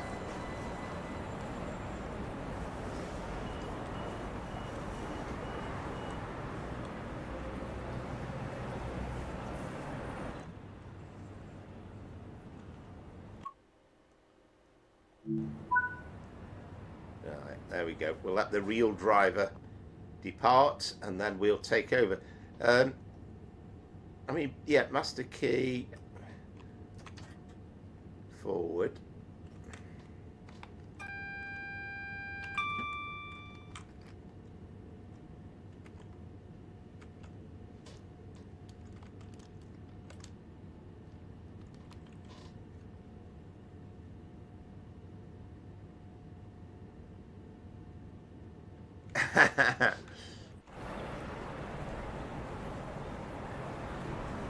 Yeah, but they all stand about though. They don't get on. They don't get on.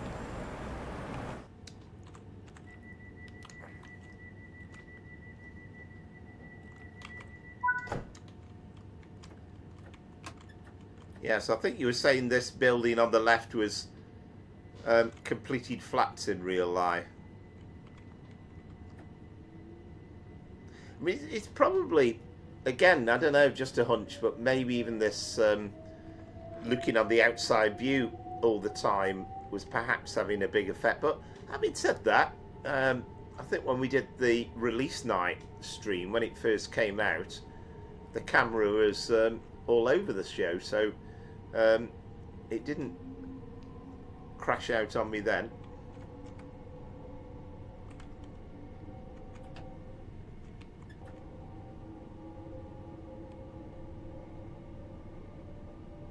I've got my AWS on. Don't know where I have now.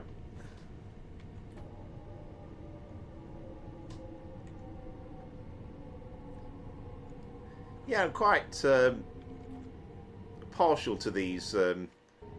Way up. Nope, it's not having it, is it? It really is not having it.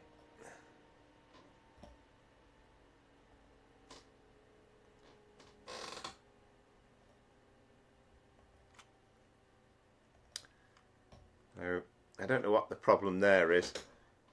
So what was somebody saying? What did you say? Control and F4 or Shift and F4? Was it? I don't know. Right. Anyway, we're not going to get there, are we?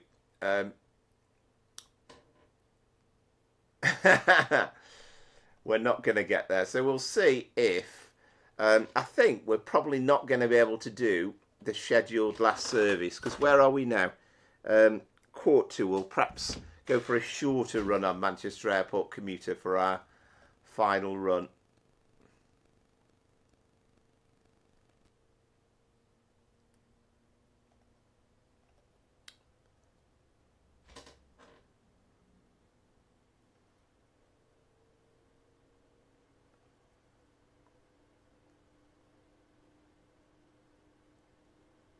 It's weird how I've driven that route.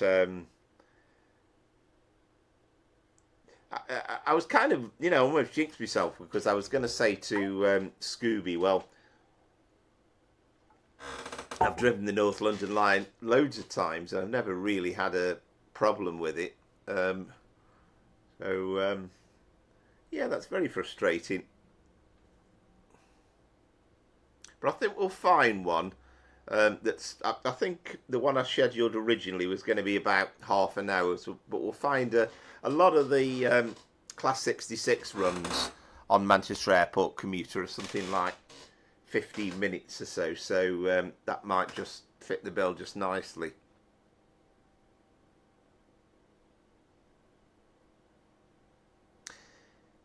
Yeah, oddly. I don't know why.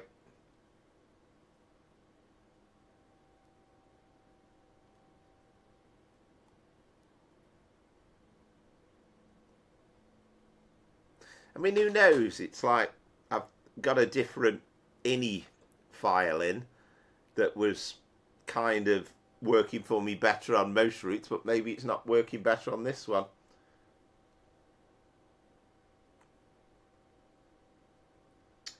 Oh, beautiful, Peter. Yeah. Well, you can't beat a glass of nice wine. I take it you've not got work in the morning then, Peter?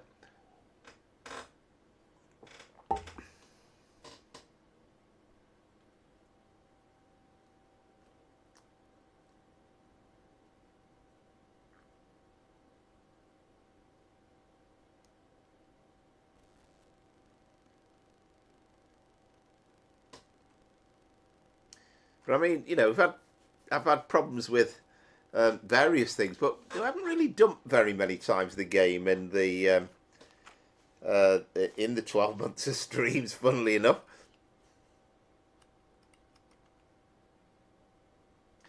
Yeah, it really is. And to be honest, you've had more trouble than me, haven't you? And I know that's because I've generally been quite religious on closing the game down after a run and restarting the game, and that's kind of sorted things out for me.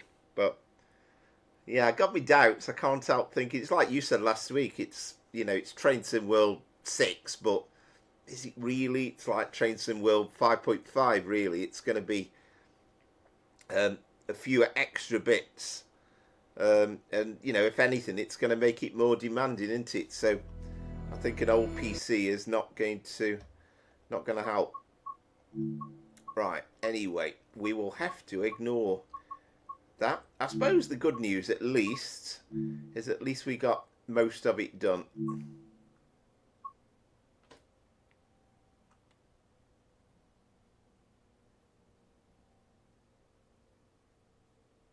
Okay, yeah, Peter, yeah, excellent, yeah.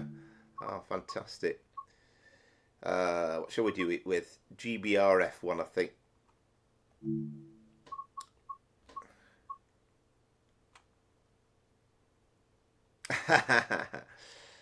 Right, so I think we want to do Manchester Piccadilly. There we go, 16 minutes. That'll do. It's 13:23. What is it? 4. It keeps popping in and out. Is it 4 Lima 56, I think?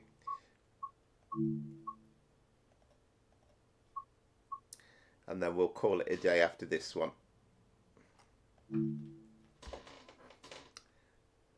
Yeah, let's hope not, Scooby.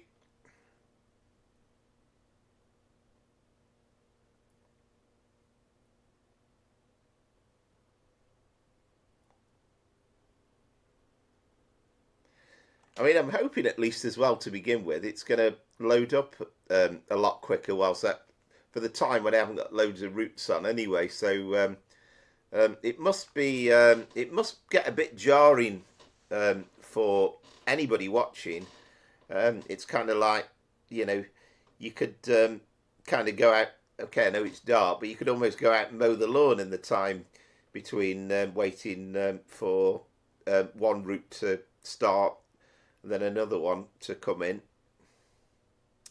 I think it was 4 hours. It's the 13:20. Oh, here we go. 4 Lima 56. Trafford Park, Europe Terminal to London Gateway, DB Cargo. And it's 13:23.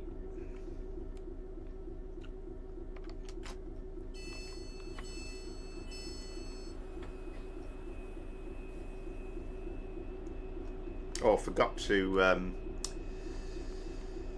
I've got to do my thing. I'm hang on. Where are we?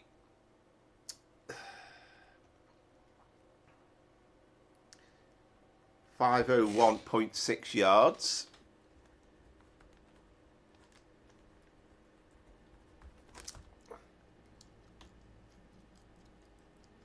No, I think they used to do Scooby, but I think they've kind of given up the ghost on that one, haven't they?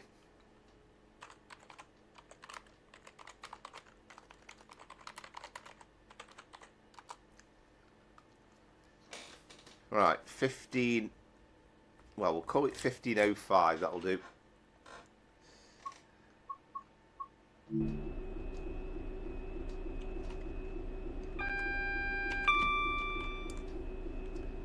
Let's mess around with this thing.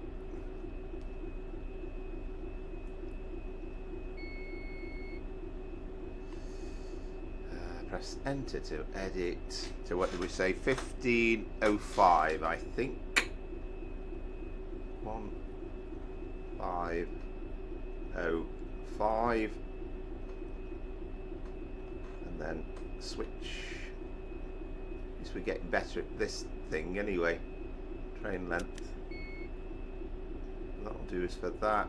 And I presume we're still. I mean, why can't it default to goods mode as well? That's another little irritant.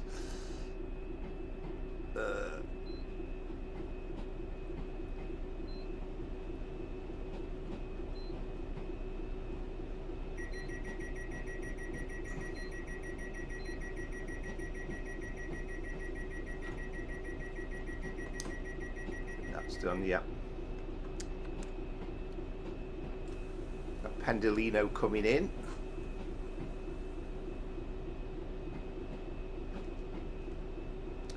We've got a 323 departed as well. Yeah, I think that's the thing, isn't it? Oh, we've got a Transpennine 350. Well, that for once the reskin is appropriate because that is the correct livery to have there.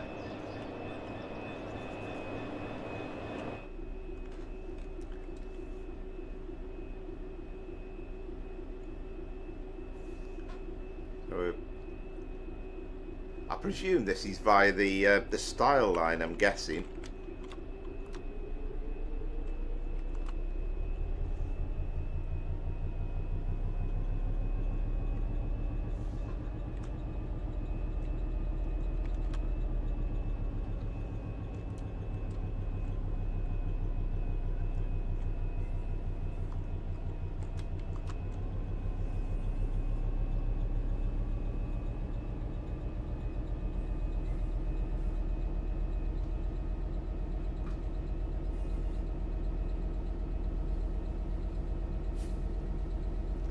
Yeah, I mean, I mean, to be honest, we've got a real old situation, haven't we, with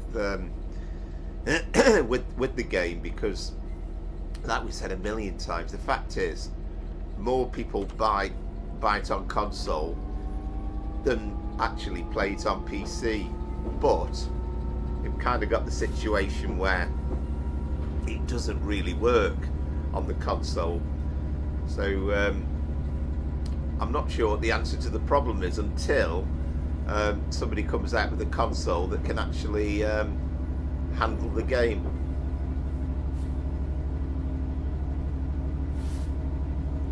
Yeah, well, you've kind of got that. That's the funny thing, actually, Scooby, about that livery. It's a little bit. For some reason, the LNWR livery shows through as well. So it's probably slightly not quite perfect. The reskin for some reason. There must be some issue with Creators Club.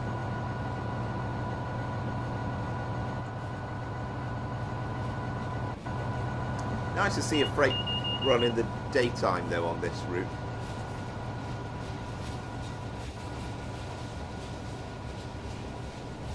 And it looks pretty long, to be fair.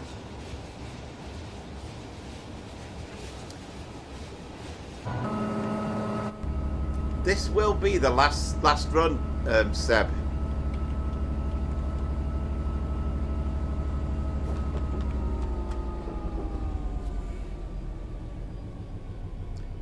So once we get to Alderley Edge in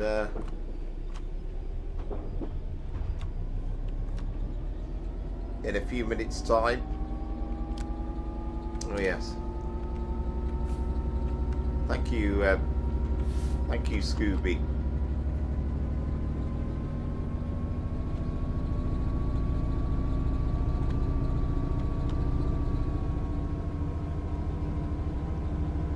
Yeah, I do think there's an inherent problem, isn't there?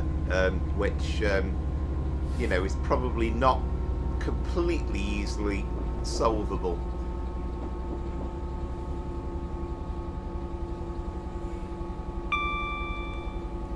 But I think it's kind of it's got out of sync with over time, hasn't it? And I guess, you know, things like Great Western, you know, it was obviously a huge ambition to produce a game that the consoles could handle, and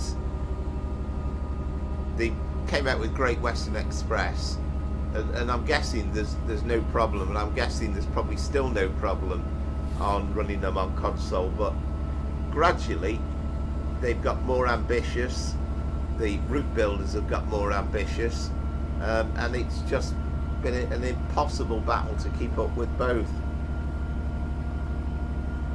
Yeah, absolutely, Base Stage. Yeah, that'll be that's where we'll be finishing. Fingers crossed. Anyway, I mean, judging by the last run, we've got to make it there. Yeah.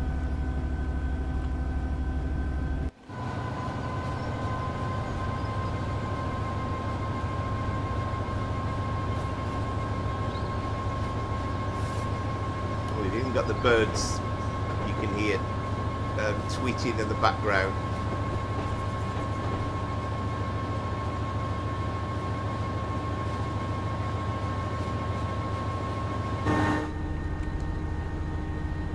I'm sure you probably have somebody who'll say, oh, you shouldn't have a GBRF livery 66 hauling this service. That's completely out of the question.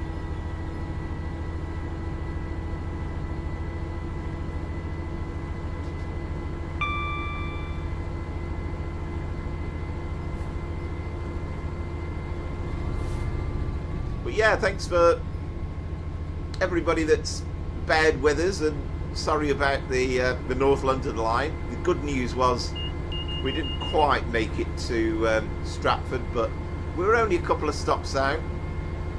And yeah, thank you very much, well, for all the support really over the last 12 months from everybody. It's been incredible, and very much enjoyed doing these streams, and hopefully long may it continue into Train Sim World 6.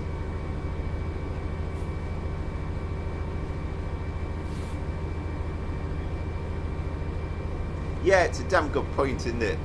It's sort of like, yeah, forget about the mods, just concentrate on getting the game working as it stands. Although I can understand, I suppose, if you're kind of watching one of these brilliant mods on PC, and you've seen all this extra stuff, you want to do it yourself, don't you? Yeah, that is true. That's very true, Amaze Tage, yeah.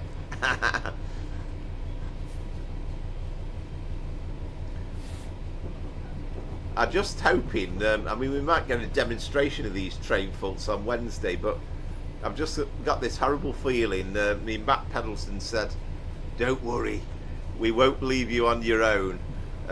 But, you know, if it flashes up with a thing telling us what to do and then disappears after 2 seconds, then I won't be best pleased.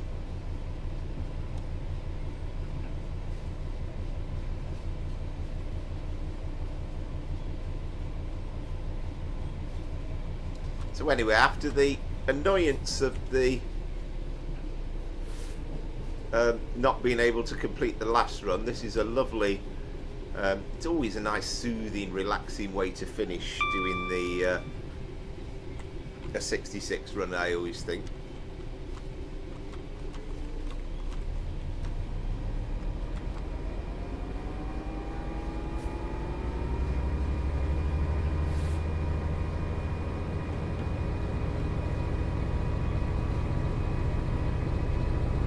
But although, you know, it can be a frustrating experience occasionally, the game, but it still remains thoroughly enjoyable.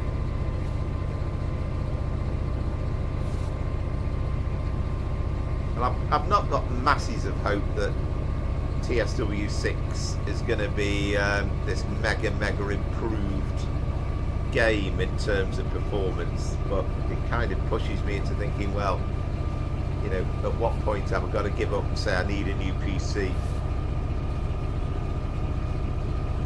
Yeah, I think they said, and you know, I mean, funnily enough, we were talking about the frustration of the game crashing when you get to the end of the run, but he was saying that's why they aren't going to have terminal faults, because he said there's nothing worse than doing a run and getting near to the end of it that you can't finish. And I'm sure one or two people probably thought about the irony of that comment.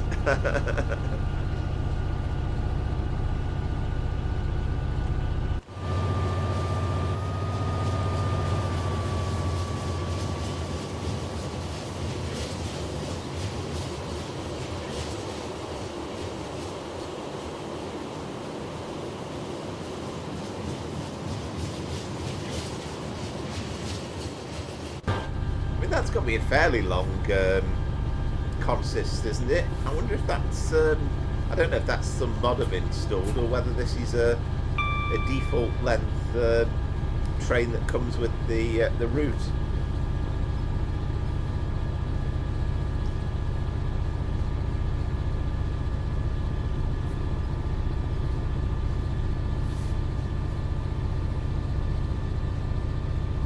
Must have a little play around if I get the chance with the North London line.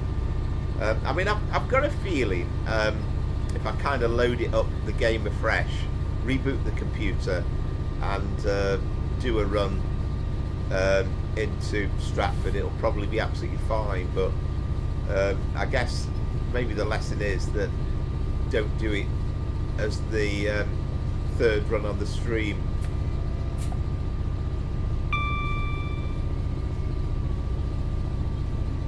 Right, okay. Well, it's perhaps same length then, so I don't know, it looks quite long, but well, I suppose you've put your length in, haven't you? So was yours about 1505 foot?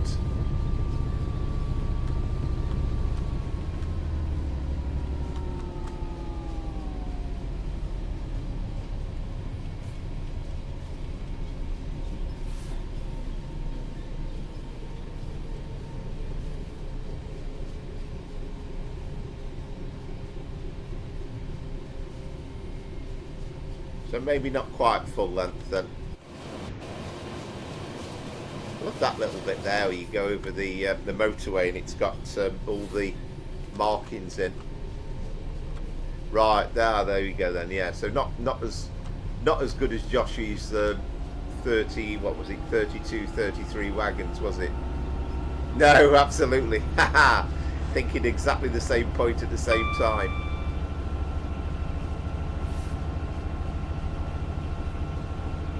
But I think we'll both remember that run a couple of weeks ago, that when we did that run with him. That was that's got to be one of the highlights of the last 12 months. But there's probably 1,000,001 clips I could have picked from the streams, really. But you know, it's amazing when you come to look at it, kind of the sheer variety.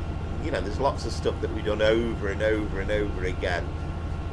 But on the other hand, there's been lots of brand new stuff that have come out, and you get this little lull, don't you, where it's sort of waiting for the new stuff to come out, really.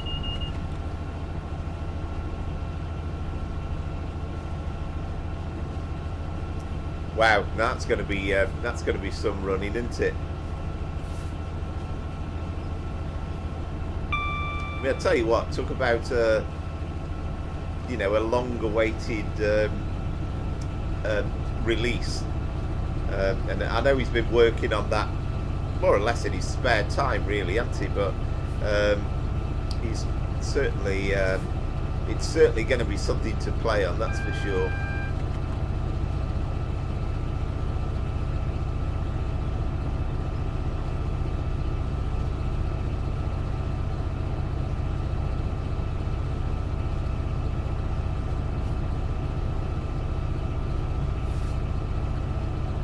Yeah, wow. Yeah, no, that's going to be a tricky old experience.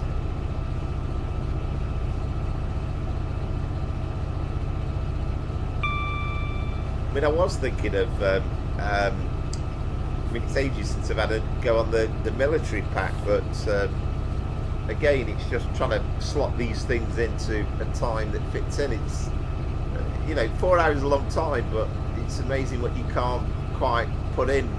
Because some of those West Coast Main Line over Shat runs are, you know, quite long, and I've yet to even try a Freightliner run over West Coast Main Line over Shat as well. And I mean, some of those runs look really challenging. Imagine getting up Shat with your if you get a adverse signal on the way up. Must be quite a challenge.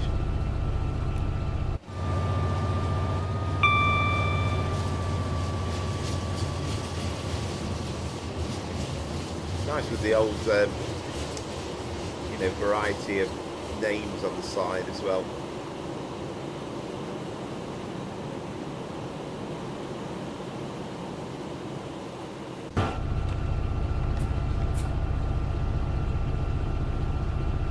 I know you're very much a stickler for accuracy on that, but I would never have noticed in a million years when I rode these that it wasn't the full length.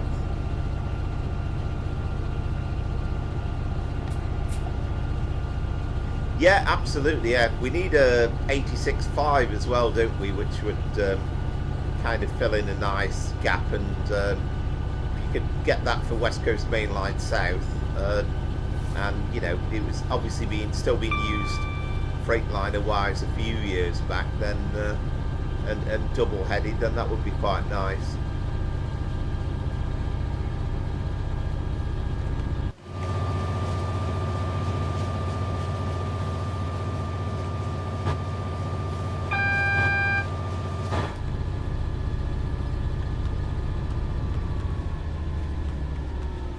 We need to get some brakes off of this 50, don't we?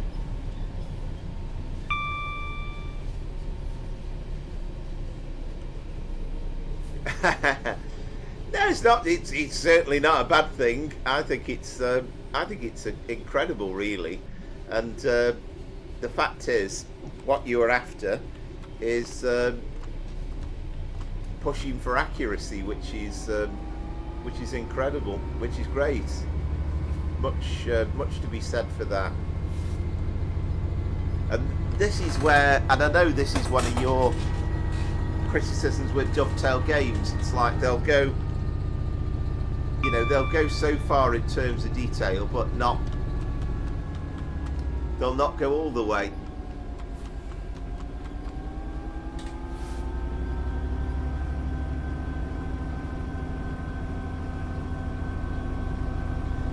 Yeah, well, I don't think there's any planned trains, and I mean, the thing is, yeah, it'd be good to get it to Didcot Parkway, but they kind of did that then. It's kind of got to either go to Oxford or go on to Swindon, or they've got to do something, haven't they? But I mean, the problem with the Riviera line is straight away we're going to have a little bit of an imbalance, aren't we? So you're going to get Great Western Main Line, we're going to get Paddington to Reading, we're going to get Exeter St David's to Plymouth, and then we're going to get we've already got St Austell to Penzance, so you've got bits and pieces. I mean, at what point is Bristol Temple Meads going to come into the game? Because that is kind of a major station in the country, and you can't get more Isambard Kingdom Brunel than Bristol Temple Meads. But again, what part of the route would they fit in to do that?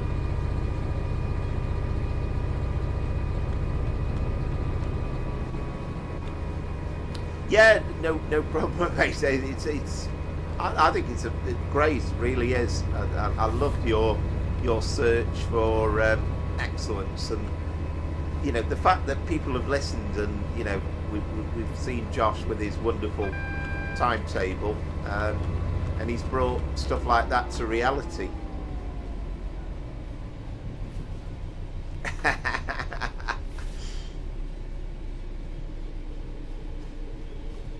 I've always thought, and I could be totally wrong, but there's one of the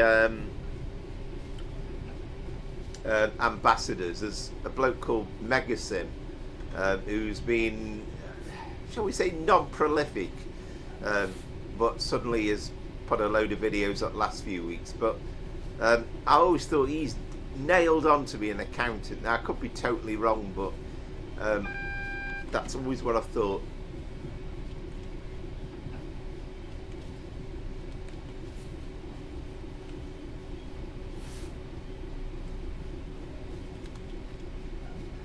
Yeah, and it's funny, isn't it? It's like the problem with these routes is it's kind of finding something that kind of makes sense. But I mean, that would be good, because that would mean more of the West Coast, more of the Great Western Main Line. Yeah, absolutely. Yeah, I loved that myself, actually, Scooby.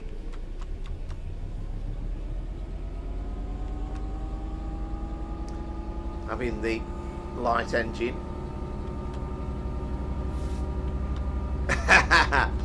Oh no, I don't know.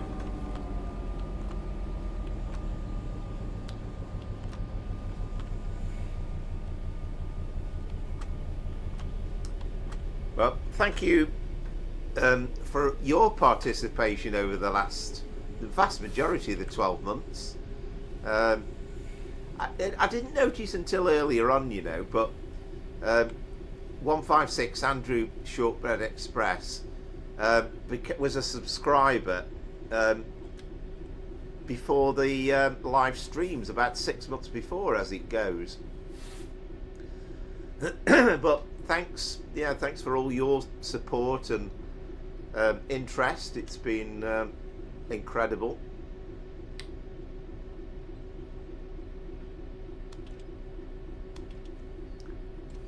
And the thing is, Peter, I do enjoy the 66, actually.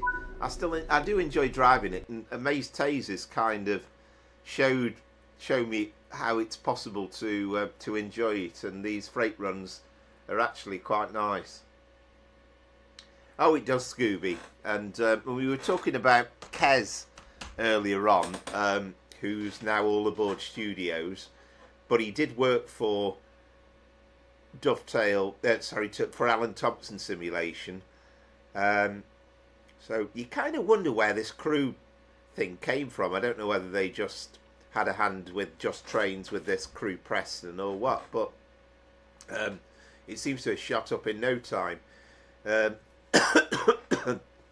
But yeah, it'd be lovely to have that bit filled in now. We really need that. Crew to Manchester would feel like a genuine end-to-end run. It's very good as it is, really, really good. But Crew to Manchester would make it so much more.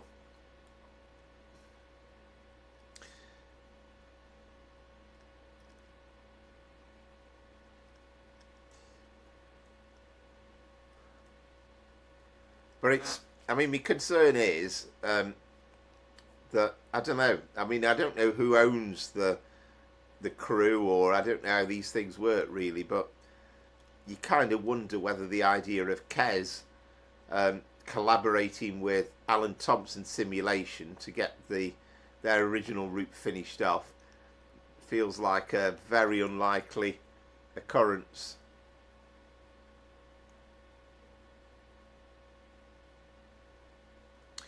Well, one hopes so, Scooby. And hello, Kane. Well, we just finished off, actually. So I'll be closing down very shortly. I'm just waiting for Amaze Taze's score for our final run of the night. By the way, I have downloaded your unbranded DB66 as well. So I haven't, again, sorry, I haven't got time to show it off tonight now because we're kind of past the 9 o'clock curfew. Yeah, thank you very much, FPS Gainer. Really appreciated your support, and yeah, thanks Scooby as ever. And it's great to see. It's great to see new I can't even speak. It's great to see new names, and it's great to see old names as well that have been a part of the stream over the last year. Oh, way! oh well, yeah, well played, Mace Taze. But yeah, I've managed to get the edge on you on that one. I managed to have no speeding, so that was, and I did all right with the. Yeah, thanks, Amaze Taze. I mean, I've got a suspicion. I mean, we don't know about the cross country one, but I think you'd have won the North London line run because you were on time and you got no adverse statistics. Yeah, cheers, Scooby. So, yeah, that's about it then. So that was Train Sim World 5.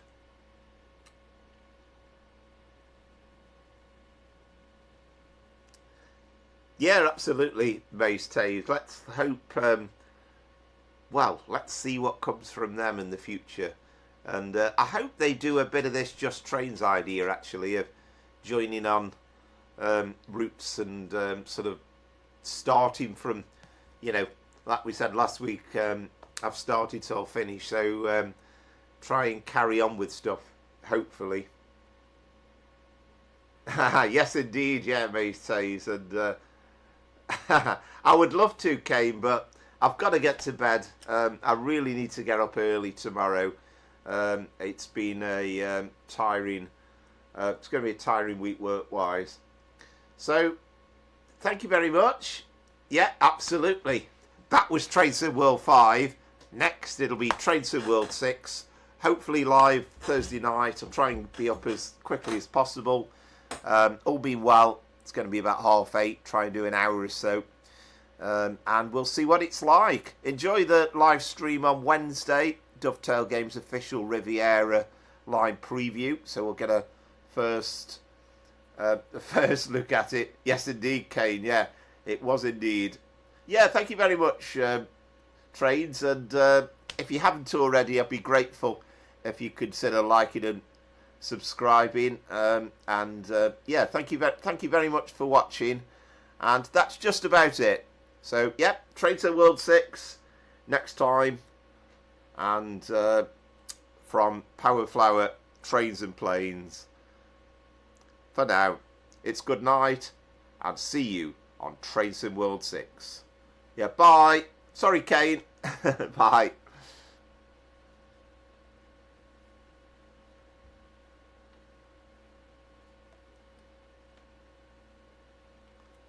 Cheers, Trains. Much appreciated. Thanks.